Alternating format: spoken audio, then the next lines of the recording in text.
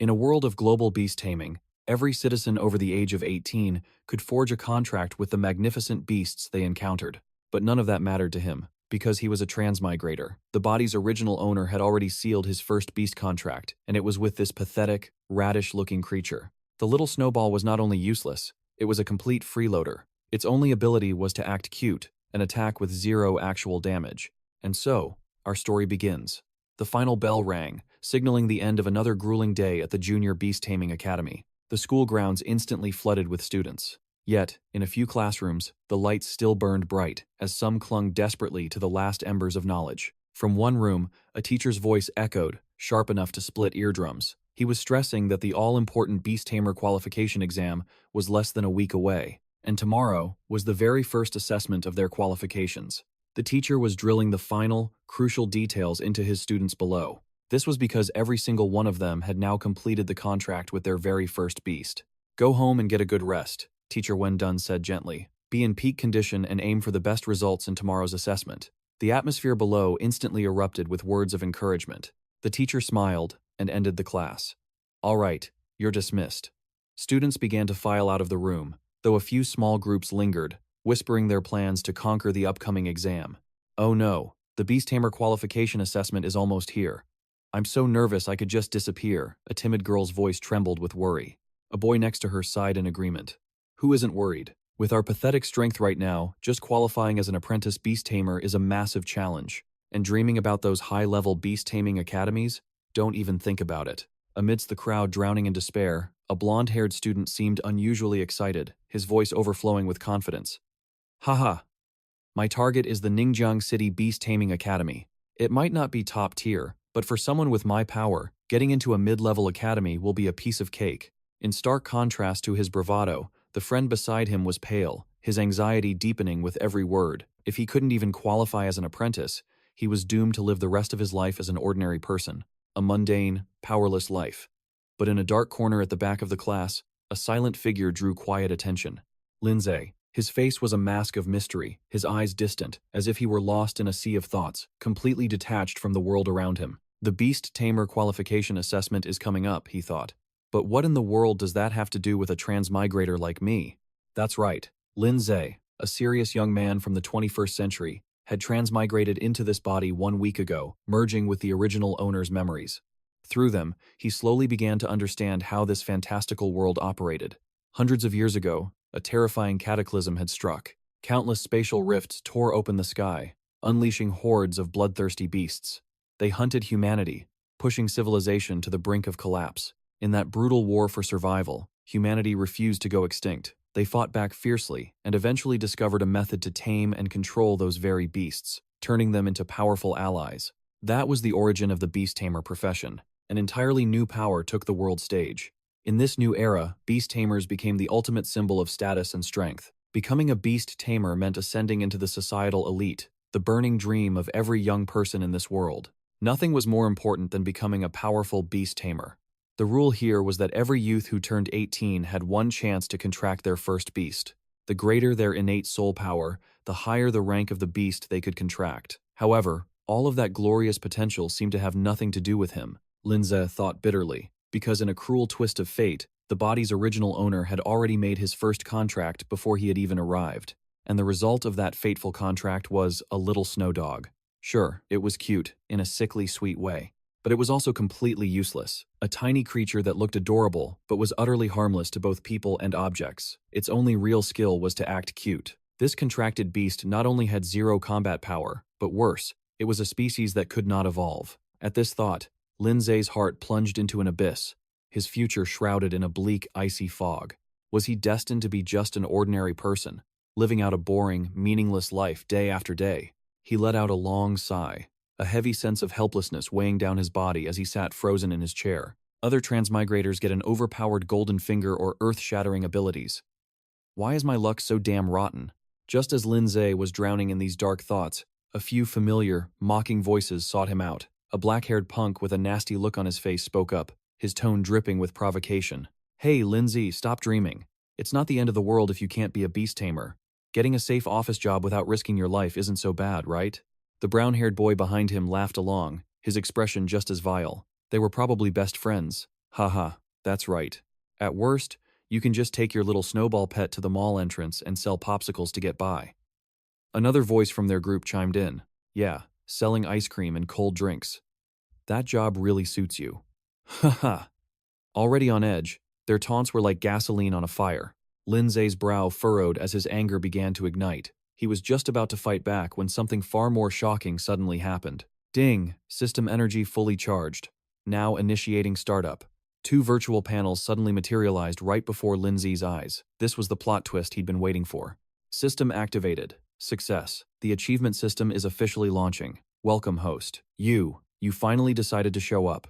Utter shock was still written all over Lindsay's face. He muttered to himself, This is the legendary golden finger? No wonder I haven't seen a trace of you all week. Alto, you were just charging. A tidal wave of joy washed over him. Lindsay almost lost control, raising his fists and screaming in his heart, even as he forced his expression to remain calm. Holy crap. This sound is pure heaven. My golden finger. My cheat system. It's finally here. Trying to calm his racing heart, Lindsay gulped, his eyes glued to the status window that just appeared. Name: Lindsay. Constitution: 1.0. Soul: 0.8. Soul power: 80 out of 80. Soul arts: none. Tamed beast: little snow dog. Achievement points: none. A note appeared. The average adult male has a constitution and soul attribute of 1.0. The system elaborated further. Completing achievements, grants, points, and rewards. These points could accelerate a beast's growth, unlock new skills, or even strengthen the beast tamer's own attributes. Whoa, it has awesome functions like that? This is insane, Lindsay thought in amazement. Then what about the little snow dog? He asked silently in his mind. The system instantly responded, displaying the little snow dog's details. Name: little snow dog. Attribute: ice. Tier: lowest first rank. Growth rate: 23.48%. Skill: basic frost breath. Note: growth can be accelerated through combat or by absorbing energy-rich items. When its growth reaches 100%, it will trigger an evolution. Post-evolution, its power will increase dramatically. Another shocking piece of information. Lindsay rested his chin on his hand, his eyes gleaming.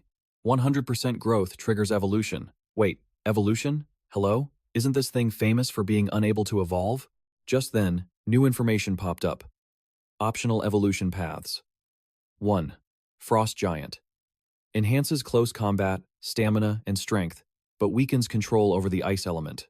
Next form, Snow Demon, maxes out at the second of the 5th tier. 2. Ice Queen. Enhances ice element and magical talent, but weakens close combat attributes. Next form, Ice Crystal Soul, can reach King tier at its peak. Staring at these two insane evolution paths, Lindsay froze for 5 seconds. His surprise turned into pure, unadulterated shock. The little snow dog isn't supposed to evolve at all. Could this be a hidden evolution path unlocked by the system just for him? Without a moment's hesitation, Lindsay focused his mind and summoned the little snow dog. A small, ice-blue fluff ball materialized in his palm. If this is real, I won't have to sell ice cream anymore.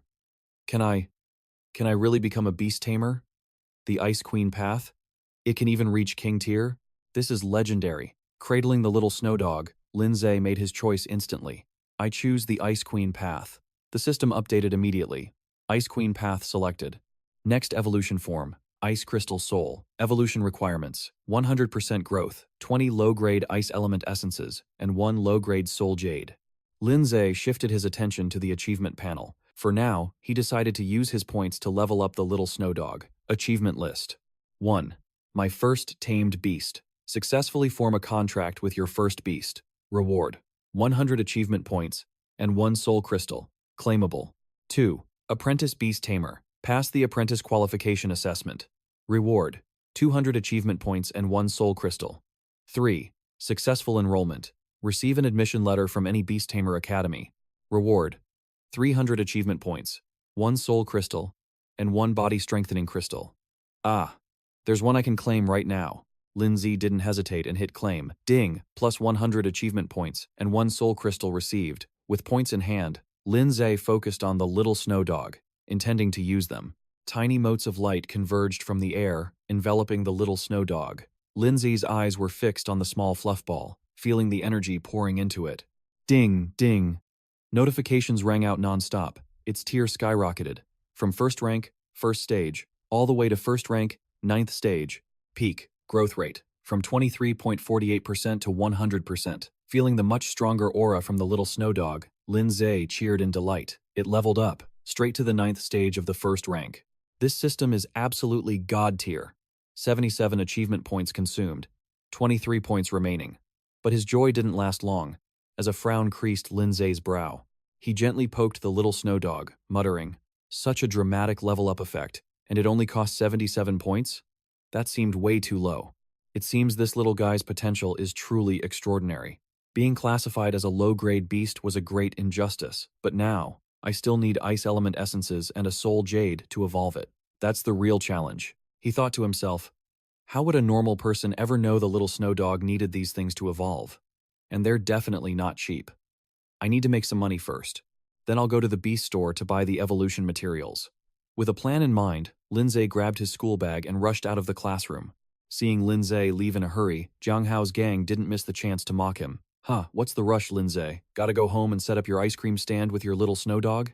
Lin-Ze couldn't be bothered to respond. His focus was entirely on the little snow dog, nestled in his palm. As he walked, he whispered to it softly, "Little guy, just ignore that trash. Tomorrow's assessment.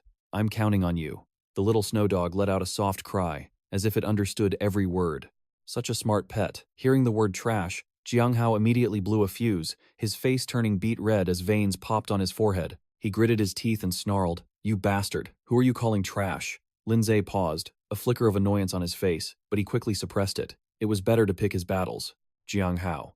His family was the second most powerful in Ningjiang City. It was best not to confront him head-on for now. Despite his caution, he straightened his collar, lifted his chin, and spoke with newfound confidence. "Who the trash is? We'll find out after the Beast Tamer assessment tomorrow." Jiang Hao was stunned by Lin-Ze's sudden confidence before bursting into laughter, pointing a finger at him. "You? With that stuffed animal that can't even evolve? Ha! If I were you, I wouldn't even show up tomorrow. You'll just embarrass yourself when you fail." Ha ha ha. His cronies all roared with laughter. A true pack of hyenas. "Yeah, go back to selling your ice cream." Just then, a clear yet powerful voice cut through the jeering. "Jiang Hao." The voice made even Lin-Ze turn to look. A beautiful girl with golden brown hair walked over, her face a mask of disapproval. "That's enough. Don't lower yourself by bullying others." Jiang Hao smirked and crossed his arms, his taunting expression unmistakable. "Oh, if it isn't the great Miss Ning, our security officer." Fine, I won't go too far. I'm just showing concern for this worthless piece of trash." A lackey immediately fanned the flames. "Yeah, that's right. I really don't get why Miss Ning would stick up for garbage like him. Wouldn't it be 1,000 times better to stand with our brother Hao?" As a transmigrator, Lin-Ze was on a whole other level and didn't bother arguing. He turned to Ning, shook his head slightly, and began to walk away. "And Ning, don't waste your breath on them. The truth will speak for itself soon enough." He then added, "I need to stop by the Beast Pet store for a bit. You should head home first." Hearing that Lin-Ze had no intention of going with her, a flicker of disappointment crossed Guan Anning's face, but she still nodded gently. "Okay." A short while later, Lin-Ze stood before the largest beast pet store in the entire city. Staring at the pitiful amount of money left after buying the materials, he couldn't help but sigh, "My God, how can evolution materials be this ridiculously expensive? My entire savings, wiped out in an instant." Just then, a familiar voice called out from behind him, "Brother Lin-Ze." Guan Anning suddenly appeared, asking with a smile, "Are you all done?" Lin-Ze turned around. "Anning, what are you doing here?" The girl replied, "Oh, my mom asked me to see if you wanted to come over for dinner tonight." Lin-Ze smiled. "Of course. I'll be there tonight." Guan Anning hesitated slightly, fiddling with a lock of her hair as she asked in a low voice, "Brother Lin-Ze, about that. The Beast Tamer qualification assessment tomorrow. Would you be able to go with me?" Lin-Ze kept his expression casual. "Of course, I have to participate anyway." Hearing this, Guan Anning's face lit up with pure joy. "Really, that's amazing. Brother Lin-Ze, tomorrow you have to put that Jiang Hao and his crew in their place." Watching the girl run off happily, Lin-Ze smiled and waved. "Don't you worry, I'm going to leave every single person there completely stunned." The girl turned back with a radiant smile, waving once more. "It's a promise then. Don't forget to come over for dinner later." "All right, see you," Lin-Ze replied. After Anning was out of sight, Lin-Ze returned to his simple rented room. He sat down at his desk, laying out the materials he had just purchased. Looking at the pile of ice element essences and the low-grade soul gem, he felt the painful sting in his wallet all over again. Even the lowest-grade items cost a fortune. He glanced over at his little snow dog, who was watching curiously. "You little thing. It seems raising you is going to be an expensive venture." The little snow dog let out a defiant meow, as if protesting. A tiny boss with a big opinion, Lindsay chuckled, picking up the soul gem and the essences. "Come on, little one. Eat all of this up, and let's see if you can evolve." The little snow dog seemed incredibly drawn to these items that radiated a pure, frosty energy. It opened its mouth, inhaling all the ice element essences at once, then happily gnawed on the soul gem like a child with a lollipop. Seeing its eager display, Lindsay laughed. "Slow down. No one's going to take it from you." The very moment the last soul gem dissolved into its body, a violent transformation began to take hold of the little snow dog. Its body began to glow and rapidly expand. Though he had prepared himself for this, Lindsay couldn't help but be astonished. Is it really about to evolve? A brilliant blue-white light grew more and more intense, engulfing the entire room until it was so bright, Lindsay had to shield his eyes. Ugh, that's blinding. Amidst the dazzling light, a vague silhouette began to emerge. A slender arm reached out, followed by a small, delicate foot. And finally, a completely new form began to materialize, releasing a wave of cold so intense it chilled him to the bone. The little snow dog had successfully transformed, now possessing a stunningly elegant form with a cute round tail, radiating a cold aura from its mesmerizing blue eyes. Isn't this the queen form? Lindsay thought in utter amazement. This visual was on a whole other level. Instantly, an updated information panel from the system appeared.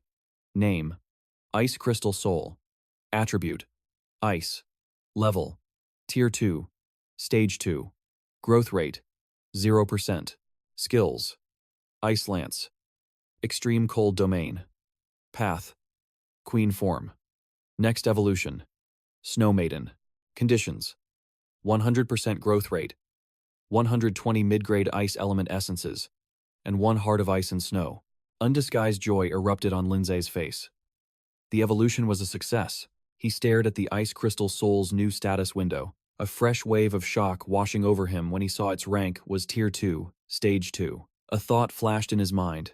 Unbelievable. It jumped an entire realm. It was a known fact that for final year students at Pinghai No. 1 High School, the average beast's strength was only around Tier 1, between Stage 3 and Stage 5. And yet, his Ice Crystal Soul had leaped straight to Tier 2. As its contracted beast tamer, the Ice Crystal Soul, in its new form, affectionately approached and nuzzled its frosty face against Lindsay's cheek. Such a good girl. A sudden blast of cold made him shiver.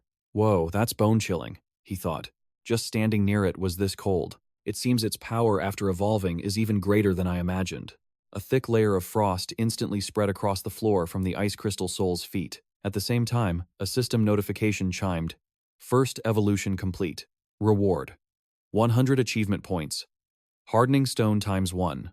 A satisfied smile crept onto Lindsay's lips. He quickly claimed his rewards through the system interface, his mind already calculating. If it weren't for the system specifying the necessary materials, who in their right mind would use such precious items to nurture a beast widely considered as weak as a little snow dog? It looked like this gamble had paid off big time. He summoned the reward items, a shimmering blue soul crystal and a perfectly square reinforcement crystal. Both items immediately flew into the palm of his hand. A soul crystal can increase soul intensity, he murmured, and soul intensity determines the number and rank of beasts one can contract. As for the reinforcement crystal, it directly enhances my own physical body. Both of these were incredibly important. Without a moment's hesitation, Lindsay popped both crystals into his mouth, going all in. His cheeks puffed out for a second before a powerful sensation suddenly spread throughout his entire body. A mystical green energy enveloped him, as if a demonic power was awakening from deep within. His personal information on the system panel rapidly updated. Lindsay, Physique, 2, from 1. Soul, 1.8, from 0.8. Soul Power, 180, from 80. Pet, Ice Crystal Soul, Tier 2, Stage 2. Achievement points, 123. To test his new strength, Lindsay threw a light punch at the wall beside him. Bam! His arm sank deep into the wall with sickening ease. He pulled his hand out in astonishment, his mind racing. The chilling cold from before was gone, replaced by a feeling of power that was constantly surging within him. Although a beast tamer doesn't need to fight directly, a strong physique is always an advantage. If he ever found himself in danger, his chances of survival were now much, much higher. Suddenly, the ice crystal soul came closer, hugging his leg with an expectant look in its eyes, as if to say, "Master, please buff me." Lindsay understood instantly and grinned. "All right, we're going all in." He focused all his concentration, pointing both hands toward the ice crystal soul, deciding to use every last achievement point he had just earned. A powerful energy flowed out, consuming all 123 achievement points to increase its growth rate. The system updated continuously. Level: Tier 2, Stage 2. Growth rate: 100%. Achievement points: 0. Immediately after, a brilliant purple light enveloped the ice crystal soul. Its rank shot up to Tier 2, Stage 4. Its new growth rate was 24%. Lindsay held his position, a confident smile spreading across his face, as a single thought echoed in his mind. Just wait until tomorrow's evaluation. I'm gonna blow everyone's mind. The next morning, as promised, Lindsay and Quan Aning made their way toward the Beast Tamer evaluation area. On the way, Quan Aning casually slung an arm over his shoulder. "Cousin, are you all prepared?" Lindsay closed his eyes, a picture of absolute confidence. "Of course. Today, I will definitely earn my place as a Beast Tamer." Seeing her cousin filled with a spirit so different from his usual self, Quan Aning beamed. "That's fantastic. Cousin, where did this sudden motivation come from? The you from before would have never even bothered to show up," he thought to himself. She's not wrong. But on the outside, he just smiled mysteriously. "People change, little cousin." As they walked, the faint sound of whispers reached them from a nearby group of students. Gossip truly knows no borders. A brown-haired girl eyed them, her gaze a mixture of curiosity and envy. "That's Quan Aning, the genius of Binhai First High's 12th grade. Why is she always with that loser, Lindsay?" The blonde girl beside her crossed her arms and pouted, "Who knows? I heard Zhou Xiong confess to her yesterday and got rejected flat out." "What? Why does everyone like her so much? What's so great about her anyway?" The brown-haired girl whispered, trying to lower her voice. Despite their attempts to be discreet, their words were crystal clear to Lindsay's newly enhanced hearing. His eyes narrowed in thought. "Quan Aning is my cousin, the school's renowned genius. It's only natural that she has countless admirers and haters, but she's never seemed to care about what others say." Mid-stride, Quan Aning suddenly remembered something. She turned to Lindsay. "Cousin, are you really planning on using your little snow dog, your ice spirit soul, for the qualification assessment?" Maintaining his confident expression, he replied, 100%. Don't you dare underestimate my ice spirit soul." Seeing his unshakable confidence, Quan Aning playfully grabbed his collar and grinned. "All right then, if we both pass today, we have to go out for a huge celebration." Caught by surprise, Lindsay yelped, "Hey!" But then his gaze fell on something soft, pressed close to him as she continued excitedly, "There's this one shop I've been dying to try." But their cheerful moment was shattered by a shrill voice that cut through their conversation. "Quan Aning, you stop right there." The one who shouted was a sour-looking blonde girl, accompanied by a tall, brutish young man, also with bleached blonde hair. He screamed, "Delinquent." The girl pointed a finger straight at Quan Aning, her voice filled with a raw fury, as if she wanted to tear her apart. "You're the one who stole my boyfriend." Ambushed for no reason, Quan Aning simply frowned and asked coldly, "Who are you, and who is your boyfriend?" You dare pretend you don't remember?" The blonde girl's face turned beet red as she shrieked, "It's Zhou Xiong." Quan Aning furrowed her brow, searching her memory. "Oh." She suddenly recalled the boy with rainbow-colored hair from yesterday. An image of the flashy young man surfaced in her mind. She closed her eyes and stated calmly, "Apologies, but I have no interest in him," he confessed, "and I already refused." Hearing Quan Aning's blunt denial, the blonde girl screamed even louder. "You're lying. You must have seduced him first." Not wanting to waste time on this nonsense, Quan Aning pulled Lindsay's arm and said, "Let's go, cousin. Why bother explaining? We have more important things to do." But things were not going to end that easily. The blonde thug with the girl stepped forward, placing a heavy hand on Quan Aning's shoulder, his voice menacing. "Hey, acting like we don't exist? Did I say you could leave? You mess with my little sister, so don't blame me for being impolite." Feeling a stranger's touch, Quan Aning spun around, her eyes like ice, and growled, "Get your hand off me." The icy aura radiating from Quan Aning took the thug by surprise, but he quickly recovered his aggressive posture, raised a fist, and roared, "You little brat. Time for a taste of what I can do." The fist whistled through the air, speeding toward Quan Aning. But in a flash, Lindsay was already standing in front of her. He calmly raised a hand and effortlessly caught the thug's punch. Easy game. Utter shock was written all over the blonde thug's face. It wasn't just him. Even Quan Anning's eyes went wide with disbelief, unable to process what she had just witnessed. From the side, seeing her brother stopped so easily, the blonde girl shrieked. "What are you playing at? Her cousin is a good-for-nothing. Everyone knows that." Though startled by Lindsay's strength, the thug quickly composed himself and snarled through gritted teeth. "Trying to be the hero saving the damsel? Why don't you look in the mirror and see what a piece of trash you are?" Hearing the insult, Lindsay's eyes darkened as a cold, killing intent began to form around him. He didn't say a word. He simply focused power into his leg and unleashed a lightning-fast, vicious kick into the thug's stomach. Wham! The thug shot backward like a missile, crashing face-first into the ground and creating a small crater as dust and smoke billowed up. "Brother!" the blonde girl screamed in terror. The thug staggered up from the crater, his face caked with dirt. Seeing his opponent back on his feet, Lindsay casually brushed off his own clothes and said coldly, "I'm her brother. If you have a problem, you come to me." Feeling the sharp, radiating pain from that kick, and Lindsay's overwhelming presence, the thug could only grit his teeth, unable to utter a single word. Watching from the sidelines, Quan Anning was completely stunned. Is cousin Lindsay really this powerful? The thought flashed through her mind. After landing the kick, Lindsay could clearly feel the change in his own body. A rich source of energy was flowing through him, non-stop. "I never imagined an enhanced physique would grant me this much power," he thought. It took a moment before the blonde thug finally found his voice. He pushed himself to his feet, his expression even more ferocious. "You bastard! If you're so eager to die, then don't blame me." He straightened his posture, thrusting a fist forward. An emerald green light flashed, and a powerful summoning energy erupted. Lindsay and Quan Anning stood their ground, watching calmly, as if waiting for their opponent's transformation sequence to finish. Roar! A howl echoed out, and a massive blue wolf with ferocious eyes materialized before everyone. The system immediately provided information. Gloomwolf, Beast Type, Tier 2, First Stage. As soon as the Gloomwolf was summoned, the thug's arrogance returned in a flood of laughter. "Haha, you think a couple of high school brats can take on my Tier 2 Gloomwolf? You truly don't know your own limits." The situation suddenly looked grim. Quan Anning's expression turned serious, and worry flashed in her eyes. "That's right. My own spirit beast is currently only at Tier 1, Stage 7. Even though I have complete faith in it, the odds of winning a head-on clash with a Tier 2 Gloom Wolf are slim to none." But there was no other choice. Steeling herself, she raised her arm forward, preparing to summon her own spirit beast. An orange glow began to form in her palm, but she suddenly cried out in shock. "Brother, what are you doing?" Lindsay had stepped forward, completely shielding her from the threat. As if sensing her intent, Quan Nin pressed on. "Are you really going to fight a Yulang with an ice crystal soul?" Knowing his sister was worried, Lindsay turned back with a reassuring smile. "If you get hurt, it'll mess up your aptitude assessment today. Just leave this little problem to your big brother." Lindsay's confidence was baffling. The blonde girl on the sidelines seized her chance to mock him. What a show-off. "Hey, has the fear finally driven you insane? You really think the kid with the worst aptitude in Binhai has a right to talk big? Big bro, teach them a lesson they won't forget."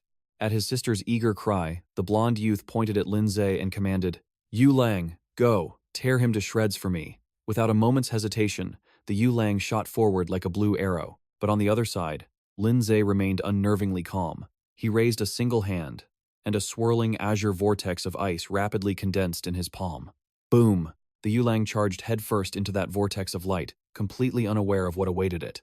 However, its primal instincts screamed that lethal danger lay just ahead. Just as it feared, razor-sharp ice crystals began to spread, engulfing the Yulang's body at incredible speed. Its once ferocious eyes were now filled with utter confusion and panic. As the mist from the impact cleared, the small yet majestic figure of the ice crystal soul emerged. Its cold, violet eyes locked onto the target as it clapped its tiny hands together. Instantly, the Yulang's entire body was frozen solid, transformed into a massive, lifelike ice sculpture. Faced with this lightning-fast turn of events, the blonde siblings were completely stunned. Their faces went pale, drained of all color. Beside them, Quan Nin was just as shocked. She stared at the small but overwhelmingly powerful spirit beast before her and unconsciously blurted out, Is that a little snow pup?" Seeing that his sister was still in a daze, Lindsay gave a short explanation. "Silly sister, the little snow pup evolved." Quan Nin's gaze immediately shifted from the ice crystal soul to Lindsay, filled with disbelief. After a moment of shock, the blonde youth finally snapped out of it, roaring at his pet. "Move! Yulang, break out of that ice!" But Lindsay paid no attention to his desperate screams. He turned to his sister, explaining with a proud tone, It's called an ice crystal soul now. As if bored with simply freezing its opponent, the ice crystal soul slowly raised its clasped hands and aimed them toward the Yulang's ice statue. Its violet eyes flashed, and countless tiny, glittering crystal shards appeared, swirling around the frozen beast. Boom, crack, shatter. The Yulang statue suddenly exploded into a million pieces, like a spectacular firework display made of pure ice. A few shattered fragments even flew toward the blonde youth, making him flinch. Just as he regained his composure, he was thrown back into a state of extreme shock. Cold sweat poured down his forehead. "No! This is impossible!" he screamed, clutching his head in despair. "He's just a high school student. His spirit beast should be first order, ninth stage at best. How could you instantly obliterate my second order Yu Lang?" His sister stood beside him, jaw agape, stammering, "Big bro, what do we do now?" "There's nothing we can do." The young man turned, his voice trembling as he told his sister, "I never imagined he also had a second order spirit beast. And it's a much higher grade than ours. We've lost. Let's get out of here." But life is never that easy. A crimson glint flashed in Lindsay's eyes, and a bone-chilling killing intent radiated outwards, making the very air feel thick. He spoke in a calm voice, yet it was crystal clear to the siblings. "Hey, did I say you could leave?" Hearing those terrifyingly familiar words, the very ones he'd spoken just moments ago, the blonde siblings froze in place. Tiny arcs of electricity seemed to dance around Lindsay's body. The young man, 𝒂𝒏𝒄𝒊𝒃𝒍𝒆, swallowed hard, a frigid chill running down his spine. They both remembered that heaven-defying kick, and the horrifying scene of the Yulang being shattered into nothing. Fear completely consumed them. The silence was deafening. Instantly, 𝒂𝒏𝒄𝒊𝒃𝒍𝒆 scrambled forward, bowing a full 90 degrees before Lindsay. His voice was loud and clear, full of regret. "I'm sorry, big bro. We were wrong. Please, forgive us." Noticing the apology was aimed at the wrong person, Lindsay raised an eyebrow. "Am I the one you need to apologize to?" Hearing this, 𝒂𝒏𝒄𝒊𝒃𝒍𝒆 flinched. Instantly understanding, he scrambled over to Kwannon, bowing again, this time perhaps even lower, around 88 degrees. He stammered, I'm so sorry, Student Kwan. It was our fault. Please, forgive us this one time. When I get home, I swear I'll teach that punk Chow Hong a lesson." Seeing her brother act like this, the blonde sister was bewildered, whispering, "Big bro." Seeing his sister still dazed, 𝒂𝒏𝒄𝒊𝒃𝒍𝒆 spun around and struck her cheek with his fist, a sharp, painful blow. He roared, "What are you standing there for? Hurry up and apologize to her." Seeing how forcefully 𝒂𝒏𝒄𝒊𝒃𝒍𝒆 dealt with his sister, and how sincere his attitude was, Kwan and Nin didn't want to make a bigger scene. She turned away, waving a hand dismissively. "Just forget it. You can go." The sister, trembling from the pain, bowed her head and mumbled an apology. 𝒂𝒏𝒄𝒊𝒃𝒍𝒆 let out a sigh of relief, as if a massive weight had been lifted. Lindsay didn't press them further. He walked over to pet the ice crystal soul floating beside him. "All right now." As if understanding its master, the ice crystal soul retracted its frosty energy, and the ice shards on the ground began to melt. Seizing the opportunity, 𝒂𝒏𝒄𝒊𝒃𝒍𝒆 and his sister scrambled away, helping each other escape without a single glance back. They ran as if their lives depended on it. Once they were long gone and the coast was clear, Kwannon turned to her brother, her eyes sparkling with excitement. She held out her hands towards Lindsay, her voice filled with exhilaration. "Brother, you're so incredible. How did you do that?" "That was a second-order Yulang. And what's an ice crystal soul? Can a little snow pup really evolve?" Faced with his sister's overwhelming excitement, Lindsay just smirked, gently stroking the head of his ice crystal soul. "That's right, but we're running out of time now. We can talk about all this later.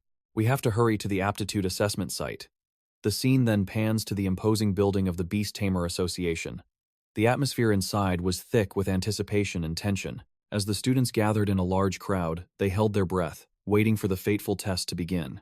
Every single pair of eyes was glued to a unique-looking stone, standing majestically in the center of the hall, the Origin Stone. Its rough, unrefined exterior was a stark contrast to the luminous jade core that glowed from within. "Let me just get this straight," one student cautiously spoke up, breaking the dead silence. "Whoa, is that the legendary Origin Stone everyone talks about?" Murmurs instantly rippled through the crowd. "It's huge, but it looks kinda plain. What's so special about it?" Meanwhile, a flicker of doubt and deep curiosity ignited in the eyes of many others, sensing something more was at play. Lindsay's observation skill activated as his gaze swept over the crowd, all fixated on the stone monolith. A whirlwind of thoughts began to churn in his mind. This was it, the final assessment of the year. Countless aspirants would have their dreams of becoming a beast tamer crushed forever if they failed today. Only the successful could join a prestigious academy and begin a new chapter in their lives. I absolutely have to succeed, he vowed. In that very instant, all eyes automatically snapped toward the main entrance. A distinguished middle-aged man with signature light blue hair and a commanding aura led a group of men in sharp black suits into the hall. In his hands, he held a mysterious object emitting a soft, gentle light. The man's voice boomed, echoing throughout the grand hall. Welcome everyone to today's Apprentice Beast Tamer qualification assessment. Each person who entered received a small bronze medal. The special thing about these medals was that each could be engraved with one of 4 inscriptions: low grade, mid grade, high grade, or super grade. This was the ticket that would open the gateway to an illusionary realm within the Origin Stone, corresponding to their chosen trial level. A single coin toss of fate to decide their starting class. The middle-aged man extended his arm towards the monolith and continued. You must choose the difficulty of the challenge you will face. Remember, the harder the trial you overcome, the richer and more valuable your rewards will be. Please, everyone, look at the screen. Following his words, the entire crowd focused their gaze on the Origin Stone. Its jade-like surface began to glow with shimmering text, explaining the details of each difficulty. Low grade. Pass to receive the Apprentice Beast Tamer qualification. Reward: Soul +1, Pets growth rate +5%. Mid-grade, pass to receive the Apprentice Beast Tamer qualification. Reward: Soul +2, Pets growth rate +10%. High grade, pass and be promoted to Intern Beast Tamer. Reward: Soul +3, Physique +1, and a designated pet's growth rate increases by 20%. Plus, unlock the second beast taming slot. Super grade, pass and be promoted to Intern Beast Tamer. Reward: Soul +5, Physique +2, and a designated pet's growth rate increases by a massive 30%. And it also unlocks the second beast taming slot. Witnessing these mind-blowing rewards, the students couldn't hide their absolute astonishment and excitement. The hall erupted with chatter like a disturbed beehive. My God, the rewards are insane. If only I could clear the supergrade difficulty. Keep dreaming. I heard less than 1% of people even manage to clear high grade. Just aim for low or mid grade. Get your qualification first, then worry about the rest. Curious about her brother's choice, Guan Ning turned to Lin Ze. Brother, which one are you going to pick? But Lin Ze was completely lost in thought, his eyes glued to the Origin Stone, not even hearing his sister's call. To maintain order, the middle-aged man scanned the crowd and offered one last piece of advice. Before you all make your final decision, I want to give you a warning. This choice is directly tied to your future path as a tamer. Consider your own strength carefully and choose the most suitable difficulty. A wrong choice could affect your entire destiny. This was the very first trial they had to overcome on their own. His sincere advice made everyone pause and think, but ultimately, they each had to make their own decision. After a tense selection period, the Origin Stone displayed the final statistics. Low grade, 46 people. Mid grade, 10 people. High grade, 1 person. Super grade, 1 person. The moment the results appeared, some students burst out in shock and mockery. Wait, am I seeing things? Someone actually dared to choose super grade? For real? That guy must still be dreaming. This isn't the time to misclick. What a total idiot. And the final boss who dared to choose the hardest difficulty was none other than our main character, Lin Ze. He maintained a calm expression, ignoring the storm of gossip around him. Who cares who it is? That guy is guaranteed to fail and get kicked out of the academy this year. But unshakable confidence remained etched on Lin Ze's face. Guan Ning also spotted the unique brilliant glow coming from the medal in her brother's hand. A terrible premonition washed over her, and she cried out in a panic. Brother, you actually chose super grade? If you fail, you won't be able to get into the academy this year. Knowing his sister was worried, Lin Ze turned back with a reassuring smile, his voice soft yet resolute. Don't worry, little sister. I know exactly what I'm doing. Their short conversation immediately drew the attention of everyone nearby. The target of all the gossip, the reckless challenger who chose the hardest path, had finally been revealed. Scornful smiles, mocking gazes, and waves of doubt all converged on Lin Ze. The news spread like wildfire, pushing the discussions to their peak. Tisk, so he's the one who chose super grade? Or did he really just press the wrong button? He looks so young, he must be a fool. Just then, a deep, slightly displeased voice cut through the noise. It was the middle-aged proctor in charge of the assessment. He walked towards Lin Ze with a scrutinizing gaze. Young man, did you not hear what I said earlier? You must choose carefully. 𝒂𝒏𝒄𝒊𝒄𝒊𝒃 implied. 𝒂𝒏𝒄𝒊𝒄𝒊𝒃𝒍𝒆. Yet another person showed concern, But Lin Zhe simply gripped his metal tighter, his gaze unwavering as he replied with a steady voice. This was the decision I made after careful consideration. I am fully aware of the dangers of the supergrade difficulty. The proctor's face remained impassive, but his eyes darkened, hiding a cold glint as his tone grew sterner. Are you saying you're confident you can actually pass the supergrade trial? A fire of determination blazed to life in Lin Zhe's eyes. He confirmed his conviction once more, without a hint of hesitation. Of course. It was unclear where he got this confidence, but the proctor simply smirked, turned around, and waved his hand dismissively, his voice tinged with ridicule. Haha, the youth are always so passionate. I've already given you my advice. If you still insist on playing with fire, then by all means, be my guest. Returning to his duty, the man stood beside the origin stone and commanded, If everyone has made their choice, then I declare the assessment test begins now. On his command, all the students immediately found a place to sit and began to meditate. A mystical blue aura began to radiate from the origin stone, enveloping everything in its glow. Everyone's focus intensified to its absolute peak. The energy pouring from the jade-like section of the stone surged like never before. As this immense wave of power washed over them, the students' consciousness was violently pulled into separate, illusory spaces, all linked to the origin stone. More accurately, the exposed jade acted as a massive screen, allowing the observers outside to watch the trials unfold within. The middle-aged man scanned every screen intently, his gaze suddenly freezing on one particular frame. He muttered, Lin Zhe, wasn't it? Now this, 𝒂𝒏𝒌, is getting interesting. Inside, the illusion, the superlative arena. The scene shifted in a flash. Lin Zhe found himself in a vast, ancient coliseum. His consciousness reeled from the sudden transfer. He braced himself, hands on the ground, getting a feel for his new surroundings, then slowly rose and adjusted his clothes. Lin Zhe took a closer look, thoughts racing. So, this was the Origin Stone's virtual world. He expected a full-body teleportation, but it seems only his spirit was summoned here. A guide's voice echoed through the virtual space. Any injuries sustained in this world would not affect their real bodies. This even included the death of a battle pet within the trial grounds. Hearing the instructions clearly, Lin Zhe limbered up, a confident smile spreading across his face. Well then, that's perfect. Nothing to worry about. I can finally go all out. But just as he felt a rush of excitement, he was startled. The system's information panel suddenly flashed in his mind. You have an unclaimed achievement. First victory, defeat a Phase 2. Rank 1, 𝒚𝒂𝒏𝒄. He thought some new danger had appeared, but it was a reward. Lin Zhe was ecstatic. Holy crap, the system works even in here? Awesome. Claim it immediately. The moment he confirmed it, another notification popped up. You have received 100 achievement points and 1 soul crystal. Use all 100 points and the soul crystal now, Lin Zhe commanded instantly. A warm light enveloped both him and the image of his ice soul spirit in his mind. His personal and pet status panels updated. Lin Zhe's soul, 2.8, up from 1.8. Ice soul spirit.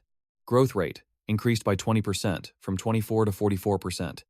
Its rank jumped from Phase 2, Rank 4 to Phase 2, Rank 6. The trial hasn't even started, and I'm already getting a massive boost. Lin Zhe grinned, clenching his fist, feeling the new power surging through his body and soul. With this, my chances of victory are even higher. Just then, his assessment officially began. A heavy stone gate on one side of the arena groaned open. A single, scaly leg, the color of blazing fire, stepped out. Both Lin Zhe and the ice soul spirit, now materialized beside him, turned to face. An orange cat? Lin Zhe frowned. No, it was a lizard-like creature with fiery skin, a muscular build, and sharp eyes. It looked quite majestic. The system automatically displayed a warning. Fire lizard. Type, fire. Rank, Phase 1, Rank 7. Looking at the new challenger, Lin Zhe was a bit surprised. Didn't they say this was superlative difficulty? Why is the first round only a Phase 1, Rank 7? As if to mock Lin Zhe's doubt, the fire lizard puffed up its cheeks cutely. Then suddenly, it opened its maw and spat a sizable fireball straight at him.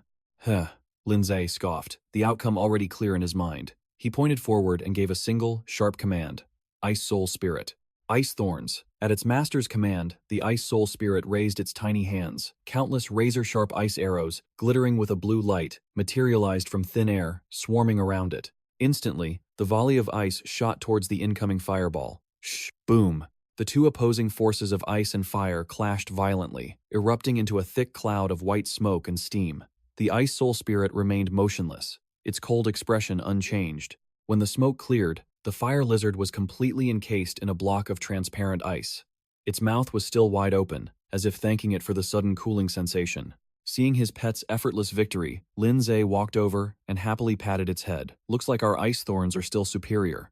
A mechanical voice boomed from an unseen speaker. "Level 1 of 5 cleared. Continuing challenge." The words had barely faded when another stone gate on the opposite side swung open. This time, the gate emitted a dark green aura, carrying a sinister, eerie feeling. A crooked figure, wrapped in bandages like a cheap mummy, slowly shambled out. 𝑭-𝒏𝒃 kept his eyes locked on the new creature. Its head wobbled unnaturally on its skeletal neck. The system provided its info. Bandage ghoul. Type: undead. Rank: Phase 1. Rank 9. Seeing his new opponent, 𝒏-𝒏𝒃 smirked as a thought crossed his mind. For others, a Phase 1, Rank 9 might be a tough challenge. Outside the illusion, the middle-aged man was focused on 𝒏-𝒏𝒃's screen, his brow furrowed slightly. Back in the arena, 𝒏-𝒏𝒃 didn't even need to give an order. With a simple, light wave of its hand, the Ice Soul Spirit unleashed a chilling blast that enveloped the bandage ghoul. It instantly froze solid.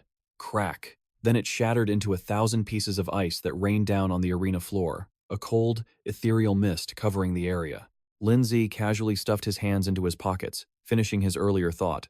But for me, this is just child's play. Outside, the middle-aged man crossed his arms, muttering with a look of defiance. That little brat. That was just luck due to an elemental advantage. The real test is coming up now. The two assistants behind him were also staring in disbelief. Back in the arena, the announcement echoed once more. Level 2 of 5, cleared. Continuing challenge. Yet another gate appeared, this one larger than the previous two. It opened slowly, releasing the same dark green aura.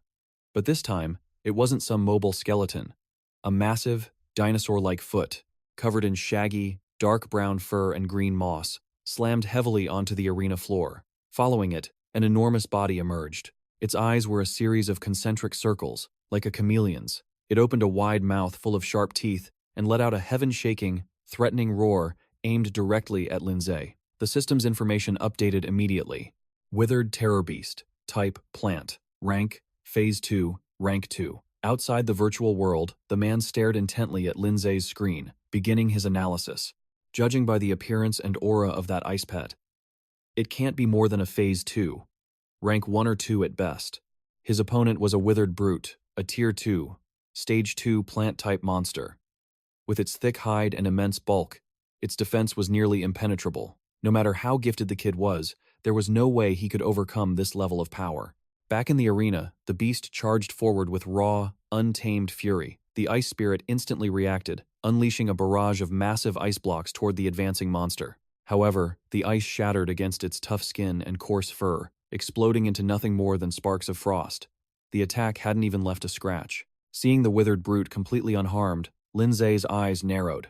This beast's defenses were even tougher than he'd expected, to block his ice lances so easily. But just as he processed this, the withered brute let out a deafening roar. It slammed its massive arms into the ground, shattering the ice that had started to form around it. The ground trembled violently, and then, countless colossal, black-green vines, tipped with razor-sharp thorns, erupted from the earth, bursting through the arena floor like mythical serpents. They coiled around the hovering ice spirit, binding it and crushing it with immense pressure. After locking down its target, the withered brute launched itself into the air, hurtling directly towards the trapped spirit. Its arms began to glow with a dense green energy, preparing to unleash a devastating final blow.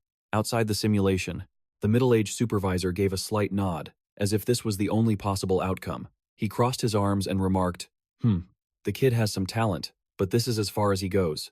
But in the next second, his calm demeanor vanished. His eyes widened in shock, his face a mask of pure, unadulterated disbelief. Back in the trial arena, the situation had been completely reversed. It wasn't the ice spirit that was trapped. It was the colossal withered brute. In the blink of an eye, the entire arena floor surrounding the ice spirit had been encased in an impossibly thick and solid layer of ice.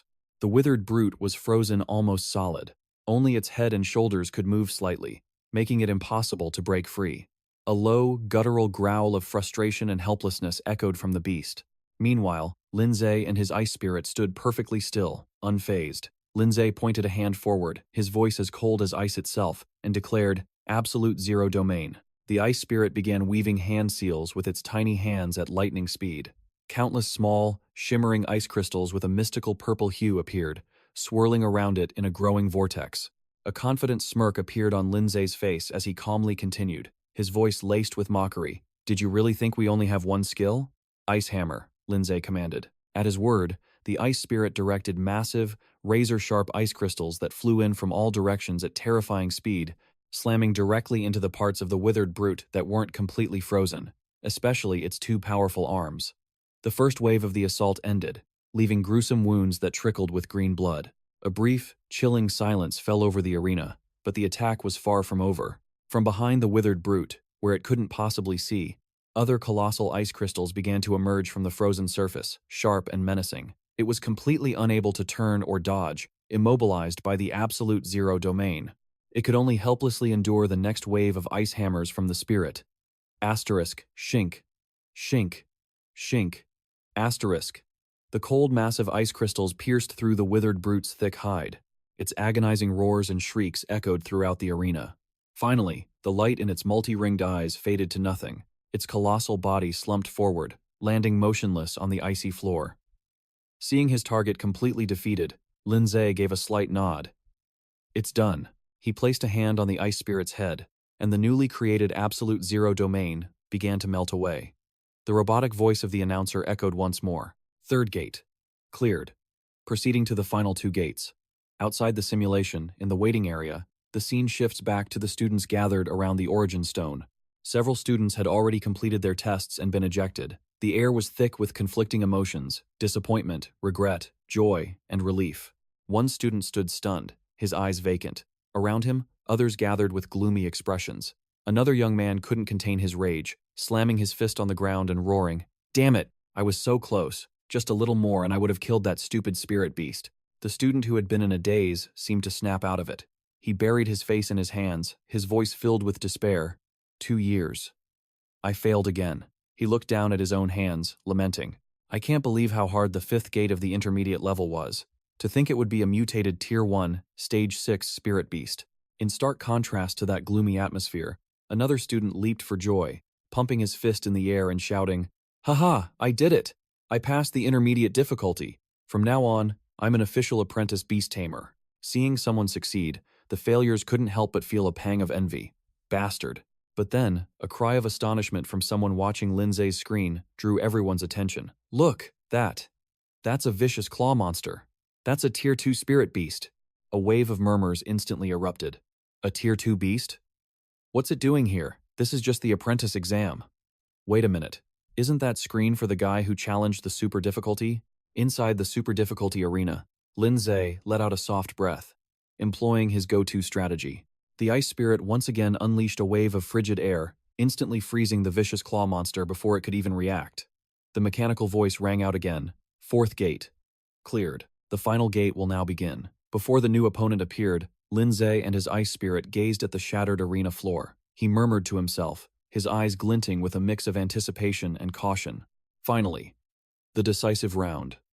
Outside, in the waiting area, the silence that had fallen over the observation area was suddenly shattered by stunned gasps, which quickly escalated into a roar of excited discussion. The faces of many students were filled with utter shock, unable to believe what they were witnessing on the screen. How can that guy be so powerful?" One student cried out, his voice cracking with shock. "I know the face of every top student from every high school in this city, but I have never, ever heard the name Lindsay before." Hearing everyone buzzing about her brother, Guanning, who had just passed her own high-level test, couldn't help but smile proudly. The joy of successfully becoming an apprentice, beast tamer, swelled within her. Her eyes scanned the crowd, searching for Lindsay. "Brother Lindsay, how did it go?" she called out softly. Her gaze was quickly drawn to a large group of people crowded around a single large screen. Gasps of awe echoed nonstop. "Whoa, he's way too strong." Driven by curiosity, Guanning wondered what all the fuss was about. Unable to resist, she hurried over to get a closer look. Model. As she watched the scene unfold, seeing 𝒚𝒕𝒉𝒄 and his ice soul take down the 4th monster, her jaw practically hit the floor. He actually cleared the 4th stage on super hard difficulty? That's insane. Just then, a male student glued to the screen yelled out, pointing at the final gate slowly creaking open on 𝒚𝒕𝒉𝒄's monitor. "It's coming out, it's emerging." From the deep, dark abyss of the portal, a colossal and majestic figure began to step out. It was a gigantic lion with scorched, sandy fur that was terrifying to behold, especially its long, sharp fangs that curved like twin scimitars, reminiscent of a prehistoric saber-toothed cat. A brutal and dangerous aura poured from it, making the very air feel thick and heavy. The appearance of the final beast pushed the crowd's discussions to a whole new level. What kind of monster is that? It looks terrifying. The system on the screen quickly displayed its information. Second order, 5th stage, beast-type saber-tooth lion. Someone in the crowd recognized the beast, their voice trembling with fear. My God, it's a saber-tooth lion. That thing is a freak of nature. How is a new student ever supposed to win against that? Back in the super hard arena, seeing the final boss revealed, 𝒚𝒕𝒉𝒄 casually shoved his hands in his pockets, the corner of his mouth lifting into a challenging smirk. His tone was casual, but his eyes burned with fighting spirit. Finally, a worthy opponent to go all out against. Without waiting for his command, the Ice Soul took the initiative. It raised its small hands forward, and countless familiar ice arrows formed once again, creating a dense rain of ice that shot straight toward the saber-toothed lion. The giant lion bared its fangs and growled, but instead of facing the attack head-on, its body suddenly flashed with a brilliant orange light and vanished in an instant. So fast, the thought flashed through 𝒚𝒕𝒉𝒄's mind in shock. Its speed was far beyond his predictions. In the blink of an eye, the saber-toothed lion reappeared right beside the Ice Soul from an impossible angle. Its razor-sharp claws lashed out in a vicious sneak attack. Clang! The Ice Soul was knocked aside, stumbling to regain its balance. A large gash had appeared on its small shoulder. Tiny ice crystals shattered and fell to the ground. Outside the virtual world, the middle-aged supervisor, 𝒚𝒕𝒉𝒊𝒄, looked grim. He crossed his arms, countless complex thoughts racing through his mind. Incredible speed, veteran combat skills. Let's see what tricks this kid has left. I have to admit he's got real talent, but facing a second-order, 5th-stage saber-tooth lion with an exhausted pet, I'm afraid this is where his journey ends. Back in the arena, the saber-tooth lion landed lightly on the ground, facing 𝒚𝒕𝒉𝒄 and the Ice Soul directly. Both of them could clearly feel the terrifying power from that lightning-fast attack. 𝒚𝒕𝒉𝒄 quickly reorganized his thoughts, analyzing the situation. Although the Ice Soul was currently a second-order, 6th stage, one level higher than the saber-tooth lion, a pet's power isn't solely determined by its rank. It also depends on its attributes, physical condition, the battle environment, and the beast tamer's strategy. All of these were factors that could decide victory or defeat. He looked at the wound on the Ice Soul's shoulder, a knot of worry in his stomach. The Ice Soul was already in a weakened state after 4 consecutive battles. In contrast, the saber-tooth lion was a pet renowned for its overwhelming strength in single combat. Its speed and physical power were undoubtedly superior to the Ice Soul's right now. This was clearly going to be an incredibly difficult fight. If this continues, I might actually lose. I have to find a chance to counterattack. Giving its opponent no time to rest, the saber-tooth lion let out a roar and charged forward again like an orange hurricane. Its sharp fangs glinted with a deadly light. 𝒚𝒕𝒉𝒄 focused completely, his sharp gaze locked onto his opponent's every move. He shouted, "Ice Soul, get ready!" His eyes narrowed, calculating every millisecond. Now! The very instant the lion's claws were about to touch the Ice Soul, 𝒚𝒕𝒉𝒄 roared, "Ice thorns!" Countless giant ice pillars suddenly erupted from the ground, directly beneath the saber-toothed lion, impaling its body. At the same time, a thick fog of ice spread out, obscuring all vision. Crash! The saber-toothed lion was thrown back by the surprise attack, crashing onto the arena floor with numerous ice pillars embedded deep in its body. But at that same moment, having poured all its remaining strength into that counterattack, the Ice Soul staggered and collapsed. Outside the virtual world, everyone watching the match gasped in astonishment at the sudden outcome. What just happened? Is it a draw? They both went down, so how is this scored? But then, someone with sharp eyes shouted, their voice filled with shock. No, wait, everyone, look, the saber-toothed lion, it's still moving. In the judge's private viewing area, 𝒚𝒕𝒉𝒊𝒄 stroked his chin, his eyes glinting with deep thought. To think he could push a second-order, 5th-stage saber-toothed lion to this extent. To fight it as an equal, his ice pet must be at least a second-order 5th or 6th stage. This kid is incredible at hiding his true strength. He suddenly recalled 𝒚𝒕𝒉𝒄's confident expression and determined words before the test began. This is the result I came to after careful consideration. It turned out that his confidence was completely justified. Back in the arena, the saber-toothed lion let out an enraged roar and staggered to its feet. The wounds from the ice were bleeding, but its ferocious spirit hadn't diminished in the slightest. On the opposite side, the Ice Soul also forced itself to stand once more. Its eyes were half closed from exhaustion, But then they snapped wide open. A mystical purple light flashed deep within them. It spread its hands to its sides, and a bone-chillingly cold energy once again enveloped the area. The Arctic domain was activated again, covering a vast region. But the plot twist was, this time the saber-toothed lion was completely unaffected, unlike the previous beasts. It merely shivered slightly before calmly lifting its paws from the ice forming on the ground. A faint heat began to rise from its body, melting the surrounding ice and creating clouds of steam. A soft, sizzling sound could be heard. Seeing this, 𝒚𝒕𝒉𝒄 was stunned. A memory suddenly flashed in his mind. That's right. Saber-toothed lions originally lived in ancient, extremely cold regions, so they have a powerful, innate resistance to the harsh cold. A sense of unease crept into his heart, and a few drops of cold sweat began to roll down his temples. Damn it. I've been completely countered. But just as 𝒚𝒕𝒉𝒄's hope was hitting rock bottom, the life-saving system chimed in. The notification sounded like a saving grace. A new achievement has been unlocked. Pet has used a skill a total of 10 times. 100 achievement points awarded. A new function has been activated. Pet skill unlocking.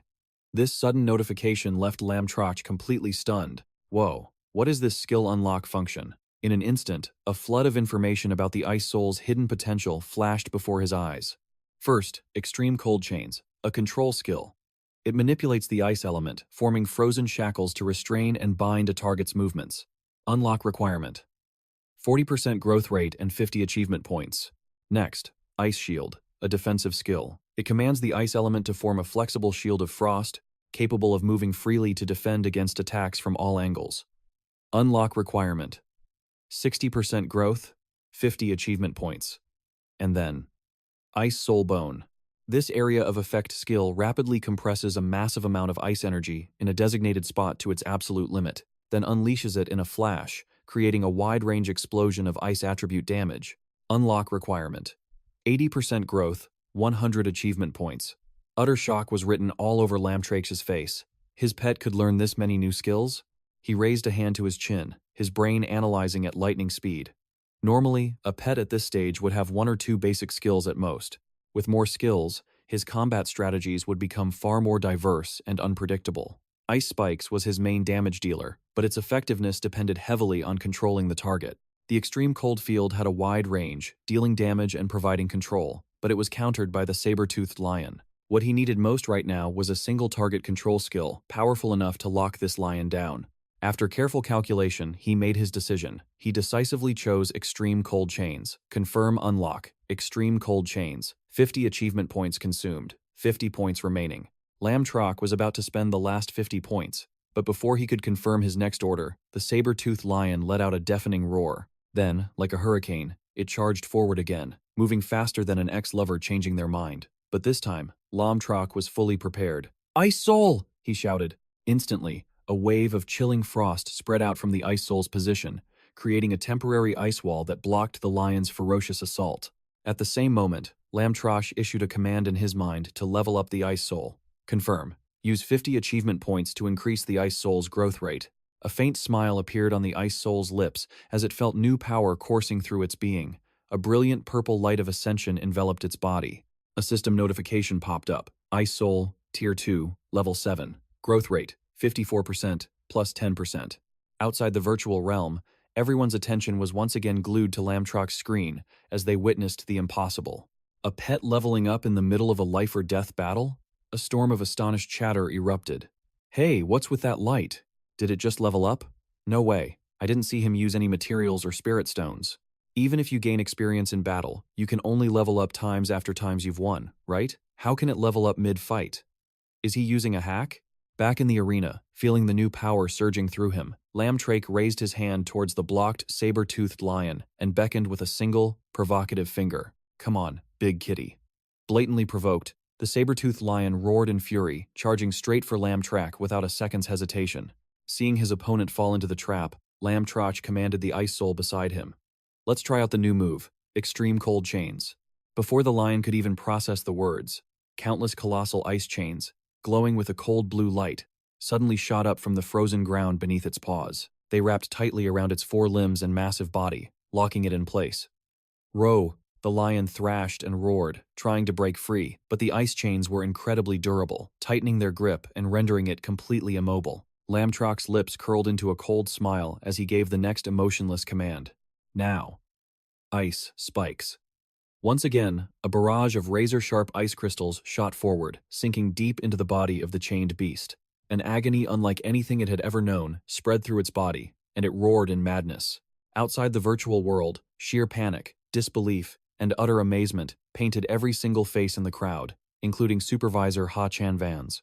Countless unanswered questions echoed in their minds. What? What kind of skill was that? How? How is this possible? Even a seasoned supervisor like 𝒂𝒏𝒌 couldn't help but mutter in a daze. How can his pet use 3 different skills? Back in the arena, the poor saber-toothed lion now looked like a giant pincushion, with countless ice crystals sticking out from all over its body. It was a gruesome sight, hard to even look at. After taking that full skill combo, the lion's body trembled violently, but its will was unbroken. It stubbornly remained standing. Its bloodshot eyes glared at 𝒚𝒕𝒉𝒄 with pure hatred, as if to say, "Come at me if you dare." 𝒚𝒕𝒉𝒄 frowned, thinking to himself, "Wow, your hide is tough. That thick, huh? All right then, let's go for another round to teach you a lesson." The ice soul's purple eyes flashed menacingly as it raised its hands, preparing to unleash another ice spikes volley for the lion to enjoy. But there was no need for another attack. The saber-toothed lion's final ounce of strength had been depleted. Its eyes grew dim, and its massive body staggered before collapsing onto its side. It lay there, motionless. It was officially game over. Immediately, a formal, mechanical voice echoed throughout the arena, sounding like an award show host. "Congratulations! The challenge is complete. You have successfully passed the superclass evaluation." Outside the virtual space, hearing the triumphant announcement from the screen, Quan Nin leaped into the air with joy. Her voice rang out, filled with pride, as if she had just won the lottery. "He won! 𝒚𝒕𝒉𝒄 won! He's so incredible! A true pro!"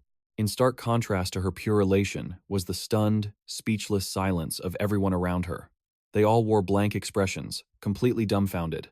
After a few seconds of dead silence, the doubtful whispers rose again, buzzing like a broken beehive. "He actually passed. Unbelievable. This has to be an illusion.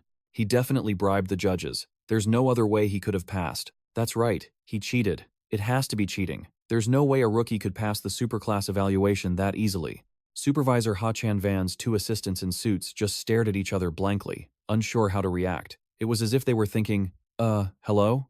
What just happened here? Meanwhile, he, Zhenwen, stared at the screen, his eyes filled with awe and appreciation, muttering, "I can't believe this brat is actually the real deal."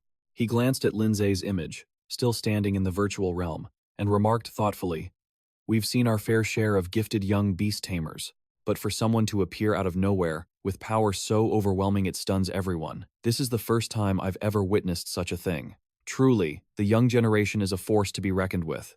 Back in the virtual space, a brilliant, warm pillar of light descended from the sky, enveloping both Lindsay and the glacial soul, creating a scene straight out of a fantasy epic. The system panel materialized before his eyes, a stream of new information flooding the screen. A super-tier cleansing reward was initiated. Physique, 5+3. Soul, 7.8+5. Soul power, 780. His beast tamer intern rank had just leveled up. Awesome. But no new taming arts? A bit of a letdown. The glacial soul leveled up to 3rd rank, first stage in a flash. Growth rate, 84% plus 30%. With this kind of power, who could stop them? New skills. Ice Spear, Domain of Extreme Cold, and Chains of Extreme Cold. Gazing at the glacial soul, now radiating a much stronger aura, a satisfied smile spread across Lindsay's face. This was the kind of moment that made life worth living. A torrent of joyous thoughts flooded his mind. No wonder this was the special reward for a super difficulty trial. The power boost was simply insane, like activating a game hack. And then, another crucial notification appeared, making Lindsay's day even better. You have unlocked the 2nd contract slot. You may now form a pact with a 2nd tamed beast. Huh? It's just the beginning and I already need another one? He exclaimed in shock, which quickly turned into excitement. What kind of beast should he get for his 2nd contract? Looks like it's time for a trip to the pet store. Let's go shopping. More information popped up, as relentless as a flash sale notification. Intern beast tamer Lindsay has passed the qualification assessment and completed the 1st super tier cleansing. Completion reward, 200 achievement points and 1 soul stone. The announcer's voice boomed once more, its urgent tone making him jump. The rewards have been distributed. Please exit the testing area immediately. The next moment, Lindsay felt a powerful pull as his consciousness was forcefully ejected from the virtual realm and returned to reality. Feeling like he'd just been on a roller coaster, he was a bit dazed as he suddenly reappeared in the main hall, realizing that everyone's attention was still fixated on him. Every single gaze was so intense it felt like they wanted to eat him alive. He'd been kicked out so fast he hadn't even had time to process it. As expected, the crowd instantly swarmed him like ants on sugar. A flood of questions hit him, all filled with extreme curiosity and admiration, making Lindsay wish the ground would swallow him whole. Dude, how? How did you do that? Share your secrets. Hey man, that ice-type beast of yours, where did you find it? It's totally epic. I've never seen a tamed beast like that before. That's a super rare monster for sure, bro. You're on another level. An absolute legend. Can I get your autograph? But above all the noise, Guanning joyfully rushed forward, throwing her arms around him from behind, her voice bubbling with excitement like a child with a new toy. I knew it, bro. I knew you would succeed. I just knew it. My big brother is the best. The surprise hug startled Lindsay for a moment, but he quickly chuckled at his cousin's adorable display. It turned out better than I expected. I didn't think it would go this smoothly. After the siblings' brief celebration, a stern-faced 𝑭-𝒏𝒃𝒌 approached, but his eyes were now filled with respect, a far cry from his previous contempt. He said to Lindsay, "Young man, your performance was truly breathtaking. You've really opened my eyes. I retract my earlier subjective remarks. Your confidence comes from genuine strength, not from recklessness or temporary bravado." Hearing a public apology from a high-ranking examiner like 𝑭-𝒏𝒃𝒌, the surrounding crowd erupted into another wave of shocked whispers, their eyes wide like headlights. Whoa! Did an examiner just apologize to a student? Unbelievable. This is a historic moment. Since the other party was a senior, Lindsay replied humbly, "I don't mind, sir. You don't need to worry about it." 𝑭-𝒏𝒃𝒌 then got straight to the point, his tone persuasive. "Your name is Lindsay, correct? Would you be interested in joining our Beast Tamer Association? With your outstanding results, you could be directly appointed as a reserve deacon, enjoying an extremely generous salary and benefits package. This wouldn't conflict with you applying to the Beast Tamer Academy. After graduating, you would be immediately promoted to an official deacon of the association. What do you say? This is a golden opportunity." Hearing an offer with such incredible perks, the other students were left speechless, their jaws on the floor, consumed with envy for Lindsay. This was the kind of chance countless people could only dream of. He was truly blessed by fate. Meanwhile, Guanning placed a hand on Lindsay's shoulder, her voice encouraging, "Bro, you have to say yes. This is an amazing opportunity. You have no idea. Only the absolute top graduates from the academy are even eligible to be assessed for joining the association.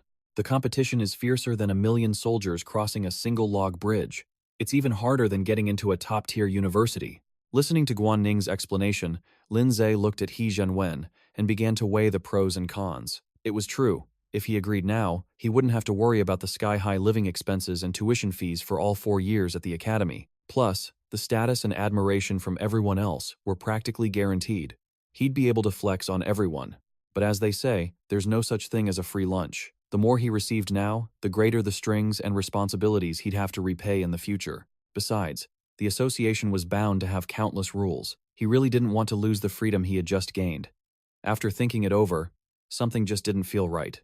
After careful consideration, Lindsay made his final decision. He looked 𝑭-𝒏𝒃𝒌 straight in the eye and said politely, "Examiner, sir, thank you very much for your kind offer, but I've thought it through. I want to focus on my studies at the academy first. As for joining the association, I'd like to reconsider after I graduate." A wave of disbelief washed over everyone's faces once again. Who in their right mind would turn down such a once-in-a-lifetime opportunity? Was he crazy? Just then, a male student standing behind 𝑭-𝒏𝒃𝒌 mustered his courage, pointed at himself, and asked with a hopeful expression, Sir, if he's not going, do you think I could? I'm totally okay with the job." But 𝑭-𝒏𝒃𝒌 completely ignored him, leaving the student blushing with embarrassment. Utterly humiliated, the student fell silent. The examiner's gaze remained locked on Lindsay, thinking to himself with admiration, "This kid is brilliant. His mind is truly on another level. With his current growth rate, in 4 years, he'd be 100 times more powerful. At that point, he could demand the association's highest benefits, not the scraps they offered to reserve members. Such a calculated move. This kid was no fool." Though he regretted it, 𝑭-𝒏𝒃𝒌 respected Lindsay's decision. He spoke up. "If that's your choice, I won't force you. This is my contact information." He gestured to the shiny insignia on his vest. If you ever change your mind or need anything, you can always come find me. Yes, sir.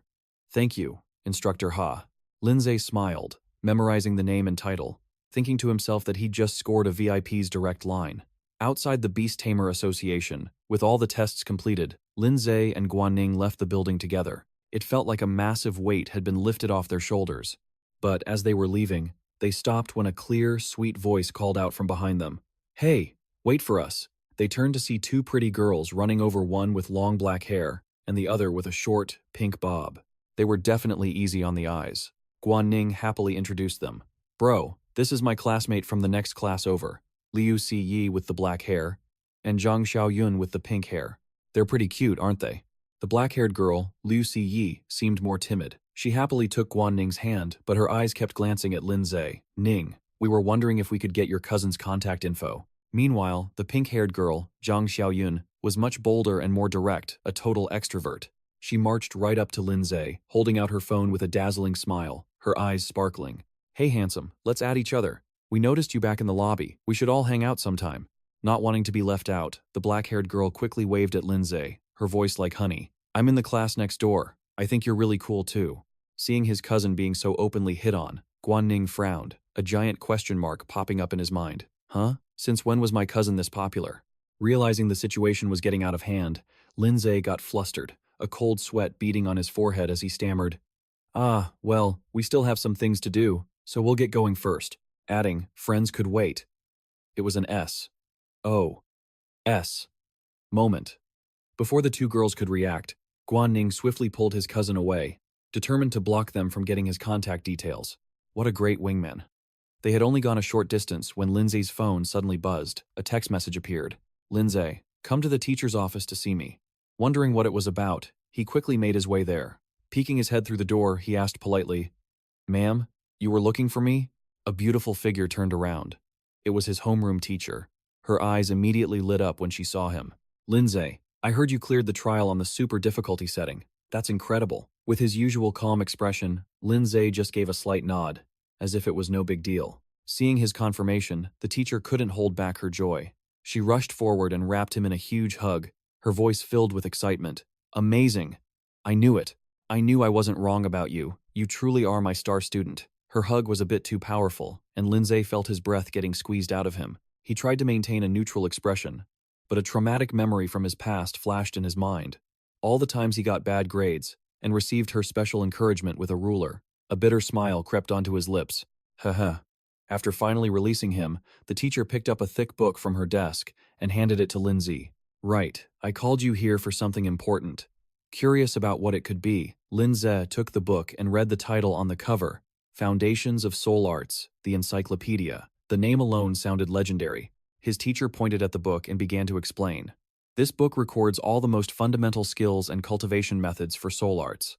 It's one of the mandatory courses for all apprentice beast tamers, so it's best if you get familiar with it beforehand.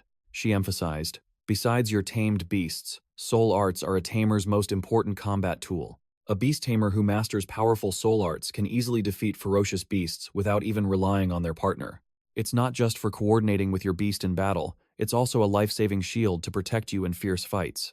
In short, this is premium stuff. Hearing that he'd received such an incredible item, Lindsay's face instantly lit up with joy, and his voice grew louder. Thank you so much, ma'am. I'll go practice this right away. Wonderful. Seeing his enthusiasm, his teacher smiled, satisfied. She turned to organize her desk and called back, Good, go on. If you run into any trouble with your cultivation, just come find me. I'll take care of it. Not about to waste a single second, Lindsay rushed back to his dorm, absolutely determined to start grinding. Sitting properly on his bed, he immediately opened the book he'd just received, and a wave of new information flooded his vision. The first skill that caught his attention was Soul Guard. Effect: creates a shield using soul power. Consumes soul power to block all damage from 360 degrees. It already sounded completely broken. Just reading the introduction made him realize how unbelievably useful this skill was. He quickly covered his mouth as excited thoughts raced through his mind. The early bird gets the worm. Indeed. A full coverage defensive skill like this is too good. I have to master this basic technique first, then after I enter the Beast Tamer Academy, I'll spend my time learning even more advanced soul arts. I have to become overpowered. He immediately sat cross-legged, closed his eyes, and began to cultivate according to the method in the book. Unseen streams of soul power began to swirl and flow around his body. After only about 10 short minutes, Lindsay's eyes snapped open. A faint, spherical energy shield had completely formed, enveloping his entire body. He raised his hands, observing the shield with shock and satisfaction. Looks like I've already mastered the basics. An ordinary person would take at least a few days, maybe even months, to barely form a level 1 soul guard. Yet, it only took him 10 minutes. It seems a soul physique of 7.8 is incredibly useful. This is insane. At that exact moment, the system chimed in. Congratulations, you have successfully mastered Soul Guard Level 1. Reward, 100 achievement points. Current achievement points, 350. Do you wish to consume 50 achievement points to upgrade Soul Guard to Level 2? Lindsay clenched his fist as another thought sparked in his mind. Just as I suspected, the system works for Soul Art Cultivation too. Awesome. The system panel displayed the upgrade prompt. Looking at it, he did a quick calculation. He hadn't realized he'd accidentally earned so many achievement points. A life-saving skill this important deserved a major upgrade. He decided to go all in, straight to Level 3. Without a second of hesitation, he tapped the system panel. Confirming consumption of 100 achievement points. Soul Guard upgraded to Level 3. Remaining achievement points, 250. Immediately, Lindsay focused his senses once more. The protective barrier around him felt drastically thicker, more solid than ever before. A new status window appeared. Soul Art, Soul Guard, Level 3. Seeing the incredible results, he opened his eyes with a satisfied smirk. This new shield felt immense. It could probably protect 3, maybe even 4 people at once. Incredible. After mastering the skill, another critical notification flashed in his mind. Current soul power, 770 out of 780. A few quick calculations suddenly replaced his excitement. It seems that activating a Level 3 Soul Guard only costs 10 points of soul power. My limit is 780, which means I can cast it a maximum of 78 times. That's a solid defense. Just then, he remembered the shimmering blue soul stone he received as a reward for completing his assessment. He mumbled to himself, "Oh, right. I still haven't used the soul stone from the apprentice beast tamer exam. Might as well use it now before it collects dust." He took out the stone and began absorbing its power, a soft blue light enveloping his entire body. The system instantly updated his personal stats. Soul, 8.8 plus 1.0. Soul power, 880 plus 100. Seeing 2 of his core stats jump yet again, that familiar thirst for power began to rise within him. The battle lust was undeniable. He picked up the book his teacher had given him. All this soul power is wasted on just defense, he thought. I need to learn at least 2 attack skills to complete my set. He flipped through a few pages, and the info on 2 new basic attack skills materialized before him. Soul Thorn. Focus your mind, condensing soul power at your fingertip before firing it as a projectile.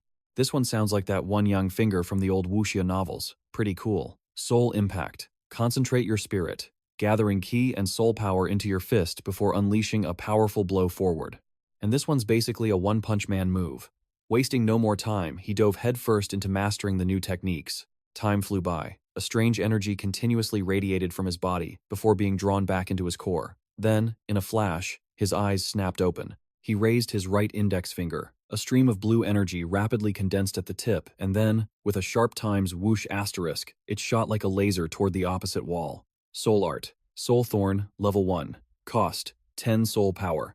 Looking at the small, smoking hole it created, he made a quick assessment. The power isn't overwhelming, but its speed and accuracy are incredible, and the cost is low. It's perfect for harassing enemies or striking weak points. Definitely usable. He'd learned 2 skills, but only tested 1. Lindsay clenched his hand into a fist as a golden aura began to envelop it. He muttered, "Now, let's see what this one can really do." He instantly dropped into a low stance, preparing to unleash his power. The energy gathering in his right hand grew denser, more concentrated with every passing second.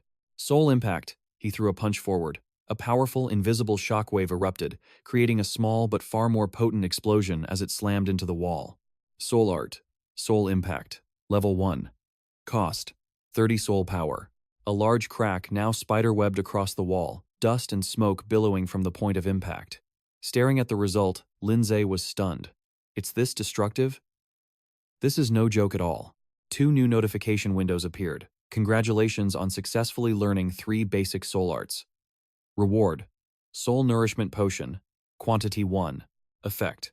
Can rapidly restore all lost soul power. Seeing another amazing item in his possession, Lindsay immediately recognized its value. This is exactly what I needed. But I have to save it for a critical moment. It's too valuable to waste. He pointed at the system panel and issued a command. Upgrade Soul Thorn and Soul Impact to level 2. The system responded instantly, confirming consumption of 100 achievement points and 50 skill points. Soul Thorn and Soul Impact have been upgraded to level 2. Remaining achievement points, 150. After finishing the upgrades, he leaned back against his bed. His mind was already formulating the next phase of his plan. I'll hold on to the remaining achievement points for now. I'll use them when I need them most. Tomorrow, I'm going to earn some money and buy my second spirit beast. It's time to get rich. The next morning, at the mission center, just as planned, Lindsay arrived at the Beast Tamer Association's mission hub. The place was packed, with beast tamers bustling about, accepting and turning in quests like a busy market. He approached a large electronic mission board, carefully scanning the list of jobs before touching the screen. A few thoughts ran through his head. This is my first time taking on a quest for money. With my current power, a few D rank or even C rank quests should be a piece of cake. I'll take it one step at a time. The mission details appeared on the screen for him to choose. Repel ghost dragonflies near Yangshan Village, E rank. Reward, 20,000 alliance coins. Slay the fierce eagle on Highway 302, D rank. Reward, 30,000 alliance coins. Clear out the ghostfish infestation in Looming Lake, E rank. Reward, 10,000 alliance coins. Exterminate the armored beetles in Zhengzhong Valley, D rank. Reward, 40,000 alliance coins. He didn't need to think twice. He immediately selected the last one. Of course I'm picking the one with the biggest reward. Who in their right mind would turn down more money? He thought he could just accept the solo mission and be on his way, but no. The terminal displayed a notification that made him scowl. Because you are an apprentice beast tamer accepting a D-rank mission for the first time, for safety reasons, the system has automatically matched you with a team of 3 others registered for this quest. The reward will be divided based on contribution. Reading the notification, he seethed with frustration. He jabbed his finger repeatedly at the screen, his anger boiling over. Are you freaking kidding me? It's just a D-rank quest. I can handle this by myself. Why do I need a team? This system is absolute garbage. But since he had already confirmed the quest, there was nothing he could do but swallow his pride. The screen then displayed a map with the route to Zhengzhong Valley, along with a message. Please be at the rendezvous point in Zhengzhong Valley before 2 p.m. Lindsay followed the directions and found the meeting spot. 3 people, who looked slightly older than him, were already waiting there. A young man with slick, gelled-back hair and a smug look on his face spoke up before Lindsay even got close. His voice dripped with a condescending, I'm better than everyone kind of attitude. Well, look who finally decided to show up. He shoved one hand into his pocket while giving a lazy, insincere wave with the other. Hey there. A system window. With the man's information appeared. Model. Lindsay was met by Zhang Lei, a low-ranked beast tamer from the association. His main beast was a Tier 2, Stage 6, Ironwind Mantis. He scanned Lindsay from head to toe. Kid, we've been waiting forever for you. With a face that green, you haven't even graduated high school, have you? Another, more hot-headed youth grumbled impatiently. Shh, why'd they saddle us with a newbie who still smells like his mother's milk? The system, as if on cue, brought up his details. Zhao Mingshan, a low-ranked beast tamer. Main beast, a Tier 2, Stage 5 blue-horned rhino. The final member was a rather pretty girl, with short, chestnut-colored hair, her gaze filled with a mix of curiosity and appraisal. She playfully scolded the other two, though her tone lacked any real seriousness. Hey now, stop it. You're scaring the poor boy. Her info appeared. Wang Shuiyun, low-ranked beast tamer. Main beast, a Tier 2 Stage 5 terror wasp. She stepped closer to Lindsay with a practiced, sweet smile. Aren't you a handsome one? Don't be scared, just stick with Big Sister, and I'll take care of you. Unfazed by their attitudes, Lindsay simply offered a polite smile. Yes, I haven't graduated yet. I'll be in your care. Hearing his response, Wang Shuiyun giggled. Hey, what a good boy. But Zhao Mingshan's face was still etched with displeasure. He crossed his arms, glaring at her.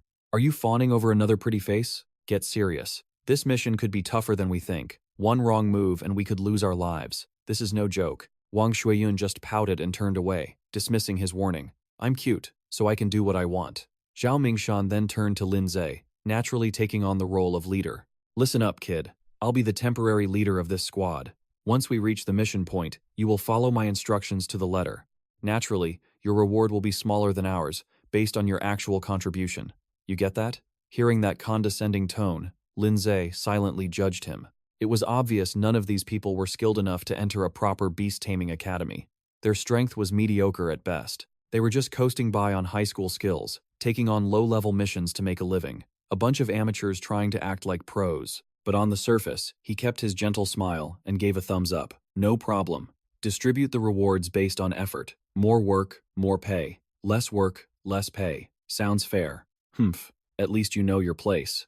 Zhao Mingshan seemed satisfied with Lin-Ze's obedience. All right, let's move out. The group then began heading deeper into the valley. After walking for some time, they suddenly stopped, spotting a pitch-black pit beneath a cliff face ahead. A horrifying, rustling, and chirping sound echoed from within the darkness, sending a chill down their spines.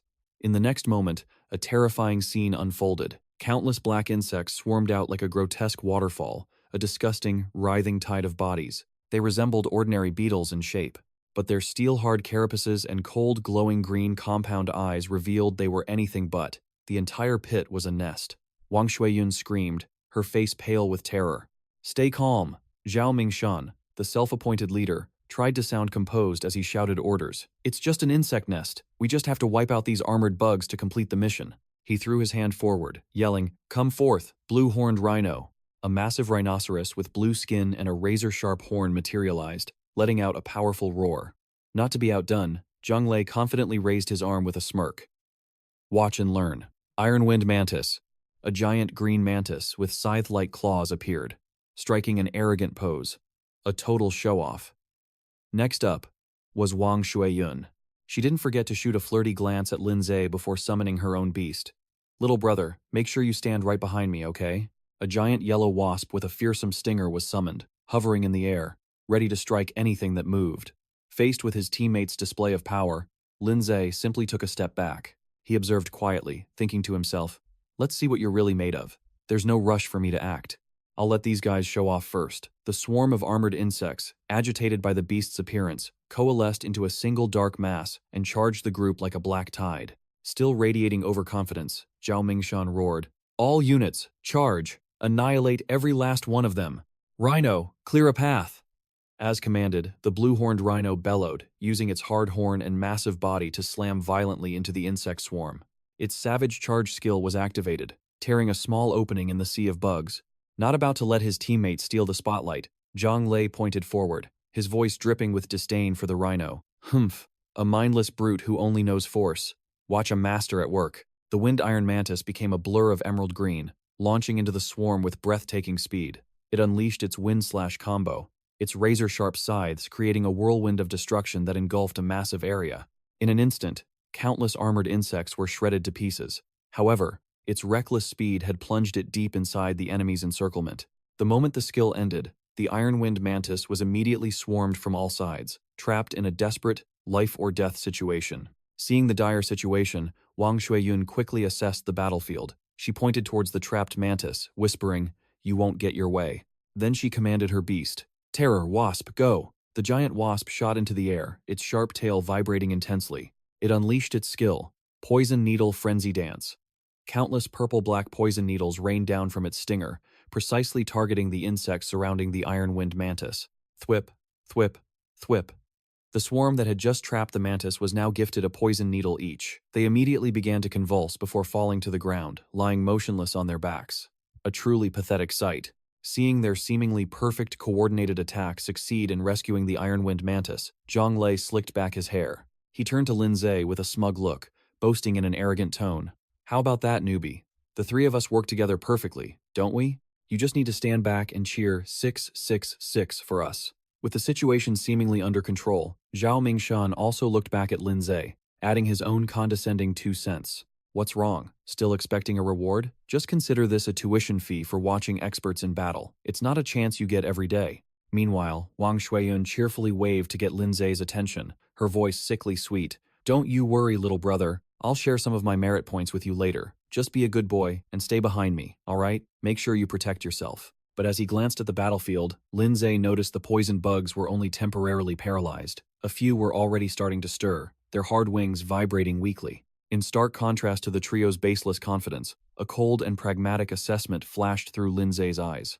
He made a quick judgment. Their attacks looked flashy, but they posed no real threat to this swarm. Their defense was too high, and the poison was just a temporary debuff. What a bunch of clowns. But then, the unexpected happened. A horrifying shriek, completely different from the normal chittering of the armored bugs, echoed from deep within the dark pit. The sound carried an immense pressure that made the three beastmasters shudder. It felt like a final boss had just entered the stage. With her sharp intuition, Wang Shuiyun felt a deep sense of dread, her voice trembling. What was that sound? It's terrifying. From within the writhing mass, a wave of dense, dark green energy, the same color as their eyes, suddenly pulsed outwards like an invisible shockwave. In an instant, the armored bugs were empowered. Their numbers seemed to multiply exponentially, pouring endlessly from the pit. They became fiercer, their speed skyrocketing as they swarmed forward with dozens of times their previous density, charging the group like a single-minded army. Seeing the sudden turn, Zhang Lei's face went pale, and cold sweat drenched his back. Sheer panic washed over him as the sea of bugs closed in. Damn it! More of them are crawling out of the cave. That's not it. They aren't calling for reinforcements, Lin Zhe, the only one who remained completely unfazed, stated coldly from the side. Could it be? Is there a higher-level beetle king inside, controlling them? But while they were still trying to process the rapidly changing situation, Zhao Mingshan's blue-horned rhino was completely engulfed by thousands of bugs. The sheer number made it impossible to defend or even dodge.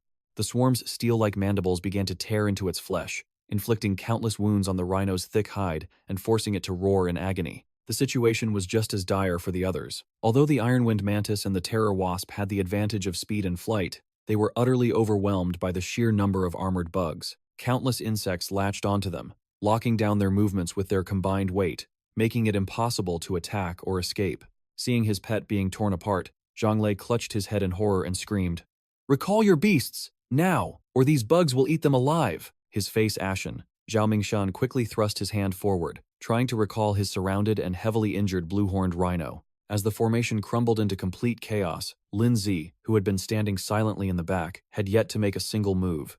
He slowly shook his head and uttered a single phrase that left the other three stunned and enraged. "It's useless." That strange sound from the cave wasn't just a cry. It contained a special sonic wave that temporarily paralyzes the nervous systems of low-level beasts. Right now, your blue-horned rhino, your iron-winged mantis, and your terror wasp. They can no longer hear your commands. All they can do is stand there and take this beating from the frenzied swarm. Hearing Lin Zhe's explanation, the trio froze like statues, their faces drained of all color. Wang Shuiyun held her head, her voice cracking as she neared tears. What? They won't obey us? What do we do now? My precious wasps." Seeing Lin Zhe's casual attitude in this crisis, as if he knew this would happen all along, Zhang Lei couldn't contain his rage. He lunged forward, grabbing Lin Zhe by the collar and growling through his teeth. "You little bastard! You knew this would happen, so why didn't you say anything? Are you just some useless trash who stands around and mocks people?" Lin Zhe's expression remained blank, his cold eyes meeting Zhang Lei's furious gaze as he replied with utter indifference. "Right now, the thing you should be worried about isn't your pet mantis, but your own pathetic life." The moment the words left his lips, the sea of armored bugs in front of them grew even more ferocious. Their territorial instincts were on high alert, and the presence of outsiders had triggered a rabid, primal aggression. Their numbers were so dense that their black carapaces seemed to merge with the valley's shadows. Realizing the inescapable danger, Zhao Mingshan, his face a deathly white, turned and screamed in absolute despair, "Run! Everyone, run for your lives. Staying here is certain death." This damn mission was nothing like the description. Being closest to the swarm, Zhao Mingshan didn't hesitate for a second, turning on his heel and sprinting for his life. The swarm immediately shifted its focus, surging after him like a black tsunami of death. Feeling the thick, killing intent breathing down his neck, he risked a glance back and nearly froze on the spot. The entire horde was right on his tail. A deathly chill ran down his spine as he felt the Grim Reaper himself beckoning to him. But don't worry, the author won't let anyone die so easily, especially not when they're tagging along with the main character. Just as Zhao Mingshan thought it was all over, boom! A translucent, spherical energy shield materialized out of thin air, enveloping all four of them just as the vanguard of the swarm crashed into it. Bam! Bam! Bam! Lin Zi, however, looked as calm as if he were on vacation, watching the bugs furiously pound on the shield. But instead of overwhelming gratitude for the rescue, Zhang Lei stared at the shield, his jaw on the floor, his voice laced with disbelief. "Soul Guard. This This is a high-level soul technique that only official students of the Beastmaster Academy are taught. How can a high school brat like you possibly know a skill like this? Annoyed by the pointless rambling, Lindsay's brow furrowed as he spoke in an ice-cold tone.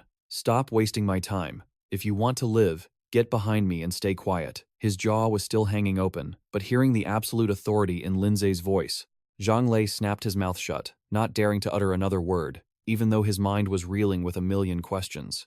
Seeing that his three teammates had completely lost their will to fight, Lindsay decided not to waste any more time. He raised his arm and softly chanted, "Ice Soul." A bone-chilling cold instantly spread through the air. The temperature plummeted as a small, elegant, yet unbelievably majestic figure slowly materialized from nothing. It was the Ice Soul, its purple eyes as cold as a 1,000-year-old glacier. The moment the Ice Soul appeared, his three teammates were floored once again. Their eyes went wide, and they stammered in absolute astonishment. What kind of tamed beast is that? I've never seen anything like it," Wang Shuiyun cried out. The team leader, Zhao Mingshan, was just as shocked. I have no idea," he admitted, though he tried to maintain his usual cool, emotionless facade. After summoning the Ice Soul, our main character immediately assessed the situation. These armored bugs, at their very strongest, were merely first order, 7th stage at best. But their absolute advantage was their numbers, swarming like ants, and their instinctive ability to coordinate as a hive. The other three lacked any powerful AoE, or area of effect, skills, making them fundamentally incapable of fighting back. But his own third-order Ice Soul, a dangerous and confident smile quietly formed on his lips. It just so happened to specialize in massive area of effect damage. Without needing a detailed command from its master, the Ice Soul understood his intent. It clasped its small hands together, and swiftly unleashed its strongest skill. Extreme Cold Domain. A bone-chilling wave of glacial frost spread out from its position at terrifying speed. The power of a third-order being was simply on another level, completely crushing the first-order insects. Every single armored bug within the massive area of effect, even the largest, most ferocious ones emerging from the pit, were instantly frozen solid, transformed into glossy black ice statues.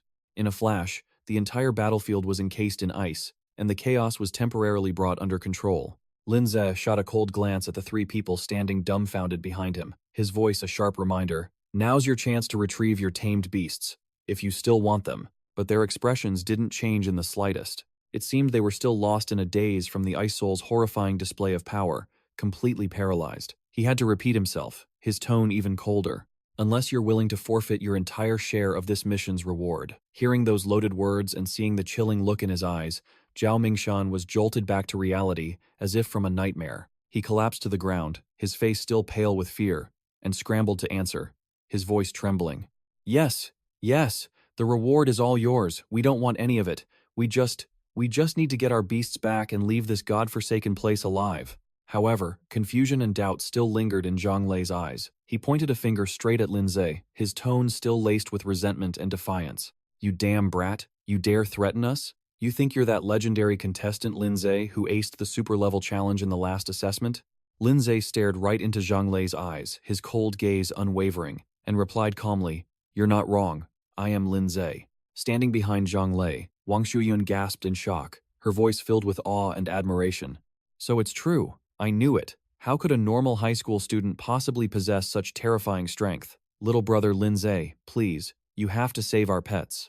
Unexpectedly, this seemed to enrage Zhang Lei even more. He threw an arm out to shield Wang Shuiyun as if to protect her, and roared at Lindsay.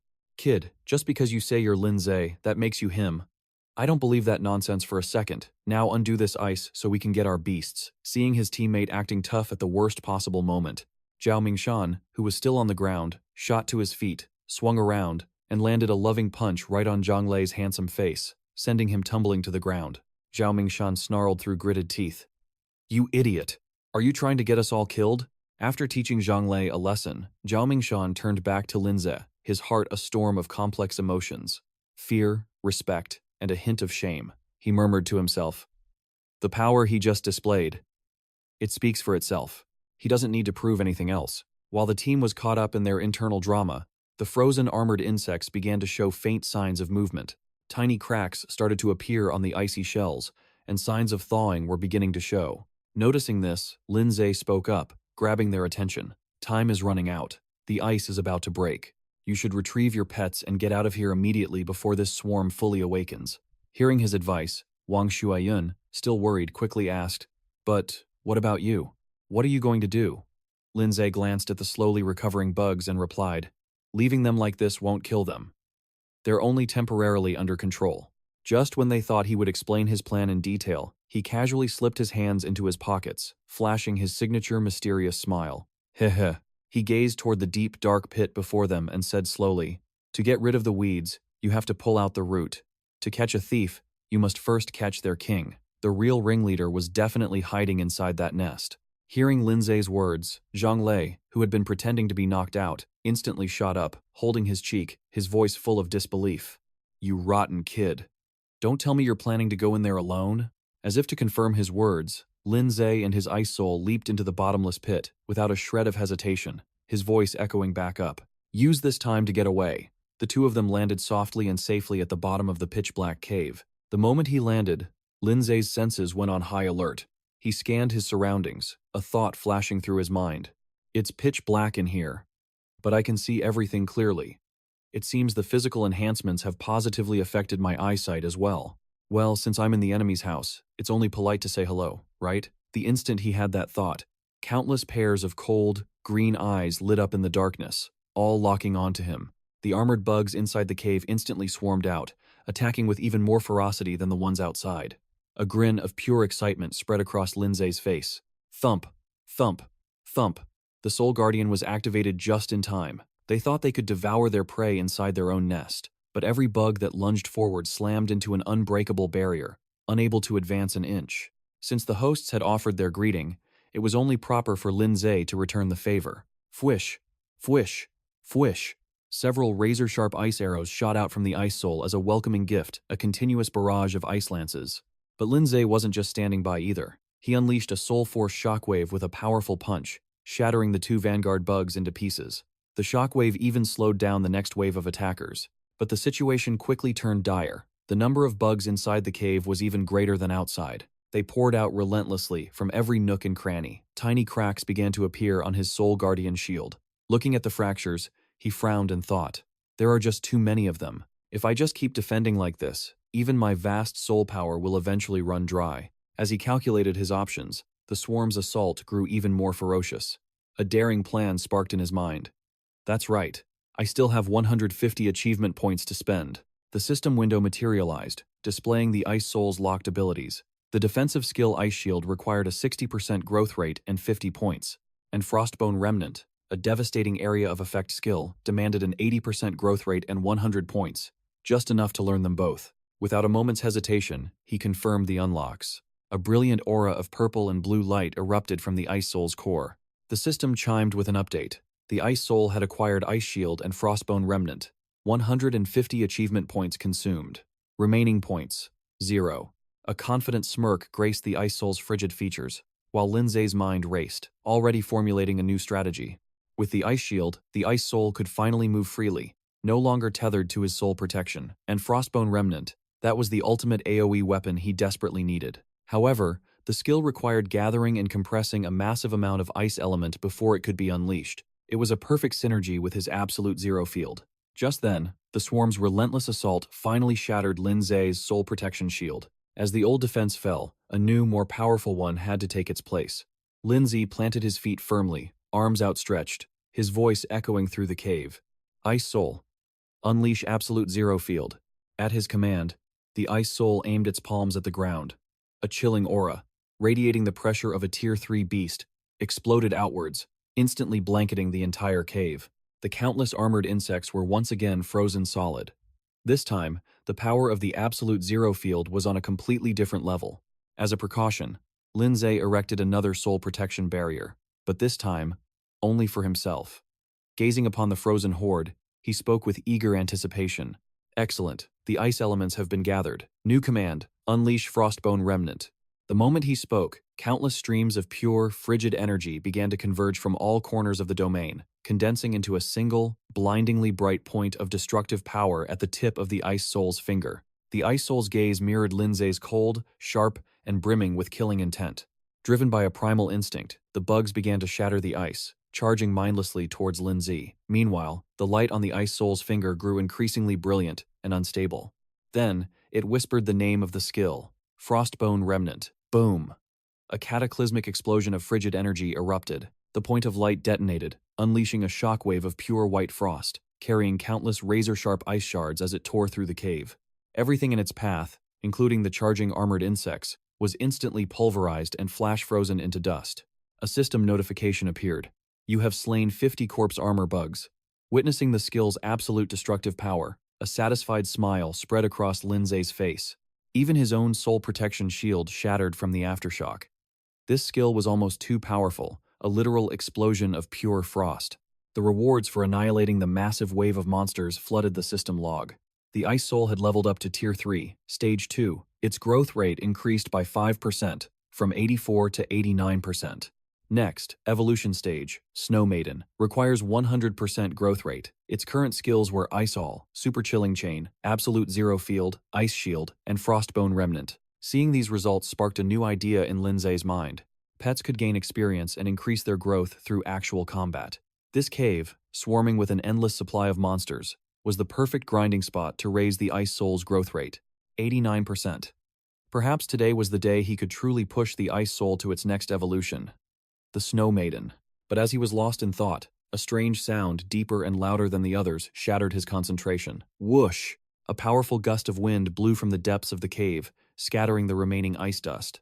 Following it, several armored bugs, far larger and more menacing than the rest, slowly emerged. They stood guard before an even darker passage, their green eyes fixed on Lin Zi with hostility and caution. Lin Zi crossed his arms, observing the scene. Looks like their king is finally making an appearance. The Ice Soul immediately flew up, positioning itself in front of him, gathering frosty power in a defensive stance. Lin Zi gave a slight nod, his expression turning serious. All right, let's begin. Meanwhile, outside the cave, the other three party members, Zhao Mingshan, Zhang Lei, and Wang Shuiyun, had safely escaped. But the exhaustion and terror still clung to their faces. Wang Shuiyun was the first to speak, her voice still trembling. We need to report this to the association immediately.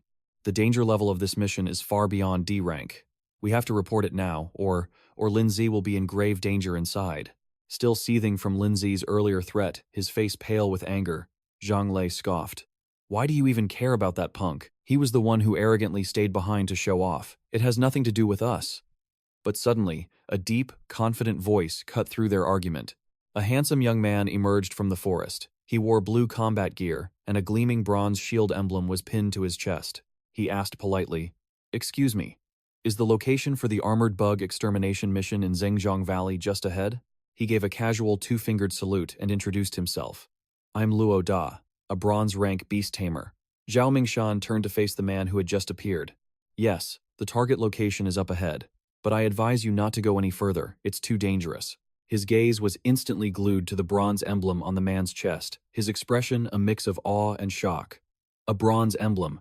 He's a bronze-rank beast tamer. Hearing this, Zhang Lei and Wang Shuiyun gasped in shock. Why would a high and mighty bronze-rank beast tamer ever show up for a simple D-rank mission like this one? Information on the Beast Tamer Association's badge hierarchy suddenly appeared in their minds. The Jade Green Bronze Badge, for the top 30% of all tamers in the Federation, and the Silver Badge, for the elite top 12%. Finally, the Golden Badge, reserved for the legendary top 3%. 𝑭-𝒂𝒏𝒌 smugly swept back his hair, his voice dripping with unconcealed pride. That's right, I am 𝑭-𝒂𝒏𝒌, a bronze-ranked beast tamer. The association noticed the sudden spike in this mission's difficulty, so they sent me personally to clean up this mess. Before you stands the real deal, a top-tier expert. Hearing this, Wang Shuiyun's eyes lit up with excitement and admiration as she quickly chimed in. This is amazing. With Brother 𝑭-𝒂𝒏𝒌 here, we'll definitely be safe and complete the mission, she said, her voice filled with hopeful expectation. Then, can you please take us with you? We want to witness the power of a bronze-ranked master for ourselves. At her words, Zhao Mingshan stood beside her, utterly frozen and not daring to object. 𝑭-𝒂𝒏𝒌 simply maintained his confident, smug smirk. He stepped closer to Wang Shuiyun, provocatively lifting her chin with a finger. His voice was laced with suggestion. Oh, does this beautiful little sister want to see my power that badly? Very well. For you, I'll make a special exception. That arrogant confidence never left his handsome face. He then shot a disdainful glare at the two other male members of the party. As for you two, you are not qualified to follow me. Hearing themselves cast aside so ruthlessly and openly looked down upon, Zhao Mingshan and Zhang Lei felt their heads spin. They immediately shouted in unison, their voices trembling with pure fear. No, no. We don't want to go back in there. Absolutely not. Back inside the cave, razor-sharp icicles from the Ice Soul's skill shot out endlessly, freezing and shattering any armored insects that dared to approach. The system's interface flooded with notifications of monster kills. Suddenly, a new achievement window popped up. Congratulations! You have earned a new achievement, 100 Beast Slayer, slay 100 beasts. The reward, 300 achievement points and 1 Berserk Gene card. The Berserk Gene card was a mysterious item that could help an insect-type pet temporarily break its limits, ascending 1 whole tier for 60 seconds. Stunned by the information, Lindsay reached out and touched the system screen. 100 Beast Slayer, huh? Have I really killed that many already? The name sounds like a gamer title, but this reward is incredibly generous. 300 achievement points and a special item, too. Time to get back to farming experience points. The system updated again after the Ice Soul annihilated another wave of insects. The Ice Soul has leveled up to Tier 3, Stage 3. Its growth rate increased by 5%, from 89% to 94%. A satisfied smile appeared on Lindsay's face as his thoughts quickly changed. Excellent, 94%. Looks like we're just one step away from the next evolution stage. But just then, a deep and powerful roar echoed from the depths of the cave, from where the larger insects stood guard. His eyes immediately locked onto the profound darkness. Time seemed to freeze for a moment. Then, a colossal figure emerged from the shadows. It was a new armored insect, several times larger than the others. Its shell was a glossy, seemingly indestructible black. Its compound eyes glowed blood red, and its ferocious aura completely overwhelmed the other insects as it slowly planted its giant legs on the ground. Seeing this final boss monster, Lindsay instinctively placed a hand on his Ice Soul's head, which stood protectively before him. His mind raced with a mix of awe and worry. Damn, this thing is huge. His surprise quickly shifted to high alert. According to the mission details he had accepted, the armored insect crisis in this valley had started only about a week ago. That meant this armored insect king had only recently evolved to its current, terrifying level. Across from him, the giant insect king bared its gruesome, serrated mandibles and let out a threatening roar toward Lindsay. The system's red warning lights flashed incessantly, signaling extreme danger. Armored insect king. Dark insect type. Level, Tier 4, Stage 1. Lindsay's vigilance immediately shot to its absolute maximum as he began weighing his options for fight or flight. No way. Tier 4? Stage 1? That's way too high for me right now. But if I run, I won't get a single credit from this mission. All that grinding would be for nothing. And just then, behind him, the ground began to tremble violently. Boom! A humanoid monster made entirely of rock, massive and solid, burst through the ground right behind Lindsay. The impact of its emergence created a deep crater, sending earth and stone flying everywhere. Following the path cleared by the stone golem, 2 figures landed gracefully. It was none other than Wang Shuiyun and that arrogant, bronze-ranked tamer, 𝑭-𝒏𝒄𝒏𝒄𝒊𝒃. Seeing Lindsay standing completely unharmed before the colossal insect king, Wang Shuiyun asked with a mix of surprise and worry, "Lindsay, are you all right? Are you hurt?" Noticing her sudden return with a stranger, Lindsay shot them a cold, sidelong glance before replying indifferently with a question of his own. "Yes, I'm fine. Why did you come back?" Witnessing Lindsay's emotionless and detached attitude, 𝑭-𝒏𝒄𝒏𝒄, who always saw himself as the center of the universe, immediately scowled in annoyance. He strode past Wang Shuiyun, stepping forward to answer with a condescending tone. "Hey, what's a random stranger doing in a dangerous place like this? Get out of the way, kid. This is no place for a brat like you to try and be a hero."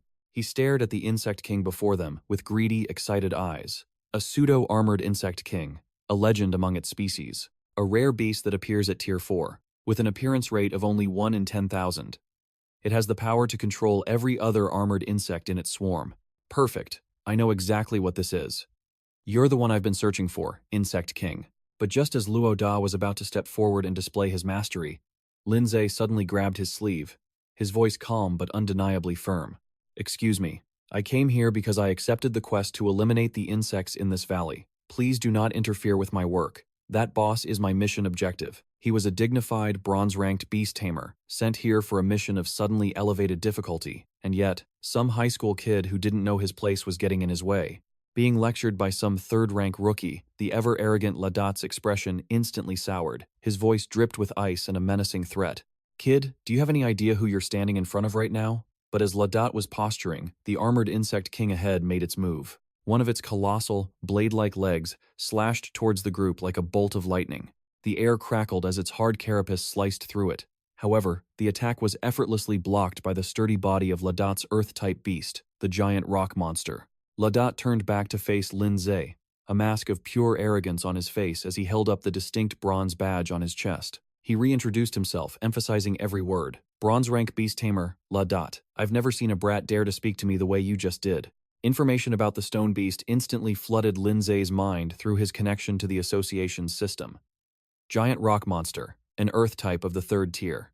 9th level. Seeing its initial attack blocked so easily, the armored insect king bared its grotesque mandibles and let out a furious roar. Another of its giant pincers swung forward with terrifying speed.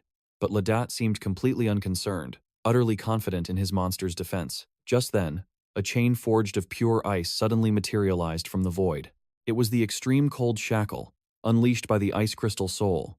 It rapidly coiled around the insect king's massive pincer, halting its second attack in its tracks. With his arms crossed, 𝒏𝒐 calmly replied to 𝒏𝒏𝒄's smug introduction from a moment ago. Intern beast tamer, 𝒏𝒐. Behind 𝒏𝒏𝒄, the monster was now completely neutralized by the ice crystal soul. Realization finally dawned on 𝒏𝒏𝒄 as he pointed at 𝒏𝒐, his voice laced with shock. You're that 𝒏𝒐? The one who chose the highest difficulty level during the recent qualification assessment? He scoffed, his condescending tone returning in full force. No wonder you have a few cheap tricks up your sleeve. But allow me to remind you, he lectured. I passed the official beast tamer training and survived hundreds of battles to earn this bronze rank. Unfazed by the patronizing tone, �𝒏𝒐 maintained his signature emotionless expression. He nonchalantly cleaned his ear in a deliberately provoking gesture, practically begging to be punched, before giving a short reply. Yeah, I'm heading that way too. He meant that he would also walk that same path. Seeing his detailed explanation of their difference in rank completely ignored by this stubborn and ignorant kid, 𝒏𝒏𝒄's frustration began to boil over. Hey kid, what is that supposed to mean? But while the two men were busy with their pointless squabble, Wang Shuiyun, standing nearby, suddenly pointed forward with a panicked voice. Stop arguing, you two. Watch out, there's danger right behind you. Lacking focused commands from a distracted 𝒏𝒏𝒄, the giant rock monster was violently overpowered by the insect king and thrown backward. The ice crystal soul's frozen chains were also brutally snapped by the monster's sheer power. 𝒏𝒏𝒄 slapped his forehead, muttering, "What a hassle." "All right, brat, I'll show you the true gap in our power," he roared. Giant rock monster, soul art, fists of the great earth. Shards of shimmering golden rock floated in the air and converged, encasing the giant rock monster's colossal fists, making them exponentially harder and heavier. A new system notification, visible only to 𝒏𝒏𝒄, confirmed the giant rock monster's combat power had been temporarily boosted to the threshold of Tier 4, Level 2. Seeing the monster's stats skyrocket with just a single skill, 𝒏𝒐 couldn't help but furrow his brow. A calculating look flashed in his eyes. So, soul arts that provide a temporary power boost actually exist? It seems the world of beast tamers is far deeper than I knew. Its two fists blazed with a golden light. The giant rock monster let out a deafening roar as it leaped high into the air, then brought both fists crashing down with the weight of a mountain onto the insect king's hardened shell. Boom! An earth-shattering tremor. The collision was cataclysmic, kicking up a massive cloud of dust that obscured all vision. When the dust finally settled, the massive armored insect king was seen smashed deep into the earth, lying completely motionless in a crater. Witnessing his beast's overwhelming power with a single strike, 𝒏𝒏𝒄 smugly closed his eyes, savoring the feeling of victory and not forgetting to praise himself. Mastering a soul art to fight beyond your rank isn't something just anyone can do. This, kid, is the insurmountable gap between us. But suddenly, both 𝒏𝒐 and Wang Shuiyun's eyes shot wide open, and it wasn't because of 𝒏𝒏𝒄's arrogant monologue. It was because the supposedly defeated armored insect king was undergoing a bizarre transformation. An unnatural, blood-red color was rapidly spreading across its enormous body. Its compound eyes shifted from green to a blazing yellow, radiating pure rage and bloodlust. *GRRUUL*. It unleashed a heaven-shaking roar, then suddenly used the sharp horn on its head to launch a furious charge, sending the nearby giant rock monster flying dozens of meters away. After being beaten and left for dead, the colossal insect king had truly gone berserk, activating its rage state. The sickening, grating sound of its mandibles grinding together filled the air. The association system panel flashed a critical danger update for both 𝒂𝒏𝒄𝒏 and 𝒁𝒐. The armored insect king has entered a berserk state. All stats have sharply increased. Current combat ability is equivalent to Tier 4, Level 3. Danger level, extreme. After activating its berserk state, the frenzied insect charged forward, relentlessly slamming its giant body into the giant rock monster, forcing it to stagger backward again and again. Feeling the overwhelming power of his now enraged opponent, even 𝒂𝒏𝒄𝒏 had to frown and admit, "Not bad. This thing is really tough. Good thing I came prepared." At that moment, 𝒁𝒐 and his ice crystal soul sprang into action. The spirit unleashed a volley of ice shards, while 𝒁𝒐 simultaneously fired a level 2 soul shockwave. Both attacks were aimed precisely at a weak point exposed on the insect's back from its last charge. Boom! The sound of the impact echoed through the cave once more. However, their coordinated attack seemed to leave nothing more than an insignificant dent on the boss's steel-hard shell, as if they had merely tried to scratch an itch. But this move only served to enrage the already berserk creature. It let out a deafening roar, ignoring the rock golem completely. It swatted the stone beast aside, shifting its murderous gaze to the ice crystal soul and 𝒁𝒐. Watching the crisis unfold, 𝒁𝒐 thought to himself, "It's time." The ice crystal soul immediately condensed frigid energy in its palms. 𝒁𝒐 roared, "Chains of extreme cold." A colossal chain of ice materialized once more, wrapping tightly around the beetle's sharp horn, desperately trying to halt its charge. But, against the raw power of a Tier 4, Stage 3, creature in a berserk state, it took less than a few seconds. The beetle shattered the ice chain into pieces with sheer brute force. Seeing the tide turn, 𝒁𝒐 shouted without a moment of hesitation, "Ice shield!" A massive, dense wall of ice erupted in front of him, and the ice crystal soul, blocking the armored beetle king's path. Crack! The ice shield shattered into a million fragments from a single blow, but that precious, fleeting moment was all the rock golem needed. It lunged from behind, wrapping its giant stone arms around the beetle, trying to drag it back. 𝒂𝒏𝒄𝒏 let out a sigh of relief, his confidence returning. "Now you're right where I want you." He thought the golem had the boss under control, but his joy was short-lived. The rock golem clearly couldn't restrain the furiously struggling armored beetle king. Its stone arms trembled violently before it was thrown away yet again. The rock golem shot through the air like a cannonball, smashing deep into the cave wall and creating a massive crater. Dust and debris filled the air as the stone creature collapsed, motionless. It had seemingly lost all ability to fight. Outside the cave entrance, Wang Shuiyun witnessed the main pet of a bronze-ranked beast tamer get so utterly defeated, and she was filled with absolute terror. She clutched her head and screamed at 𝒂𝒏𝒄𝒏. "Let's go, brother 𝒂𝒏𝒏. This beetle is horrifyingly strong. We need to leave now, or we're all going to die here." Staring at the humiliating defeat before him, 𝒂𝒏𝒏 ground his teeth in a mix of fury and shame. He glared at the armored beetle king, growling, "You truly are a monster. Fine. I'll spare your life for today, but I'll be back for you." Just as 𝒂𝒏𝒏 turned to retreat, 𝒁𝒐 and his ice crystal soul took a step forward. His voice was resolute. "No. You two go on ahead. I'll stay here and finish this thing."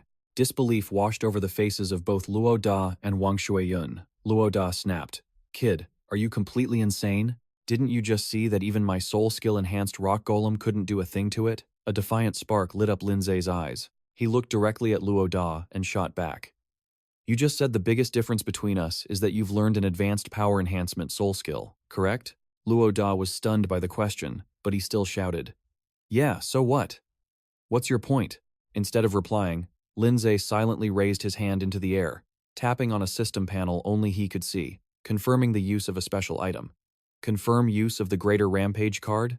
Yes. Instantly, a brilliant golden power, ancient and mysterious, formed a complex runic circle, enveloping both 𝒁𝒐 and the ice crystal soul. He uttered two soft words, "Enhance." Stunned by this sudden development, 𝒂𝒏𝒏's jaw dropped, his voice filled with bewilderment. You can also use a power enhancement soul skill? This can't be real." In the blink of an eye, deep purple, spiderweb-like veins of frost began to spread from the center of the ice crystal soul's body, quickly covering its entire small form. Its purple eyes grew even deeper and more powerful, now radiating a faint crimson light, looking incredibly formidable. The Rampage card had boosted its energy to a truly terrifying level. Witnessing the pet of a mere student intern suddenly undergo such a massive power-up, 𝒂𝒏𝒏 could only stare, his jaw hanging wide open in utter shock. "Are you kidding me? This kid. What in the world is his background?" Wang Shuiyun, standing nearby, was no less shocked. Her heart pounded in her chest as she thought, I can't believe it. He was hiding such a powerful trump card. The system panel chimed. The Ice Crystal Soul's new state. Rampage enhancement. Temporary rank up to Tier 4. Stage 3. Duration. 60 seconds. Lindsay's usual emotionless expression returned, accompanied by a cold, calculating thought. Asterisk. Only 1 minute. But with my current soul skills, that's more than enough. Asterisk. He stared down the snarling armored beetle king, his eyes blazing with fighting spirit. Asterisk. You're done for. Bring it on. Asterisk. Both sides braced for the final battle. The tension in the air was electric. Chains of extreme cold. Another chain of ice, this one far larger and more solid than the last, shot out and once again latched onto the beetle's horn. But this time, with the power of a Tier 4, Stage 3, the Ice Crystal Soul easily yanked the monster closer, making it impossible for it to break free as it did before. Asterisk. There's nowhere to run. Asterisk. Watching the beetle struggle violently, Lindsay made his assessment. Asterisk. As the Ice Crystal Soul's rank increases, the power of its skills is also amplified many times over. Asterisk. Asterisk. But it seems I still can't fully control this power for long. In that case, I'll have to end this with a first strike. Asterisk. He immediately unleashed a rapid succession of level 2 soul shocks, aiming every single one at the beetle's armored head. It wasn't just one attack, but a relentless barrage of energy blasts hammering the exact same spot. As he unleashed the assault, he thought with cold fury. Since this boss is so tough, I'll just beat you into unconsciousness. The system updated again. Enhancement time remaining. 40 seconds. Pummeled relentlessly, the armored beetle king roared in pain and fury, finally shattering the ice chain that bound it. Pure, unadulterated rage burned in its golden eyes. It looked ready to launch a devastating counterattack. Seeing the monster break free, 𝑭-𝒏𝒄𝒏 from a distance quickly raised his hand and yelled, trying to intervene with a worried voice, Hey, stop, kid. If you keep attacking like that, you'll deplete your soul power and die here. But Lindsay didn't seem to care. He just glanced back nonchalantly and replied, It's a trivial matter. Don't worry about it. I've only used about half of my soul power. The information panel before him displayed his remaining points. Soul power. 400 out of 880. Hearing his response, 𝑭-𝒏𝒄𝒏 almost fainted on the spot. His thoughts were in absolute chaos as a bewildered voice escaped his lips. What in the world? Only half his soul power gone? How is that even possible?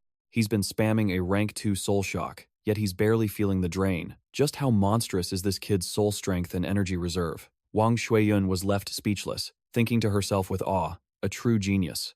Maybe we actually have a chance to defeat this armored insect king. Back in the heat of battle, a chilling frost began to creep through the air, seeping behind the beast just as it was about to counterattack.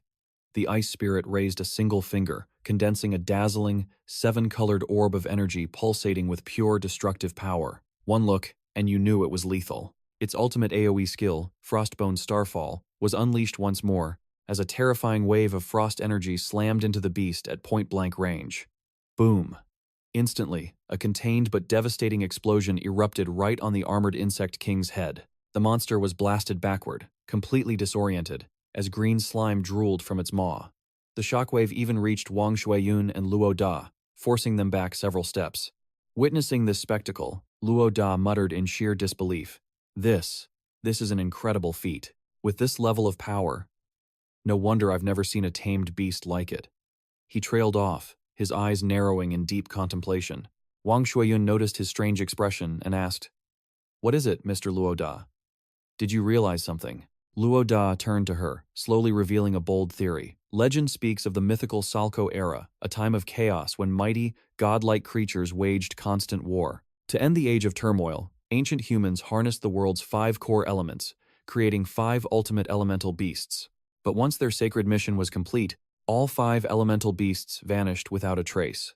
It's possible. That kid's ice beast is one of them. Unaware that his very existence was being analyzed, Lindsay continued commanding the ice spirit to press the attack. A system notification flashed. Enhancement time remaining. 30 seconds. He whispered to himself, his eyes turning ice cold. The final hour has come. It's time to end this. Let's finish this thing for good. The ice spirit clasped its hands together. Countless ice spears materialized from thin air, each one larger, sharper, and far deadlier than before. Its eyes glowed with an intense purple light, signaling the final blow. Pummeled relentlessly until it was on the verge of collapse, The armored insect king finally tasted fear. It thrashed wildly, trying to shatter the ice encasing its body, preparing to flee to the far side of the cave. It knew it had to escape before things got worse. Noticing its attempt to escape, 𝑭-𝒏𝒃 instantly coordinated a soul shock with his pet's attack, roaring, "You think you can run?" Two devastating attacks, one a soul technique, the other a pet skill, struck the exact same weak point on the monster's back in perfect sync, the very spot the rock golem had weakened earlier. When the dust settled, a deep crater was visible, nearly shattering the beast's nigh impenetrable armor. An unnatural silence fell over the cave. The savage light in the armored insect king's eyes faded, then vanished completely. 𝒏𝒃𝒏𝒄's system chimed in with a formal, mechanical voice. System notification. You have successfully defeated your first boss. Armored Insect King. Rank 4. First phase. Berserk state. From the sidelines, Wang Shuiyun erupted in pure joy and admiration. She threw her fists in the air, cheering, "We won! We actually won! 𝒏𝒃𝒏𝒄, you're my new idol." To think he single-handedly defeated a rank 4 boss. Luo-Da stood beside her, looking pale and completely unnerved. He thought to himself, this kid completely stole the show. The spotlight is all his. After unleashing that final devastating blow, the ice spirit staggered, the radiant light of its enhancement fading away. The system provided the reason. The Rampage card's effect has ended. Just as the ice spirit was about to collapse from exhaustion, 𝒏𝒃𝒏𝒄 dashed forward and caught her in his arms, whispering gently, "You did an amazing job." A new notification popped up. Ice Spirit has leveled up to rank 3, 5th phase. Growth rate, 100%. Evolution conditions met. Requires high-grade ice crystal times 10 to evolve into a snow maiden. Gazing at the ice spirit, sleeping peacefully in his arms, 𝒏𝒃𝒏𝒄's mind started racing. It already reached 100% growth rate? That was faster than I expected. Now, all I need are the materials to evolve her into a snow maiden. A warm smile spread across his face as he spoke to the sleeping spirit. We'll just have to wait a little. Once you've recovered, we'll find those evolution materials together. Just then, a new achievement window popped up. Congratulations, you have earned the first boss kill achievement. Rewards, 500 achievement points, 1 recovery potion, and 10 high-grade ice crystals. Seeing the system had generously provided the exact materials he needed, 𝒏𝒃𝒏𝒄's eyes lit up. This is perfect. To think it would even reward such a rare evolution material. This system is incredibly thoughtful, 10 out of 10. But suddenly, a hand rested on his shoulder. Luo-Da's hesitant voice followed. "Hey kid, could I have a private word with you for a moment?" Luo-Da's bewildered and uncomfortable expression made question marks appear above both 𝒏𝒃𝒏𝒄's and Wang Shuiyun's heads. Not leaving them in suspense, Luo-Da pointed at the defeated monster's corpse, his voice turning desperate. Could you let me take the credit for killing this armored insect king?" Hearing this, Wang Shuiyun immediately fired back, her tone laced with disbelief. "Mr. Luo-Da, how can you say something so absurd? 𝒏𝒃𝒏𝒄 took it down all by himself." But before she could continue, Luo-Da cut her off, raising one finger and making a tempting offer. "I'll pay you 100,000 alliance coins." Hearing the offer, 𝒏𝒃𝒏𝒄 quickly analyzed the situation. He thought to himself, the Tamed Beast Association dispatched him for this mission. If he reports back a failure, or worse, that an intern had to do his job, it would be a huge blow to his reputation and career. That's why he's so desperate for this kill credit and is willing to buy it from me. And right now, I need cash to prepare for my second tamed beast. 100,000 is a pretty substantial sum. Seeing him lost deep in thought, Luo-Da grew anxious and pressed him again. "So? What do you think, little brother?"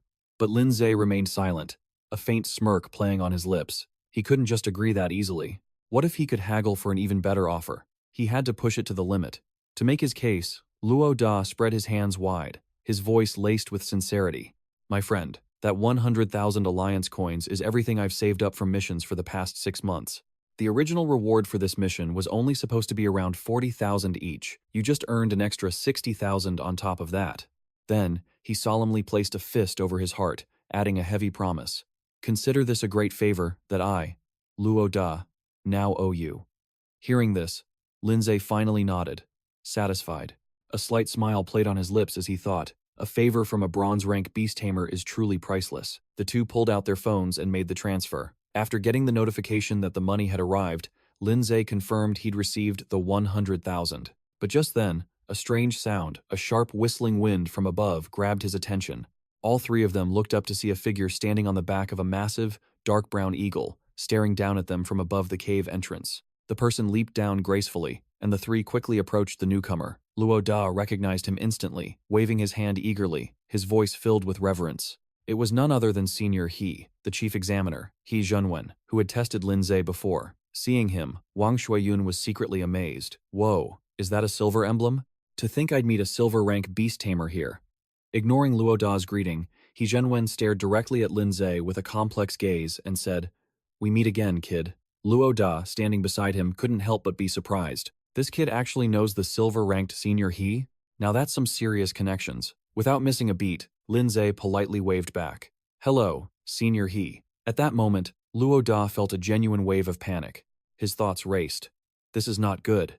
𝒚𝒐 continued, his voice calm but his eyes piercingly sharp. I remember your name is 𝒚𝒚, isn't it? It seems the mission here has been successfully resolved, correct? Hearing this, 𝑭-𝒏𝒏 quickly raised his hand to answer. Trying to take credit, he said, "Yes, Senior, I have successfully handled this difficult task." Luckily, no one was injured. But 𝒚𝒐's focus immediately shifted back to �𝒚 as he analyzed the scene. The defeated insectoid king was clearly a Tier 4 creature. If I remember correctly, his Ice-type pet was only at Tier 2 during the assessment.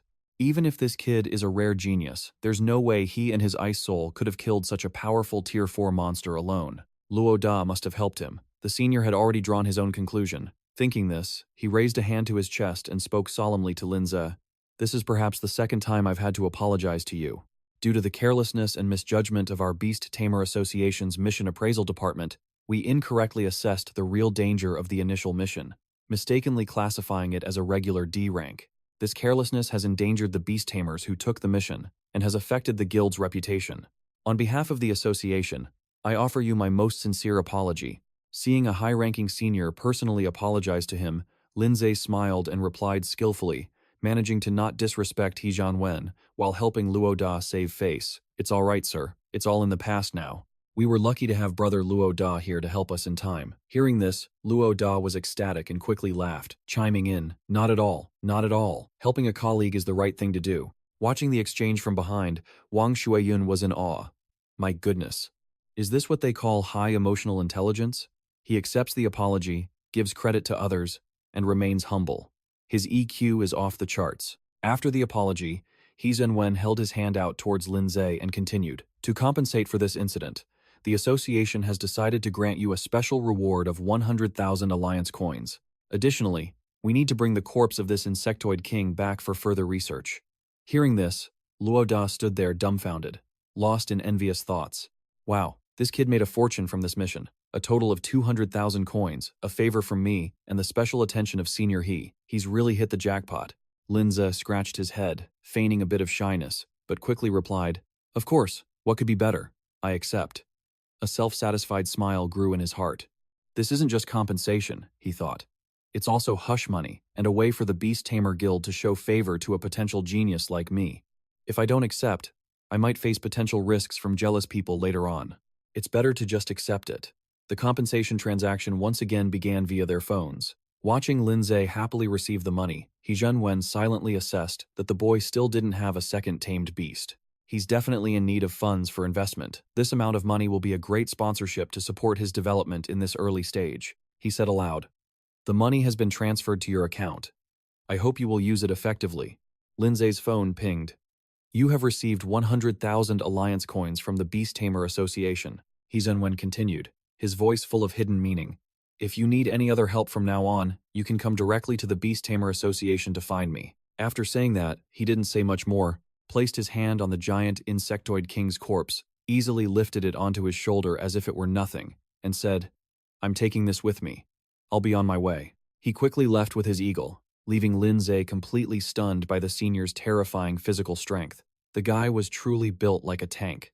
Outside the valley, the sun was setting, the warm orange light of the late afternoon, painting the scenery with a peaceful beauty after the intense battle. The three of them, 𝒚𝒚, 𝒚𝒏𝒏, and Wang Shuiyun, walked out of the valley together. 𝒚𝒏𝒏 spoke first, his voice still a bit envious but much friendlier. "You really made a huge profit today, little brother. 200,000 coins, 𝒚𝒚 smiled and gently reminded him. Plus another favor, brother 𝒚𝒏𝒏. 𝒚𝒏𝒏 had to accept the truth, patting his chest to guarantee his earlier promise. "Hey, don't worry. I, 𝒚𝒏𝒏, We'll never forget this favor. Then he turned to leave in another direction. Well, I have to go now. See you later. He jumped onto a nimble black panther and disappeared into the woods. Now, only Lin Zhe and Wang Shuiyun were left. The girl looked at him with admiration and a bit of regret. I never thought I'd be lucky enough to meet two masters from the Beast Tamer Guild here today. This trip was truly worth it. She waved goodbye to Lin Zhe. I have to go back and train hard to become stronger. I hope that later, when I'm as strong as you are now, we'll have the chance to do missions together again. Lin Zhe chose a different path, not forgetting to turn and wave to Wang Shuiyun with a gentle smile. Farewell for now. I'm sure we'll have a chance to meet again. With his first mission cleanly, albeit expensively, resolved, Lin Zhe returned to Binhai City. As he walked, he glanced at the balance displayed on his phone, calculating in his head. With these 200,000 Alliance credits, he should be able to buy a B-rank potential pet beast, right? His first destination upon returning was the largest pet beast store in the city, the Super God Pet Store. The moment he stepped through the door, a beautiful saleswoman with a professional smile immediately approached him, welcoming him warmly. Welcome, sir. How may I help you today? Lindsay didn't beat around the bush and got straight to the point. I want to buy a pet beast. The woman smiled charmingly and gestured towards another area of the store. This way, please, sir. Just like that, she led Lindsay up to the second floor, a space filled with countless glass cages and enclosures, housing a vibrant and diverse array of pet beasts. The woman continued her introduction. All the common types of pet beasts and even some rare ones are displayed here. Please feel free to take your time and choose. In the vast showroom, his eyes scanned over rows of pet beasts, from flame boars and stone apes to the buzzing electric snails. Looking at the sheer quantity but limited quality, Lindsay silently judged that for a typical pet store in a third-tier city like Binhai, a B-rank pet beast was likely the highest grade they had. A system window automatically analyzed a few beasts that caught his eye. Sandbone beast, potential rank, D. No hidden evolution path. Demon mushroom spirit, a plant type. Potential rank, D. No hidden evolution path. Then, he shifted his attention to another enclosure, where a small, flame-shaped creature was dancing. Flame sprite, a fire elemental. Potential rank, B. It had a hidden evolution path. The Hellfire Emissary. He nodded to himself, understanding, but his mind kept racing. Even though this flame sprite had a hidden evolution, its final form, the Hellfire Emissary, could never compare to the King-tier Snow Maiden from the Ice Soul's evolution path. Noticing him hesitating for a long time, the saleswoman quickly approached, offering a helpful smile. Hee, handsome. This flame sprite is considered a very popular B-rank elite pet beast. It's quite rare and powerful. Its current price is 160,000 Alliance credits. The price surprised him a little. Oh, really? That high? Fearing he didn't understand its value, the woman smiled and added, yes, sir. And that 160,000 includes the basic materials for its next evolution. But Lin Zhe, with his usual emotionless expression, didn't make a decision just yet. Let me look around a little more. A new assessment began to form in his mind. Come to think of it, wasn't his own, Little Snowball, rated F rank in its initial form, with no recorded evolution path whatsoever? These potential rankings were mainly based on the accumulated knowledge and experience of experts from the Beast Tamer Association, and conclusions drawn from experience are not always complete or correct. With that thought, he turned and headed towards a different part of the store, one displaying less eye-catching pet beasts. Suddenly, the system flared with new information. A special alert appeared. A pet beast with a hidden King-tier evolution potential has been detected. Surprise after surprise flashed in Lindsay's eyes. He looked towards the target indicated by the system and whispered, why does this little guy look so familiar? The thing that had captured his attention was a small, incredibly ordinary-looking brown rock, lying silently in a hidden corner. Detailed information materialized before him. Docile rock monster, a rock-earth type. Potential rank, D. Common evolution path. Giant rock monster, which evolves into the mountain giant, specializing in physical strength and defense. It had a large body and resistance to some basic attributes. Hidden evolution path, divinity grade. It evolves into the rock demon, then the primeval earth spirit, and finally, the sovereign of earth. It can retrace its ancient bloodline and awaken the spark of divinity hidden deep within. It specializes in hardening, close combat, and supreme control over the earth element. The next evolution on the hidden path, rock demon. Requirements: 100% growth, 20 mid-grade earth element essences, and 500 grams of soul-nourishing soil. Seeing this, Lindsay's face remained emotionless, but inwardly, a triumphant smile bloomed.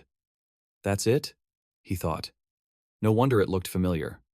The giant rock monster.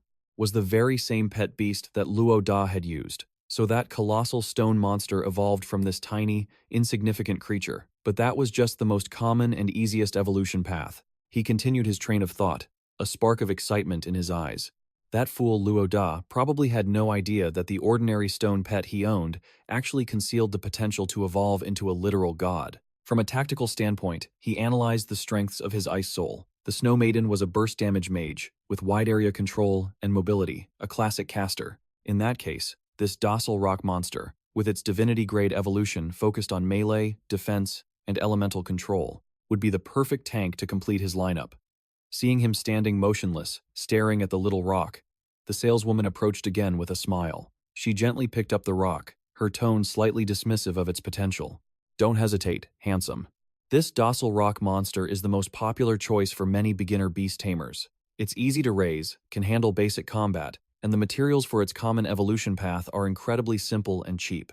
Plus, its price is only 80,000 Alliance credits." Lindsay's final decision came without a moment's hesitation. "I'll take it," he then added, listing off another set of items. "And I need to buy some evolution materials, 20 mid-grade earth element essences, and 500 grams of soul-nourishing soil." The woman, still holding the little rock, looked at him in complete astonishment, asking for confirmation. "Huh, excuse me, sir? You're planning to use these materials to evolve this obedient rock monster? These are far too high grade. You can't use them for a standard evolution. Besides, a mid-grade earth elemental essence is incredibly expensive. Using it on a mere D-rank monster like this is a colossal waste of resources." He couldn't just reveal his overpowered system, so 𝒚𝒕𝒉𝒄 had to think fast. No, these are all a gift for a friend," he lied smoothly. With a sharp beep from the terminal, his account balance plummeted, leaving just over a meager 20,000. The financial shock was enough to turn him to stone, though he desperately maintained his emotionless facade. Asterisk, damn it. Asterisk, he seethed internally. Asterisk, these evolution materials cost more than the beast itself. My wallet is bleeding. Asterisk, after the transaction, the clerk handed him a small, dark stone. This is a sealing stone. It's used to temporarily shrink and carry your tamed beast. The little golden rock creature curled into a tiny pebble, resting in 𝒚𝒕𝒉𝒄's palm. In that moment, the radiant light of a new contract enveloped them both. A system notification flashed. Contract with second tamed beast complete. Reward, 300 achievement points. Current achievement points, 550. Day quickly faded into the dark of night. 𝒚𝒕𝒉𝒄 was back in the solitude of his dorm room, sitting cross-legged on the floor. Before him lay his new treasures, the sealing stone with the stubborn rock monster inside, and the pile of evolution materials. He whispered, "Come on out, little guy." The small, round stone creature immediately emerged from its seal. The system instantly scanned and displayed its stats. Stubborn rock monster, level, Tier 1, Phase 1, growth rate, 12%. Achievement points required for maximum growth, 880. Current achievement points, 550. The system could convert these points directly into soul power to fuel its growth. Asterisk. First things first. Asterisk, he thought. Asterisk. I need to max out its growth rate to 100%. Asterisk. He placed a hand on the tiny creature, ready to pour his power into it. Feeling the flow of pure energy, the little monster's body trembled slightly. A new message appeared. Upgrade requires 880 achievement points. Insufficient points. Use existing 550 achievement points? Confirm. 550 points consumed. Stubborn rock monster has advanced to Tier 2, Phase 2. Growth rate now 75%.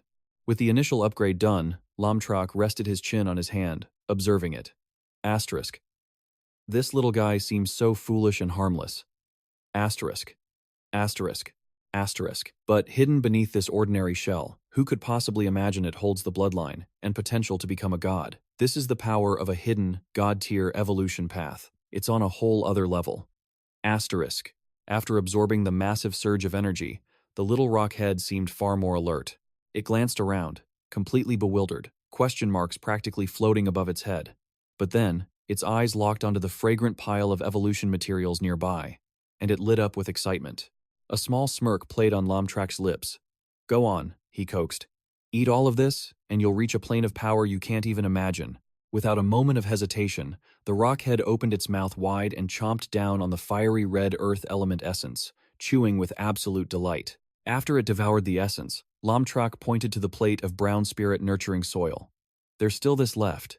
You need to eat it. But the little rock creature seemed utterly uninterested in the dirt. After finishing the second earth element essence, it simply rolled to the side, closed its eyes, and prepared for a nice, long nap, completely full and satisfied. That was the last straw.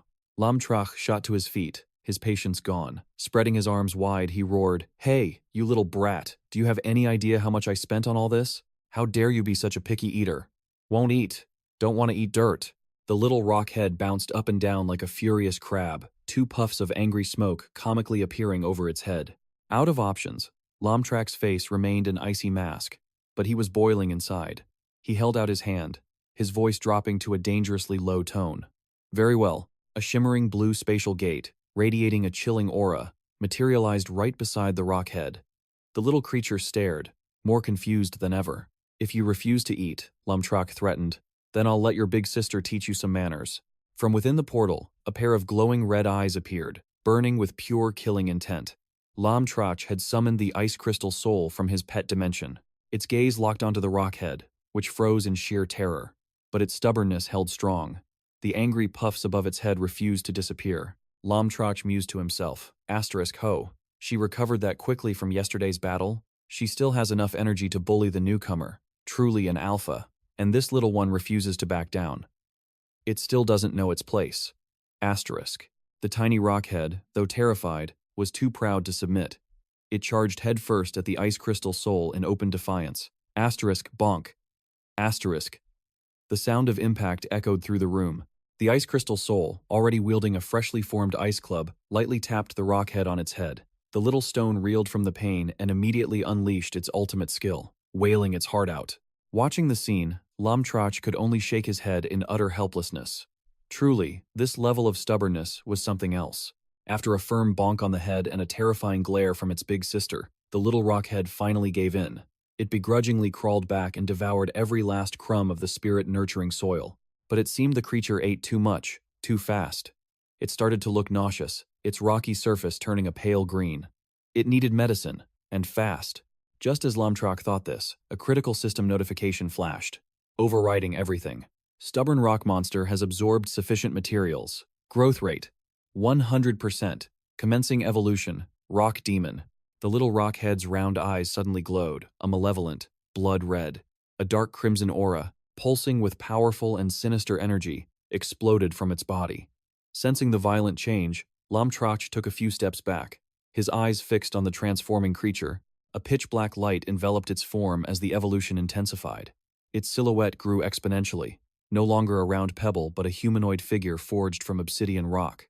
A six-pack was chiseled into its torso, its biceps bulging with raw power, but its face was twisted into a ferocious, almost grotesque, snarl. The docile little rock had become a fearsome rock demon. The pet's information panel updated instantly. Name, rock demon. Earth and dark. Level, Tier 2, Phase 9, growth rate, 0%. Skills, Earth Spike, Stone Bullet, Rock Shrapnel, Clay Bomb. Next evolution, Ancient Earth Spirit. Requires 100% growth and a high-grade Earth element essence. Seeing the hidden evolution proceeding perfectly, 𝒚𝒕𝒉𝒄 crossed his arms, a triumphant smirk spreading across his face. This is it, the rock demon form. That fool 𝑭-𝒏𝒌 could never have imagined his ordinary rock monster could evolve into something this powerful and intimidating. Haha. But something was off about the rock demon's gaze. It wasn't looking at its master. Instead, it was glaring at the ice crystal soul with pure, undiluted rage. A low growl rumbled deep in its stony chest. Sensing that things were about to go south, Lindsay roared, "Hey, what do you think you're doing?" But ignoring its master's command, the rock fiend let out a savage roar and instantly activated its earth spike skill. He was tearing the house apart. Countless sharp earth spikes erupted violently from the floor, aiming straight for the hovering ice soul.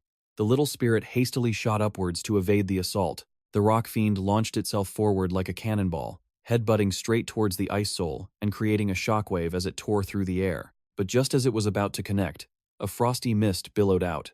A shimmering, transparent wall of ice manifested, completely blocking the rock fiend's charge. The giant rock monster stared blankly at the ice shield, with question and exclamation marks popping up above its head. It was the ice shield, summoned by the ice soul, just in the nick of time. However, the shockwave still slammed into the wall behind the shield, leaving a massive, cracked crater. Looking at the chaotic scene, Lindsay couldn't help but feel a growing sense of dread. Oh, for crying out loud. A friendly spar is one thing, but attacking without my command and going all out like this? They need to learn some restraint. Looks like I'll have to teach you a lesson myself, Rock Fiend. But just as he was about to step in, a new system window popped up. This time, it was for the Ice Soul. The Ice Soul has met the conditions to evolve into a Snow Maiden. Would you like to proceed with the evolution? Lindsay froze for a second upon seeing the notification. But this was our main character we're talking about. He quickly regained his usual cool demeanor. Oh, so I'm the one who gives the final approval? Without hesitation, he raised his hand and confirmed the evolution. Consumed 10 high-grade ice crystals. Now, it was the Ice Soul's turn to change. A pure azure light, the complete opposite of the Rock Fiend's sinister black and red aura, enveloped the small spirit. Just moments after dishing out an attack, the Rock Fiend now struggled to shield itself from the immense pressure radiating from the Ice Soul's evolution. Its face was a mask of shock, pure fear, and confusion. Oh crap. This big sister is way too strong. I'm totally done for. A new notification chimed. Evolution successful. The light faded, and the tiny Ice Soul of before was gone. In her place stood a breathtakingly beautiful maiden with long, platinum blonde hair, deep violet eyes, and a magnificent, flowing gown of ice blue. Her aura was chilling yet noble, and her power had multiplied exponentially. Information updated. Snow Maiden. Attribute: Divine Ice. Current level: Tier 4, Stage 1. She had jumped an entire tier. Growth rate: 0%. Existing skills upgraded. Ice Cone has evolved into Ice Blade Dance. Extreme Cold Chains has evolved into Absolute Ice Lock. Extreme Cold Domain is now Snow Prison Descent. Ice Shield has become the Ice Crystal Mirror Shield, now with the ability to reflect a portion of incoming damage. Frost Starfall has evolved into Glacier Burst, a skill that summons a waterfall of ice blades to inflict massive area of effect damage. New skills acquired. Frozen Breath exhales a fan-shaped wave of absolute zero frost, dealing heavy ice damage and inflicting a freeze status effect. Blizzard summons a ferocious snowstorm in a target area, dealing continuous heavy ice damage and slowing all enemies within it. The Snow Maiden's gaze fell upon the stunned Rock Fiend before her, her expression an emotionless icy mask. So, all of her skills got an upgrade. Their power must be on a completely different level now. But while Lindsay was pleased, the Rock Fiend was anything but. A visible tremor of fear ran through its rocky body, its crimson eyes filled with terror. Suddenly, a layer of absolute zero ice crept up from the floor, freezing the Rock Fiend's legs solid. It was immobilized. This was the Snow Maiden's frozen breath. Deciding it was time to teach his rebellious new pet a thorough lesson, Lindsay gave a cold command. Snow Maiden, Glacier Burst. In an instant, countless colossal ice blades, sharp as crystal, materialized in the air directly above the Rock Fiend, radiating a deathly cold aura. Sweat poured down the Rock Fiend's stony face. It knew it was utterly defeated. It had to submit. Refusal meant being smashed into a million pieces. The Rock Fiend slowly lowered its body, bending one knee before the Snow Maiden in a clear sign of surrender. With the lesson properly taught, Lindsay approached the Rock Fiend. His voice was firm. Listen here. I made a contract with you, which makes me your one and only master. You will obey my every command. Understood? His eyes turned sharp as ice. If you refuse to change this aggressive, disobedient nature of yours, I won't hesitate to cancel our contract on the spot. Sweat dripped from the Rock Fiend's face as its stone body trembled in fear. Lindsay's voice was heavy with pressure as he asked again, Now, do you submit? It had no other choice. A storm of deadly ice blades still hovered menacingly above its head.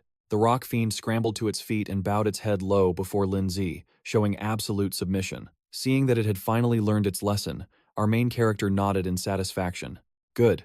Remember this lesson, and don't ever repeat it. The ice blades above the Rock Fiend's head vanished into thin air. It then turned and bowed deeply to the Snow Maiden, his powerful and beautiful new elder sister figure. Just then, frantic knocking echoed from the door, followed by an angry shout. You brat! Open this door right now! Lindsay frowned and went to open the door. A tall, burly neighbor stood there, his face flushed red with rage, glaring daggers at him. Hey kid, what in the world are you doing at this hour? Realizing the commotion was from his pet's battle, he quickly waved his hands apologetically. I am so sorry, sir. I'll compensate you for any and all damages. Seething with pent-up rage, the neighbor held up 3 fingers and roared. This isn't the first time, and it's not the second time you've caused a disturbance. This time, you're going to pay for my emotional distress. At least 300,000 Alliance coins. Lindsay's jaw dropped in disbelief. 300,000? Are you serious? I am. Sensing he had the upper hand, the neighbor pressed on, his voice dripping with menace. That's right, 300,000. You have 3 days to get it all, or you'll face the consequences. The man was about to add another threat, but suddenly froze mid-sentence. His eyes widened in terror as he saw the colossal, black-stoned rock fiend with its blazing red eyes, glaring murderously at him from behind Lindsay. A gigantic stone fist began to rise slowly. The color drained from the neighbor's face as a series of question marks popped into existence above his head. Huh? What in the world is that thing? The rock fiend's fist shot forward, aiming straight for the neighbor, but Lindsay intervened at the last second, stopping the punch just as it grazed the man's collar. The neighbor's face went ghost white. He stammered at Lindsay, his voice trembling. Is that your pet? What kind of monster is it? Looking at the rock devil's still raging battle aura, Lindsay forced a cryptic smile. My apologies, sir. I was just recalibrating some of its data. I'm sure it didn't mean to scare you, sir. So about the compensation for the wall. Shall we just call it even? But his anger was nothing against the terrifying presence before him. The rock golem's killing intent flared, looking ready to strike. The neighbor trembled like a leaf, waving his hands frantically. No, it's fine. Forget about it. I never said anything at all. A satisfied smile crept across the main character's face. A true man knows not to sweat the small stuff. Later that evening in Lindsay's room, the chaos from the battle remained completely untouched. On his single bed, he slept soundly beside the snow woman, who was now in a much smaller form. Meanwhile, the rock golem was being punished, forced to guard the room by sitting cross-legged with its back against the wall. Time passed quickly as brilliant sunlight bathed the dormitory building. From his bed, Lindsay bolted upright, startled to find the snow woman had woken up at some point and was now sitting beside him, engrossed in a music video from a female idol group on his phone. A system message appeared on the screen. Super AI smile. Nothing is beyond your capabilities. Just then, his phone rang. It was Guanning. Big brother. Today is the entrance exam for the Ningjiang Beast Taming Academy. You forgot, didn't you?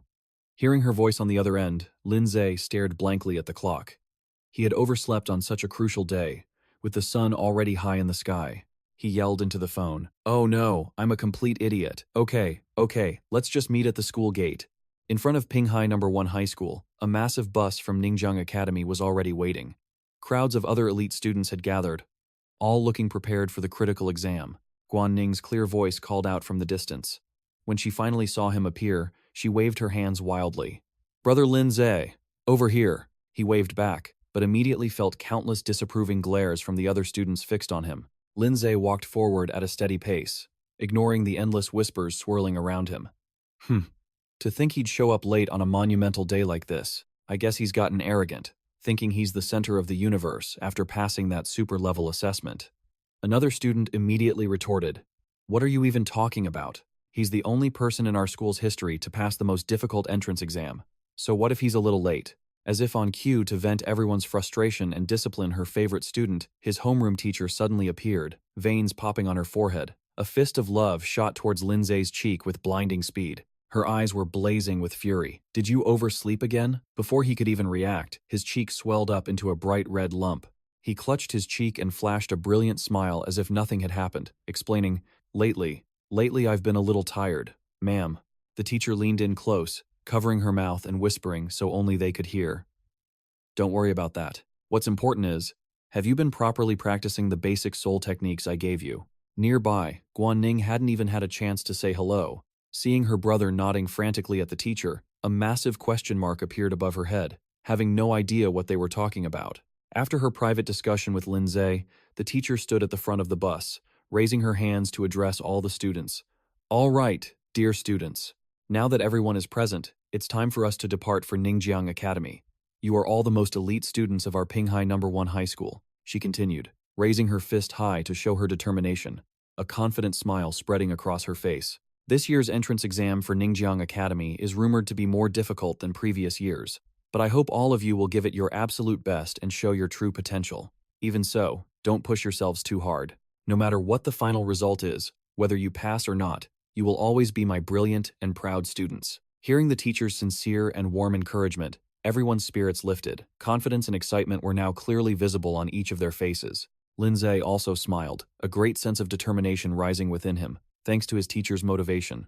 She looked at him, her eyes filled with high expectations.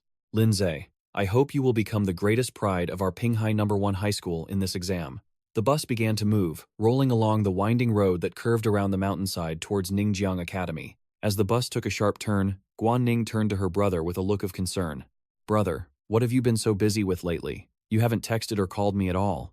With his hands in his pockets, Lindsay thought to himself that he had been unbelievably busy, juggling quests and practicing soul techniques to evolve his spirit beasts, that he'd completely forgotten to check for messages from Guanning. He laughed sheepishly and began to explain. I've just been a bit busy with some things lately, so I kind of forgot. Haha." Hearing her brother's words, Guanning looked over with an understanding but equally determined gaze. "It's okay, I know you're always working hard. Oh, and I have to show you. My demonic flamebird has finally evolved successfully. Isn't that amazing?" Hearing that, Lindsay's face lit up with her. "Really? That's absolutely fantastic. It seems like neither of us will have any major issues with this entrance exam after all." Time flew by on the comfortable bus. Before long, they arrived in the bustling metropolis of Jiangning City. Modern, towering skyscrapers that pierced the sky appeared before their eyes, a completely different world from the peacefulness of Pinghai City. Seeing the prosperous urban scenery, Guanning excitedly pressed her face against the window, her hand accidentally blocking the view of Lindsay, who was sitting next to her, her voice filled with excitement. "So this is Jiangning City? It's so beautiful." Guanning's natural and carefree attitude made Lindsay blush slightly, because a certain, well-developed part of his cousin was now directly in front of his eyes. Before he could even reply, Guanning realized her own slightly inappropriate action. She quickly pulled her hand back and returned to her seat, her face also turning bright red with embarrassment. They both fell silent at the same time, and the atmosphere became a little awkward. Sitting in the row behind them, Zhang Xiaoyun and Liu Ziyi witnessed the scene and couldn't help but giggle and tease. Their final destination was the magnificent and vast campus of the Jiangning Beast Taming Academy, the most prestigious school in the entire region. As everyone stepped off the bus, endless gasps of admiration and awe-filled comments echoed through the air. Liu Ziyi exclaimed, "Whoa, this is so impressive. It's gorgeous." Zhang Xiaoyun couldn't hide her dreamy expression either. "It truly is amazing. If I could study in a place like this, wouldn't life be just perfect?" Meanwhile, someone was perched nonchalantly on a large stone statue near the main gate, their lazy gaze observing the crowd of new students from above. Model. Deeper inside the campus, Lindsay and the Binhai students were suddenly forced to stop. Another, larger group of students with an imposing aura was crossing their path. Their leader was a tall young man with long, light brown hair. His info flashed in the system. 𝒚𝒂𝒏𝒌 van, from Taiping High School. He addressed the official standing nearby, his voice ringing with confidence. 17 students from Taiping High School have all arrived, reporting for duty. Right after 𝒚𝒂𝒏𝒌 van's group, another team appeared, led by a tough-looking guy with a buzz cut. He shouted, 21 students from Shanghai High School are present, reporting for duty.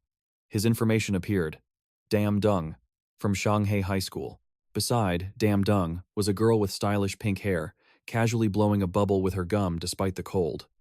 Info. Quach Tam Dai, from Shanghai High School.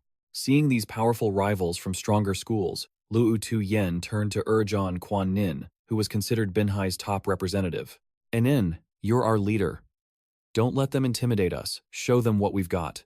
Quan Nin glanced at Lindsay, who gave her an encouraging thumbs up and a smile. She took a deep breath, her confidence restored, raised her fist, and led her team forward. She declared, 12 students from Binhai #1 High School are all present, reporting for duty. Watching from the crowd, another student from the Shanghai group, chewing on a toothpick with his arms crossed, muttered with a look of pure contempt, loud enough for everyone to hear.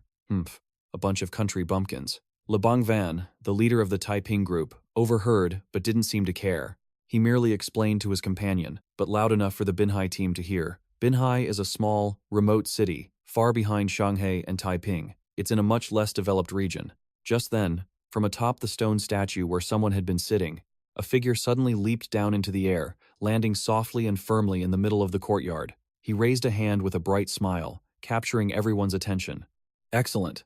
Such great spirit. Hello, everyone." He introduced himself. "I am Chu Hoan, the teacher in charge of this entrance exam and registration." Information flared. Chu Hoan, instructor at the Jiangning Beast Tamer Academy. Seeing that everyone had gathered, teacher Chu Hoan raised a hand to begin his briefing. "First of all, congratulations on passing the preliminary Beast Tamer qualification exam to be here today. But don't celebrate just yet. His expression suddenly turned deadly serious, his sharp gaze sweeping across the crowd. The difficulty of the Jiangning Academy's entrance exam is on a completely different level than that basic beast taming test. Based on statistics from previous years, the average elimination rate for this exam is a staggering 80%. That means out of everyone here, only about 10 of the luckiest and most talented will pass and officially become new students of our academy. His words hit them like a bucket of ice water, extinguishing their initial excitement. Worried murmurs spread through the crowd. Lu Tuyen and Trong Hyo-van couldn't hide their anxiety. The elimination rate is that high? Doesn't that mean candidates who only pass the low or mid-tier trials, like us, are almost guaranteed to be cut? Anxiety was written on many faces. The toothpick-chewing punk from before seized his chance to mock them again. What else did you expect? With your pathetic skill levels, no one from your backwater Binhai High School has a chance in hell of passing. Don't waste your energy worrying. Hearing his harsh words, Lu Tuyen angrily pointed at him and shot back. What did you just say? You've got a foul mouth. It sickens me just to be standing in the same place as you. Meanwhile, in the Shanghai group, Dam Dung sized up his potential rivals before turning to 𝑭-𝒏𝒌. Tam-D, besides us two, is there anyone else here worth paying attention to? 𝑭-𝒏𝒃 gaze swept over the crowd, sizing up each person before landing on 𝒚𝒂𝒏𝒄𝒊𝒃𝒍𝒆. 𝒚𝒂𝒏𝒃𝒊𝒃𝒍𝒆, she noted. That guy looks incredibly strong. Then her eyes shifted to where the Binhai students were standing. A few of them caught her eye, including Lindsay, with his cold expression and unique aura. She frowned slightly, thinking to herself, there's something strange about that guy. His aura feels unreadable. Semino. R final, Tenza. Unreadable. She casually blew another bubble and popped it. Noticing 𝑭-𝒏𝒃 had frozen in place, Dam Dung followed her gaze and asked, Xiao Di, what's wrong? She blew a large bubble, popped it, and explained, it's nothing. I just feel that the hidden power of that guy standing next to Quan Nin is terrifyingly deep. Her gaze was fixed on none other than the stoic Lin Ze. But hearing this, a look of disdain crossed Dam Dung's face. Of course country bumpkins look strange to you. Binhai High has always been a tier below us. There's nothing there for us to worry about. As the tense yet hopeful atmosphere settled among the candidates, Teacher Chu Hoan stepped into the center of the courtyard to continue his announcement. All right, your only task for today is to register and check into your rooms. Each of you will be assigned a private room in the Academy's candidate hotel. I hope you all get some good rest and prepare yourselves mentally for the official entrance exam in a few days. He then added with a smile, sparking excitement in the crowd. For the entire duration of the exam period, the Academy cafeteria will provide all meals for every candidate, completely free of charge. That's pretty amazing, isn't it? The rest of the day is yours. You can tour the campus or head back to your rooms to rest. At this announcement, everyone cheered. Trong Hyo-van couldn't contain her excitement and hunger, her eyes lighting up. Awesome! I'm starving. Let's go eat. Quan Nin also turned to her brother. Brother, let's go eat too, okay? In the Academy's vast and luxurious cafeteria, a few groups of students had already arrived and chosen their seats. Lindsay and Quan Nin were also there, joined by Lu Tuyen and Trong Hyo-van, model. At a nearby table, two male students from another school were talking loudly over their meal. Hey man, you all done with registration? The other guy didn't answer, his eyes glued to Guan Ning's table. Whoa, check it out. That girl over there is a total knockout. Look at the size of her assets. She's exactly my type. Hearing this, his friend quickly put a finger to his lips, signaling for him to quiet down. Shh, keep your voice down. Dude, don't embarrass our school. Although, I have to admit, I like her too. Meanwhile, Guan Ning was completely unaware she had become the topic of their conversation. She placed a large golden-brown roasted chicken leg into Lindsay's bowl, saying cheerfully, Big brother, you just went through a tough mission. You need to eat more to recover your strength. An entire plate, piled high with meat and very few vegetables, was prepared just for Lindsay. He could only manage a wry smile at the monstrous meal. This is enough. Really, it's more than enough. Just then, Zhang Xiaoyun and Lu Xiyan approached from behind Guan Ning, carrying their food trays. Hearing Guan Ning's earlier comment, Zhang Xiaoyun chimed in teasingly. Ooh la la, look at how caring our Guan Ning is, taking such good care of her big brother. We're starving over here, you know. Why don't you share some of that with us? Guan Ning was a little surprised to see her two best friends appear. Xiaoyun, Xiyan. Lu Xiyan jumped into the conversation with a bright smile. This is just too sweet. You two really are the perfect couple. At the teasing words, Guan Ning's face immediately flushed red as she stammered in protest. Don't say such ridiculous things. The arrival of two more beautiful girls drew even more attention from the guys at the other table. One of them pointed, his voice laced with envy. Damn it all, how does that guy have three gorgeous girls surrounding him? The other was just as furious, muttering, It's disgusting, why is he so popular? I mean, look at me, aren't I handsome too? Just then, a new person appeared at Lindsay's table. It was a rather scholarly-looking male student with glasses who offered a friendly smile. Hello, fellow classmates. Mind if I join you? Guanning's eyes scanned the stranger with a hint of suspicion. Her expression wasn't exactly welcoming, but she replied politely, Please, have a seat. The young man smiled and sat in the empty chair, taking the initiative to introduce himself. Let me introduce myself. I'm from Taiping High School, and my name is Zhu Xiong. The name was identical to the guy who had confessed to Guanning before, but perhaps it was just a coincidence. Seeing someone sit next to him, Lin Zhe, who was busy eating, glanced up and asked indifferently, What's the matter? Zhu Xiong grinned, trying to appear friendly. Oh, I just happened to hear that a student from Pinghai City managed to pass the first assessment test on the hardest difficulty, super level. I was wondering if that genius happened to be taking this entrance exam. Hearing the question, Liu Xian, who was sitting opposite, looked over with a wary gaze and shot back. And why are you asking about that? Zhang Xiaoyun also narrowed her eyes, asking bluntly with a suspicious tone. You're here to scout for information before the competition, aren't you? You want us to give you intel on that person so your school can figure out his weaknesses and find a way to defeat us, right?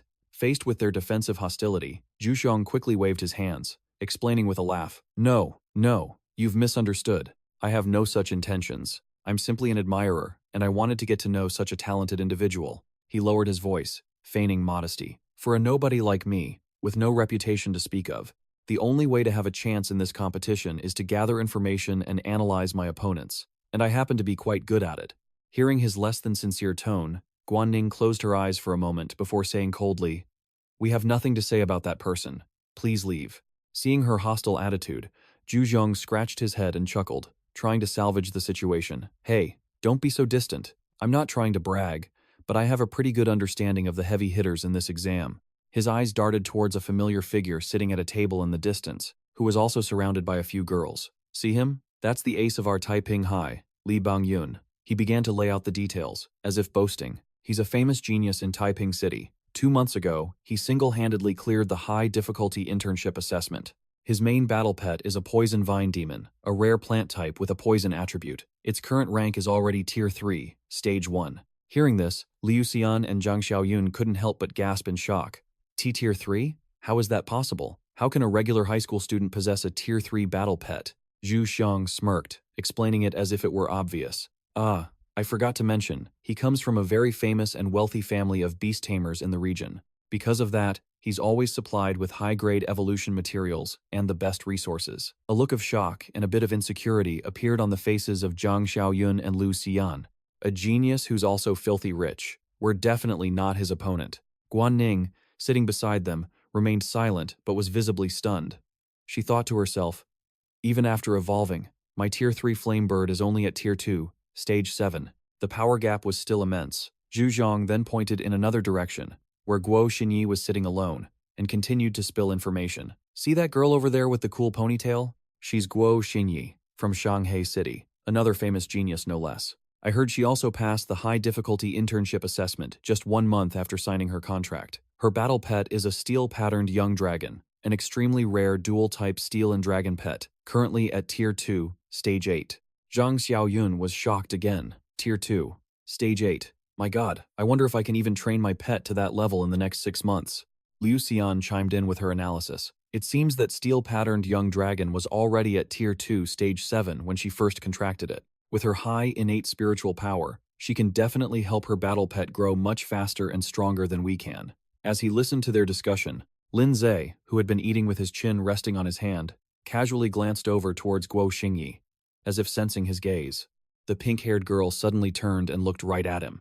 A question mark, seemingly popping over both their heads. She then winked, raising 2 fingers in a V sign as a tiny spark of light flashed from her fingertips towards Lin Zhe, a silent greeting, or perhaps a challenge. Lin Zhe could only stare back blankly, completely confused by her gesture. Zhu Xiong pointed in yet another direction and continued. Shanghai City has one more formidable expert. His name is Tan Yong. He possesses an incredibly strong dual-attribute pet, rumored to be even mightier than Guoxin's steel-armored wormling. Hearing about this endless stream of powerful elites, Zhang Xiaoyun and Liu Xian's anxiety skyrocketed, their faces etched with worry. Guan Ning raised her hand, recalling what she'd learned in class. My teacher mentioned that dual-attribute pets are exceedingly rare, typically found only in high-level danger zones, and almost all are impossible to tame. Lindsay rested his chin on his hand, his thoughts drifting to his own rock fiend. He mused to himself, "If I remember correctly, my rock fiend is a dual attribute of earth and dark. It seems this combination is truly worth investing in." Seeing that he had dropped enough intimidating intel about their rivals, Chu Xiong's expression turned predatory as he returned to the main topic, a sly smirk playing on his lips. "Now then, I've told you everything I know.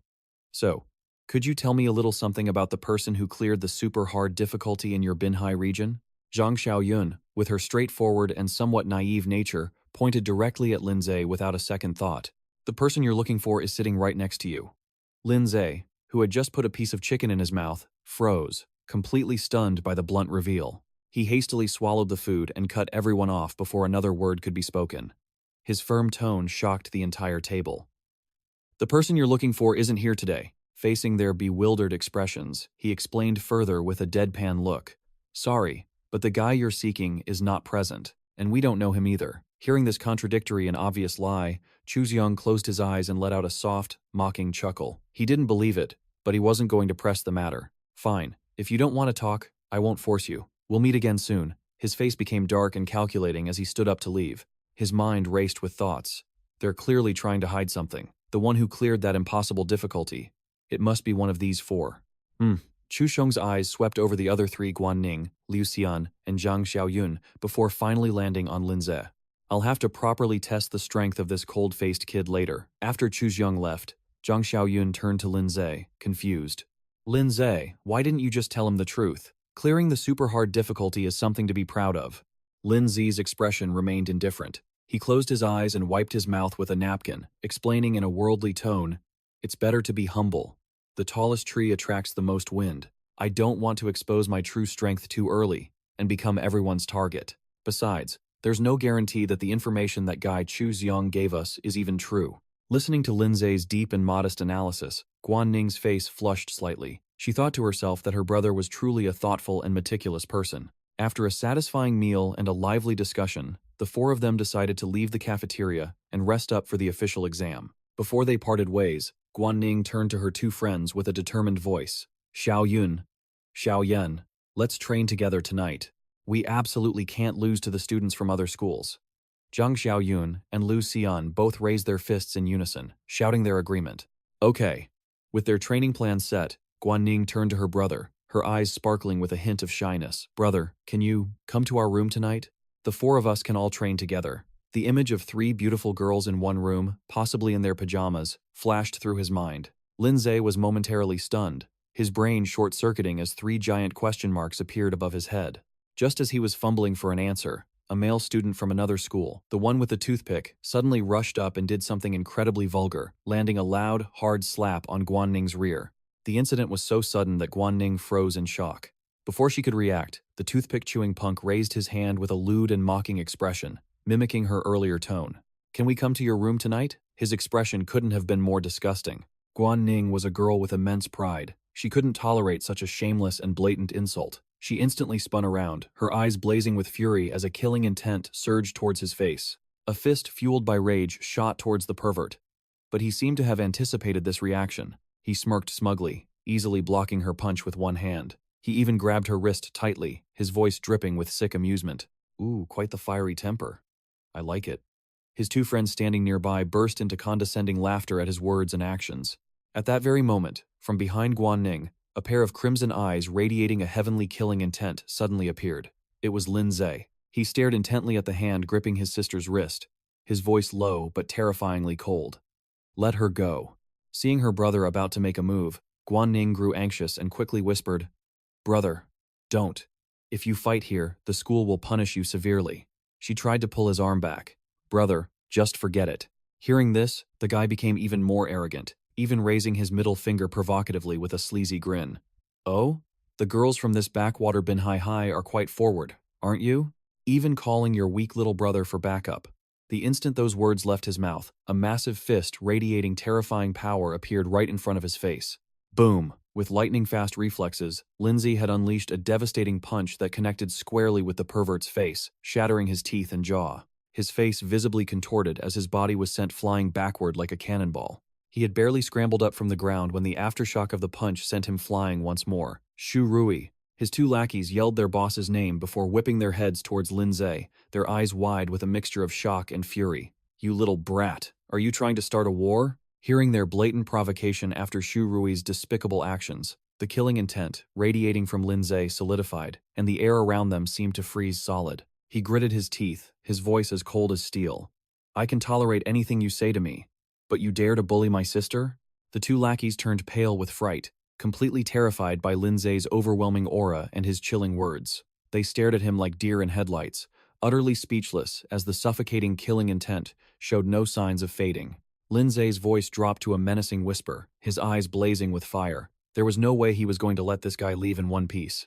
On the other side of the battlefield, Shu Rui staggered to his feet after that devastating blow, his face swollen like a dumpling, with blood streaming from his nose like a river. He raised a hand, trying to summon the last dregs of his soul power, and roared with absolute fury, "You damn bastard!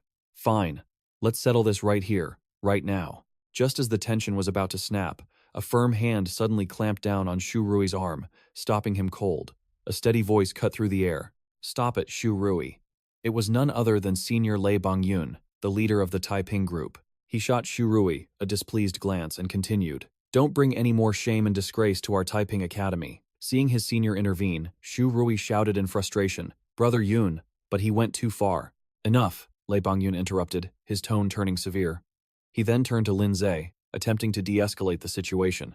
"That punch of yours was indeed powerful. How about we call it a truce and let this matter go?" Lindsay's brow furrowed, his eyes remaining as cold as ice. "This isn't over." Seeing that Lindsay was still seething, Lei Bongyun stepped closer, his attitude more sincere. "All right, I will personally discipline him when we get back. If you still have any complaints, you can come directly to me to resolve them." A faint blue energy radiated from Lindsay, while a green aura emanated from Lei Bongyun. The two forces clashed subtly in the air, creating a crushing, invisible pressure. To resolve this messy situation and avoid more trouble, Guan Ning tugged her brother's arm and whispered, "Brother, let's just go." Hearing his sister and seeing Lei Bongyun's reasonable attitude, Lindsay closed his eyes, reining in his anger as he prepared to leave. But before turning away, he couldn't resist adding one last meaningful jab. "All right, I'll see you all at the exam." The four members of the Binhai group left together. Once they were a safe distance away, Guan Ning turned to her brother, her eyes sparkling with admiration. "Brother, you were so incredibly cool back there." Lei Bongyun stood frozen, his eyes locked on Lindsay's departing figure. His gaze was full of contemplation, and a strange, calculating expression slowly crept onto his face. "So, it really is you, Lindsay." The scene shifts to nightfall at the Academy's dormitory, where a light shines in a special room reserved for female students. The sound of cheerful laughter, steam, and soap bubbles filled the communal bathroom. What a sight! Guan Ning, Liu Xian, and Zhang Xiaoyun were all bathing together. Laughter echoed endlessly. Guan Ning complained while scrubbing herself. "Geez, why is everyone so crowded in here?" Zhang Xiaoyun, with a mischievous look, started teasing. "It's to thank you for helping us train all afternoon, of course." Liu Xian chimed in with a similar expression. "That's right. Thanks to you, our pets have all improved so much. One almost broke through to the second stage. Our chances of winning this exam are much higher now. To show our gratitude, we'll help you pick up the soap." Guan Ning's face immediately flushed red as she tried to cover herself. "Hey, don't touch me there." Her two mischievous friends reached their hands forward, teasing her relentlessly. The next morning, in the Academy's main square, after a few days of rest and preparation, all the candidates gathered once again. They stood in 3 parallel groups by school, the air thick with tension. Instructor Zhuo Heng, also known as Qin He, appeared, his resonant voice capturing everyone's attention. "Is everyone here?" He closed his eyes for a moment, then placed his hand on a large stone tablet nearby and continued. "Before the official exam begins, I have some good news regarding the overall skill level of this year's candidates." He suddenly snapped his eyes open, his gaze turning serious as he pointed directly at the crowd. "You are one of the worst batches of students I have seen in years. Therefore, I have absolutely zero expectations for any of you." Hearing this, Zhang Xiaoyun stared blankly, her big eyes wide with confusion, and blurted out, "This is supposed to be good news? The guy Lin Zi had beaten up, Shu Rui, whose face was still slightly swollen, pointed a finger at Zhang Xiaoyun. It's losers like you dragging down the average. He had just poked the hornet's nest. Zhang Xiaoyun's face flushed with anger. Before she could retort, she could only grit her teeth and mutter under her breath, "You bastard, just you wait until after this exam."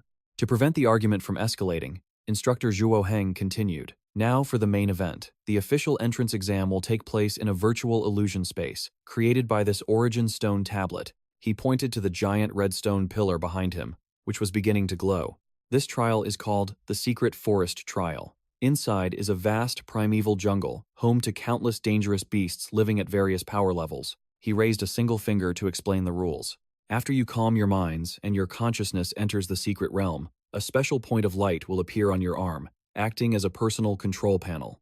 This panel will automatically accumulate points based on the number and level of monsters and beasts you hunt. Specifically, a first-level beast is worth 10 points, a second level is 20 points, a third level is 40 points, and so on. The higher the level, the more points you get. Remember this well. In this forest, you are the hunter, but you can become the prey at any moment. If your contracted beast is defeated within the secret realm, you will be eliminated immediately, he continued, his voice growing more severe. At the center of the secret forest lies a giant stone tablet. It will display the real-time scores and coordinates of the top 10 candidates on the trial leaderboard. Be warned, the central area is also the most dangerous, inhabited by powerful third-stage beasts. If you're unlucky enough to encounter them without the strength to back it up, you are almost guaranteed to be eliminated on the spot. Everyone leaned in, listening intently. Instructor Zhuo Heng went on. The total test duration is 4 hours. At the end of that time, we will select the most outstanding candidates based on the final ranking on the scoreboard. Lei Bongyun raised his hand with a serious expression to ask a question. Instructor, so we just need to focus on hunting beasts to accumulate points. A dangerous glint flashed in Instructor Zhuo Heng's eyes as he explained another, more brutal, rule. An excellent question. Besides hunting beasts, you are absolutely free to fight each other. The winner of a battle between candidates will steal all the accumulated points of the loser.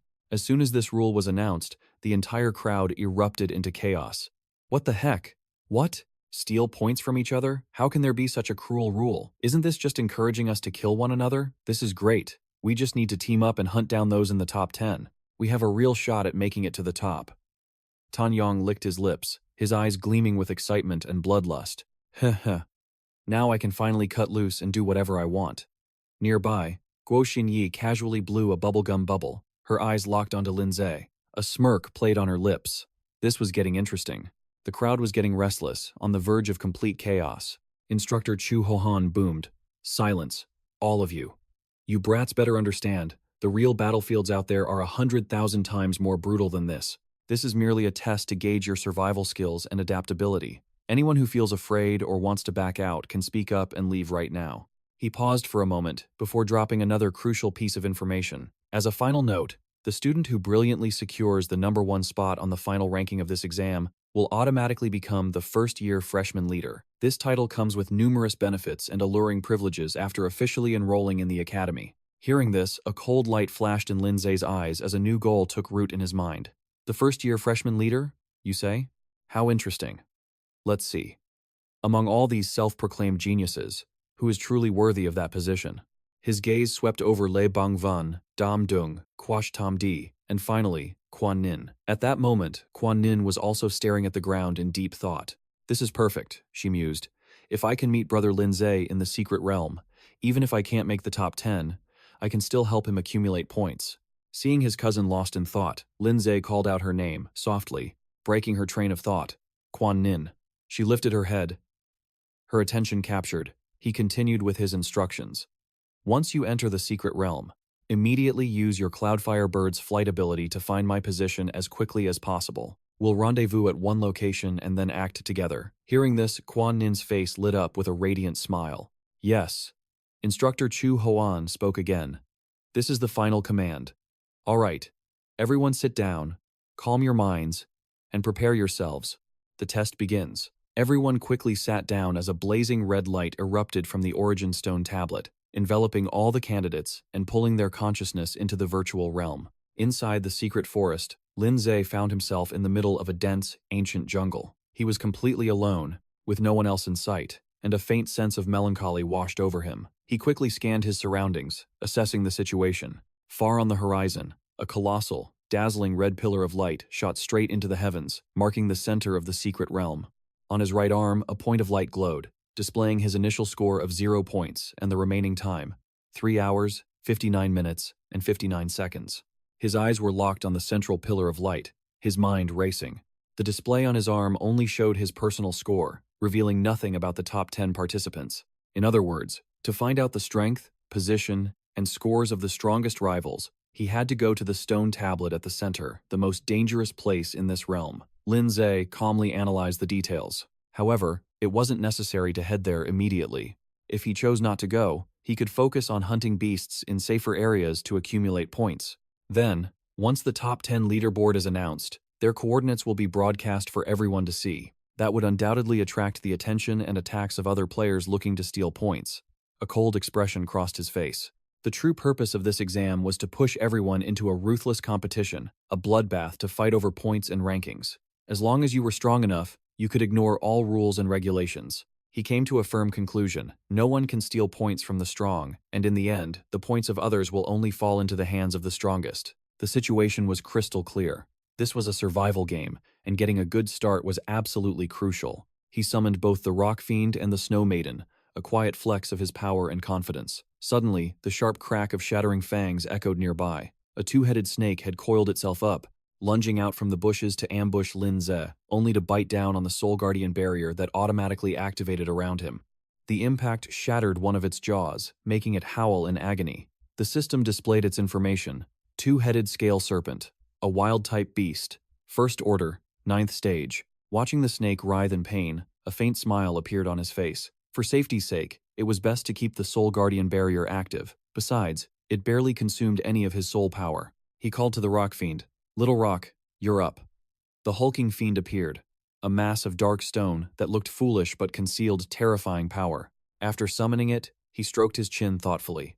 He would keep the Snow Maiden hidden for now and let Little Rock handle the opening act. He wanted to test its true strength and see if its dual earth and dark attributes were really worth investing in. As soon as Little Rock appeared, it locked onto the snake, crying in pain, ready to charge in, but Lin-Ze stopped it. "Forget it, don't bother chasing it." He analyzed that a first order, 9th stage beast would grant 10 points at most. Its strength wasn't much different from a second order, 1st stage, which would be worth 20 points. Hunting the weakest monsters of each tier was inefficient and a waste of time.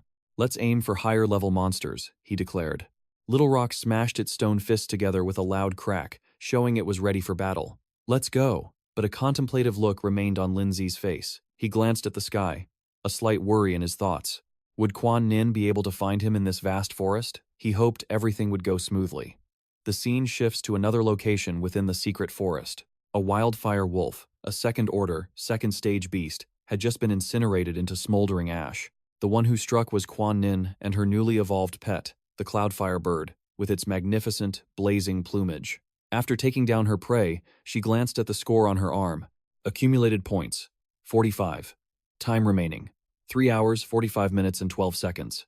Recalling Lin-Ze's instructions, Quan Nin pointed to the sky and commanded, "Cloudfire bird, fly high."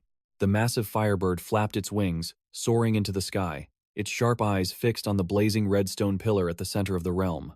Quan Nin's expression turned serious and worried. "Brother Lin-Ze, where are you?" Chapter 20. Just as Quan Nin planned, the demonic flamebird began to circle the sky, commencing its reconnaissance. Thanks to her advanced vision-sharing skill, Quan Nin's pupils seemed to dilate, taking in the entire landscape her pet observed. Vivid scenes unfolded before her. Countless players engaged in chaotic battles, a ghost bear clashing with a fire-type snail creature. Elsewhere, a guy's face was pale with fright as he ran for his life, chased by a flying monster, with its tongue lolling out. Deep in the jungle, the figures of a troop of clown-faced monkeys also came into view. After a brief sweep of the area, her demonic flamebird circled back towards her. A thought flashed through Guan Ning's mind as she neared her contracted beast. Of course, a pet can't stray too far from its master. Guan Ning's gaze shifted, her expression turning serious as she thought to herself, "Looks like I'll have to head over there and test my luck." With a monster like Lin-Ze's power, cracking the top 10 is child's play. I can probably find him using the coordinates marked on that stele. But just as she was lost in thought, a danger struck. From behind, a long-necked beast appeared out of nowhere, its massive jaws snapping shut as it lunged right for her. A powerful instinct screamed danger. Guanning instantly leaped into the air, narrowly dodging the devastating bite. The ostrich-like creature snapped at empty air. Its momentum was too great, sending it skidding helplessly forward, unable to stop. Just then, Guanning landed gracefully, her eyes sizing up the beast with a cold, calculating gaze. If I remember correctly from the bestiary, this golden-backed ostrich is a Tier 2, Rank 5 monster. How can that possibly compare to my Tier 2, Rank 7 demon flame bird? Without a single command, the demon flame bird erupted in a blazing inferno and shot forward. A wave of destructive energy slammed into the golden-backed ostrich's flank, making it screech in agony. An easy 20 points, Guanning thought, but life is rarely so simple. In that instant, a strange object flew through the air, piercing the ostrich's neck. Guanning whipped around in utter disbelief. Who was that? Her shout was answered not by a person, but by the hairy arm of a beast wielding a club-like weapon. And then, the mastermind appeared. It was none other than the infuriating Lin-Zhe, the same guy she'd punched in the face earlier. His massive, humanoid beast stood before him like a monolith, while Lin-Zhe himself wore that same smug look, hands tucked casually in his pockets, a mocking smirk spread across his lips. And just then, the beast's information popped up. Orc, Tier 2, Rank 5. The bruise from her punch was still visible on his face, but his arrogant nature was unchanged. What a coincidence, he sneered. We meet again. Seeing the shameless kill-stealer was the very person she detested. Guanning's anger flared. She pointed a trembling finger at him, her voice low and dangerous. You again? Have you no shame, stealing from others? In response to her furious accusation, Lin-Zhe simply held up his hands with a careless shrug. There's no rule that says I can't, and I don't just want to steal your kill. He suddenly pointed a finger right at her, his expression becoming even more outrageous. I'm going to steal from you. Now then. Finish off that stupid bird. On his command, his massive pet beast swung its weapon and charged forward. Guanning gasped, quickly shouting to her demon flame bird, "Dodge it!" But then, the unexpected happened. The attack, aimed at her bird, suddenly swung in an impossible arc. Its true target was Guanning herself. A massive question mark appeared in her mind, her senses screaming with alarm. It's coming for me! But dodging it wouldn't be too hard. Guanning's body gracefully sidestepped the attack as the weapon whistled past. But in that brief moment she was off balance. Lin-Zhe appeared from nowhere, grabbing her and covering her mouth. He leaned in close, whispering victoriously in her ear, "Nice dodge, but now you can't command your little firebird, can you?" Compared to normal beasts, the biggest advantage of humanoid types is their superior intelligence. It can act on its own will, and my commands were just a feint to throw you off balance. All Guanning could do was glare daggers at him. Across the field, his beast had seized the demon flame bird's wings. A cruel, predatory look crossed Lin-Zhe's face. Before I eliminate you, let me savor this for a moment. The scene shifts to Lin-Zhe's arm, where his status is now displayed. Accumulated points 40, time remaining 3 hours and 28 minutes. Those points came from Xiao-Shi, another one of his beasts, who had just taken down a wild boar. Xiao-Shi wore the same demonic grin as its detestable master. Just then, a strange sound caught Lin-Zhe's attention. Nearby, a student named Zhu Xiong and his beast were dealing with a monkey-like monster. Information quickly appeared. Clawed ape, wilderness type, Tier 2, Rank 4. Zhu Xiong's beast was also identified. Big-mouthed monster, aberration type, Tier 2, Rank 7. The commotion made Lin-Zhe glance over, just in time to see Zhu Xiong's pinkish beast swallow the captured ape whole. Lin-Zhe looked on with a hint of disgust. How repulsive. But Zhu Xiong was thrilled. That was almost too easy. A notification chimed. Accumulated points 60, and a proud smile spread across his face. At that moment, Lin-Zhe and Xiao-Shi approached, waving a friendly hello. Seeing him, Zhu Xiong looked over and replied, "Oh, it's you. We met in the cafeteria, right?" Lin-Zhe kept up the cheerful act. "That's right, classmate Zhu Xiong." But behind that smile, a cunning thought formed in his mind.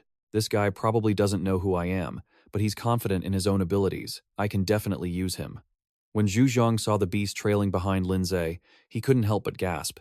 Whoa, that thing looks awesome.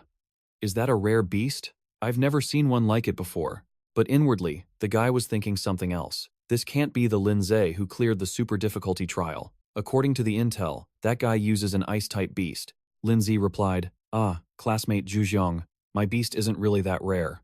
He quickly scratched his head, explaining, it's just an ordinary D-rank beast that I recently evolved to Tier 2. Hearing Lin Zhe's humble words, Zhu Xiong eagerly showed off his own beast, his voice filled with pride.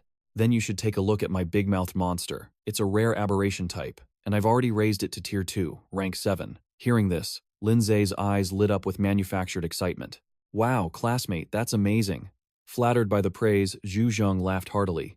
Ha. Since fate brought us together, how about I help you earn some points? Just listen to me, and I guarantee you'll make it into the top 10. Without a moment's hesitation, Lin Zhe threw both fists in the air, his face a perfect picture of pure excitement. Absolutely perfect.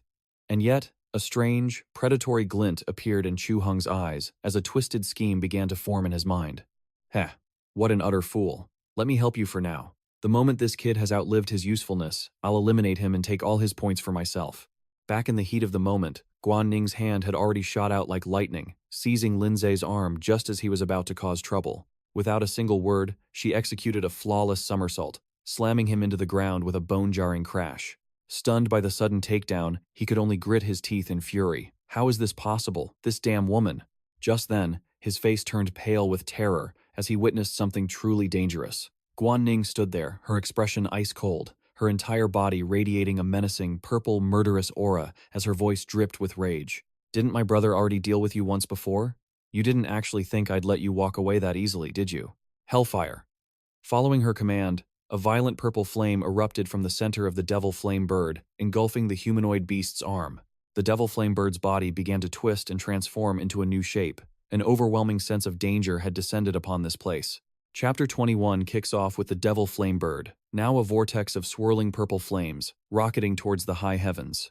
Down on the ground, a young man named Wu Du could only stare, his jaw on the floor and his eyes wide, his voice cracking as he shouted, "Wu Du, something's wrong. Hurry and help me." But the humanoid Wu Du was paralyzed with fear at this terrifying sight, unable to even hear his master's desperate calls. With that, the cowardly beast hastily fled the scene, leaving everyone stunned and bewildered. His master kicked him away, screaming in frustration, "You useless thing, get back here." Witnessing how independent this pet was, Guan Ning let a smirk play on her lips. "Guan Ning, it seems your pet has developed a will of its own, hasn't it?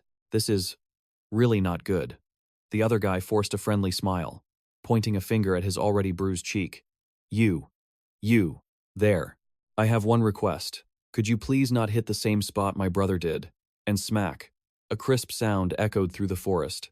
Just as he wished, his other cheek was promptly balanced out, and he fainted on the spot without needing a countdown. She casually stepped over him as a system notification chimed. Accumulated points increased by 70. A thought surfaced in Guan Ning's mind. It seems this guy's points were added to mine. From the redstone pillar at the center, the ranking board flashed, updating the list of top players. First, Lebang Van, 170 points. Second, Guo Xindi, 120 points. Third, Lu Gang, 100 points. Fourth, Guan Ning, 70 points. And fifth, Zhu Xiong with 60. Elsewhere, Teacher Qin. He glanced at the board with a silent nod. It seems this batch of candidates isn't as bad as I thought.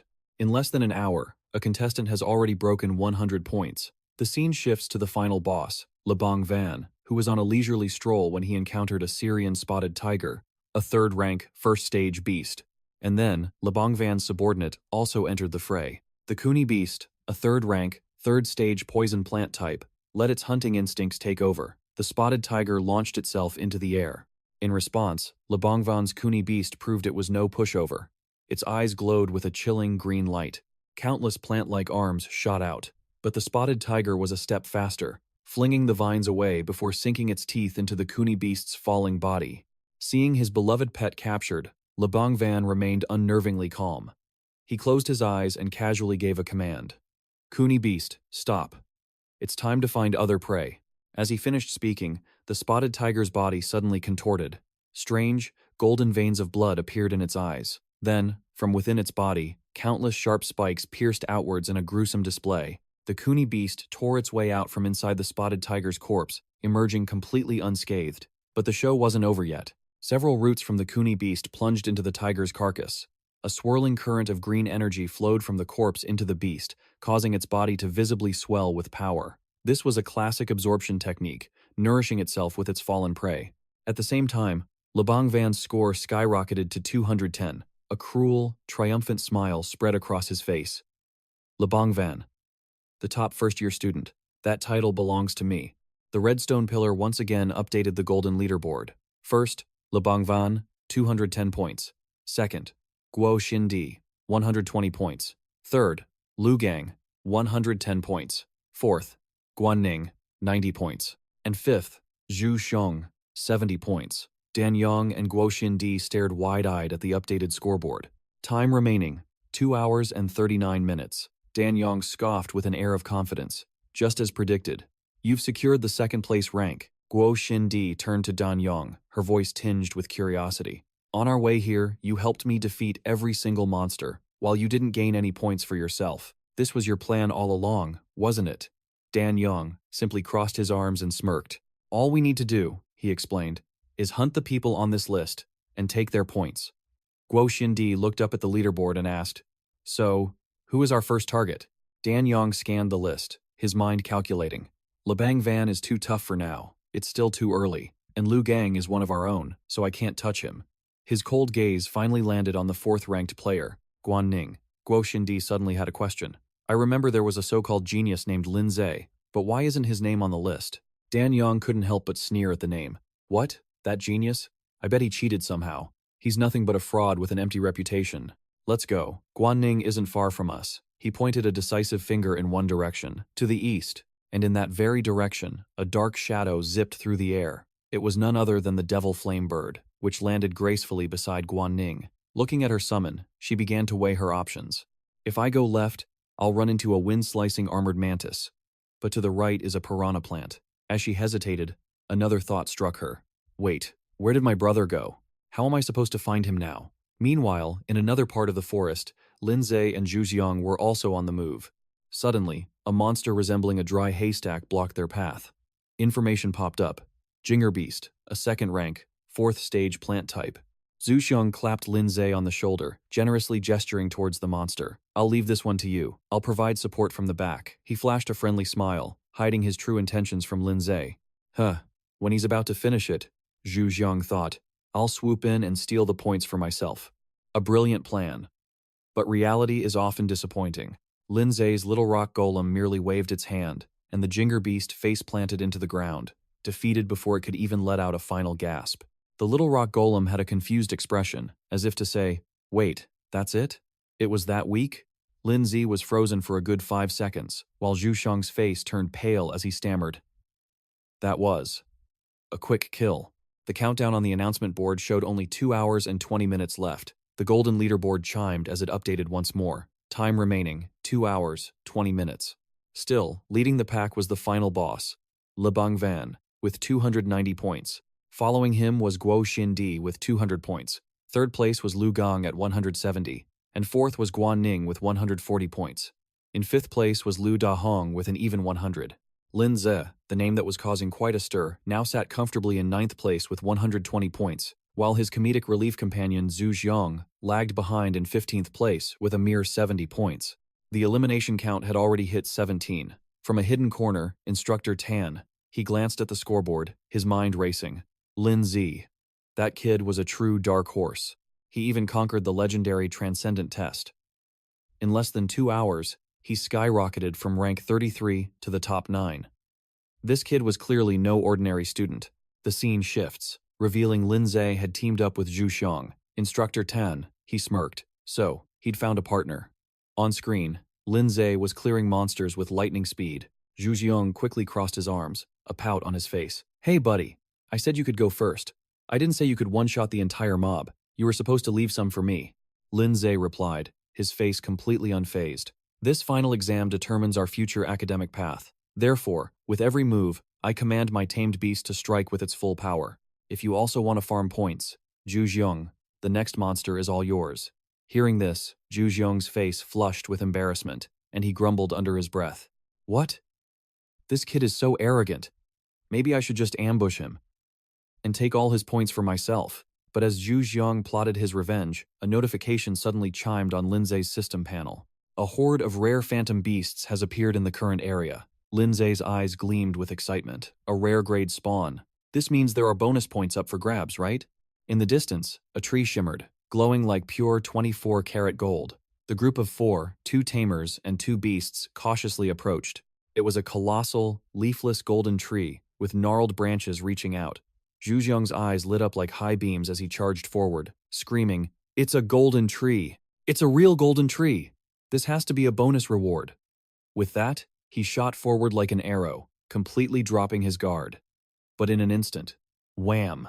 Roots erupted from the ground, ensnaring Zhu Xiong and hoisting him upside down from a branch. Lindsay managed to dodge just in time, watching with a deadpan expression. What in the world? Dangling helplessly, Zhu Xiong finally processed his situation. Oh, heavens above. And then, the tree itself began to transform, revealing a terrifying, monstrous face. Its true nature was exposed, a dangerous phantom beast. A system window appeared. Golden Kunyi beast, plant type, tier 3, 9th stage. Zhu Xiong's eyes widened in sheer terror as he hung there. This was a golden treant. Immediately, Zhu Xiong cried out for help. "Big-mouthed monster, save me, what are you waiting for?" But his own tamed beast was suffering the same fate, tangled up right beside him, though thankfully right side up. A series of exclamation points popped into his head, followed by an ellipsis. Is the 4G connection lagging up here? No. Zhu Xiong was just trying to process the situation. After a moment, he noticed that his buddy, Lindsay, was still standing below, motionless as a statue beside his own beast. A horrifying thought struck him. This golden vine monster. It's draining my life force. He screamed out in desperation. "Brother, you have to help me." Lindsay remained completely expressionless, looking up with the same stoic face as before. But didn't we agree? One monster each. Trapped and desperate, Zhu Xiong had no choice but to force a sycophantic smile. Let's not get caught up in the details. This situation is completely different. This phantom beast is incredibly powerful. We need to combine our strength. But our main character didn't even spare him a glance. He simply turned to leave with his beast, waving a dismissive hand. "Zhu Xiong, don't play games with me. I'm sure you have a way to defeat it on your own. Well then, I'll be on my way." Seeing Lindsay actually start to walk away, Zhu Xiong's voice cracked with panic. No. Brother, please, I'm serious, I'm begging you." Lindsay paused, glancing over his shoulder. Zhu Xiong plastered on a smile, but his inner thoughts were venomous. This bastard, he's actually blackmailing me. As soon as he saves me, I'll kill him myself. Out loud, he said, "Actually, I know secrets. About the others, I can share that information with you." The young man below spoke with chilling indifference. Just then, Zhu Xiong's face began to wither, his energy being drained away. He yelled out, "The soul skill, the special souls of Li Bingyun and Guo Xin. No, brother, please. Just get me down from here first." Hearing this, Lindsay's expression shifted slightly. He narrowed his eyes in thought. A special soul magic. Is it similar to Luo Da's enhancement art from before? This information is definitely valuable. With his decision made, he commanded his rock golem, use Smash Blast, target its core. The little golem immediately took its stance, its body rocketing forward like a cannonball. The golden Kunyi beast sensed the threat, lashing out with a barrage of roots from all directions. But the rock golem swatted them aside with its powerful fists, closing the distance in the blink of an eye. But just then, a special golden tendril shot out and wrapped around the rock golem's torso. It yanked the golem back with immense force as countless other roots swarmed in from all sides. They wrapped around the little golem tighter than a mummy, completely immobilizing it. Seeing this, Lindsay's brow furrowed. It seems the rock golem, at only tier 2, 9th stage, was struggling against a tier 3, 9th stage golden Kunyi beast. Watching his rock golem unable to budge, he came to a swift conclusion. It can't break free on its own. It looks like I'll have to summon Little Snow Girl to handle this. But then, something unexpected happened. The rock golem's crimson eyes suddenly flared wide. A fire ignited in Lindsay's gaze as he roared, "Rock golem, is that all the power you possess? Break free now." In response, the vines tightened their grip, crushing the rock golem into a tight, round ball. Its body seemed to merge into the mass as a strange smoke began to appear. Witnessing this grim scene, the color drained from Zhu Xiong's face, his jaw hanging open in shock. It's over. It's going to be completely absorbed.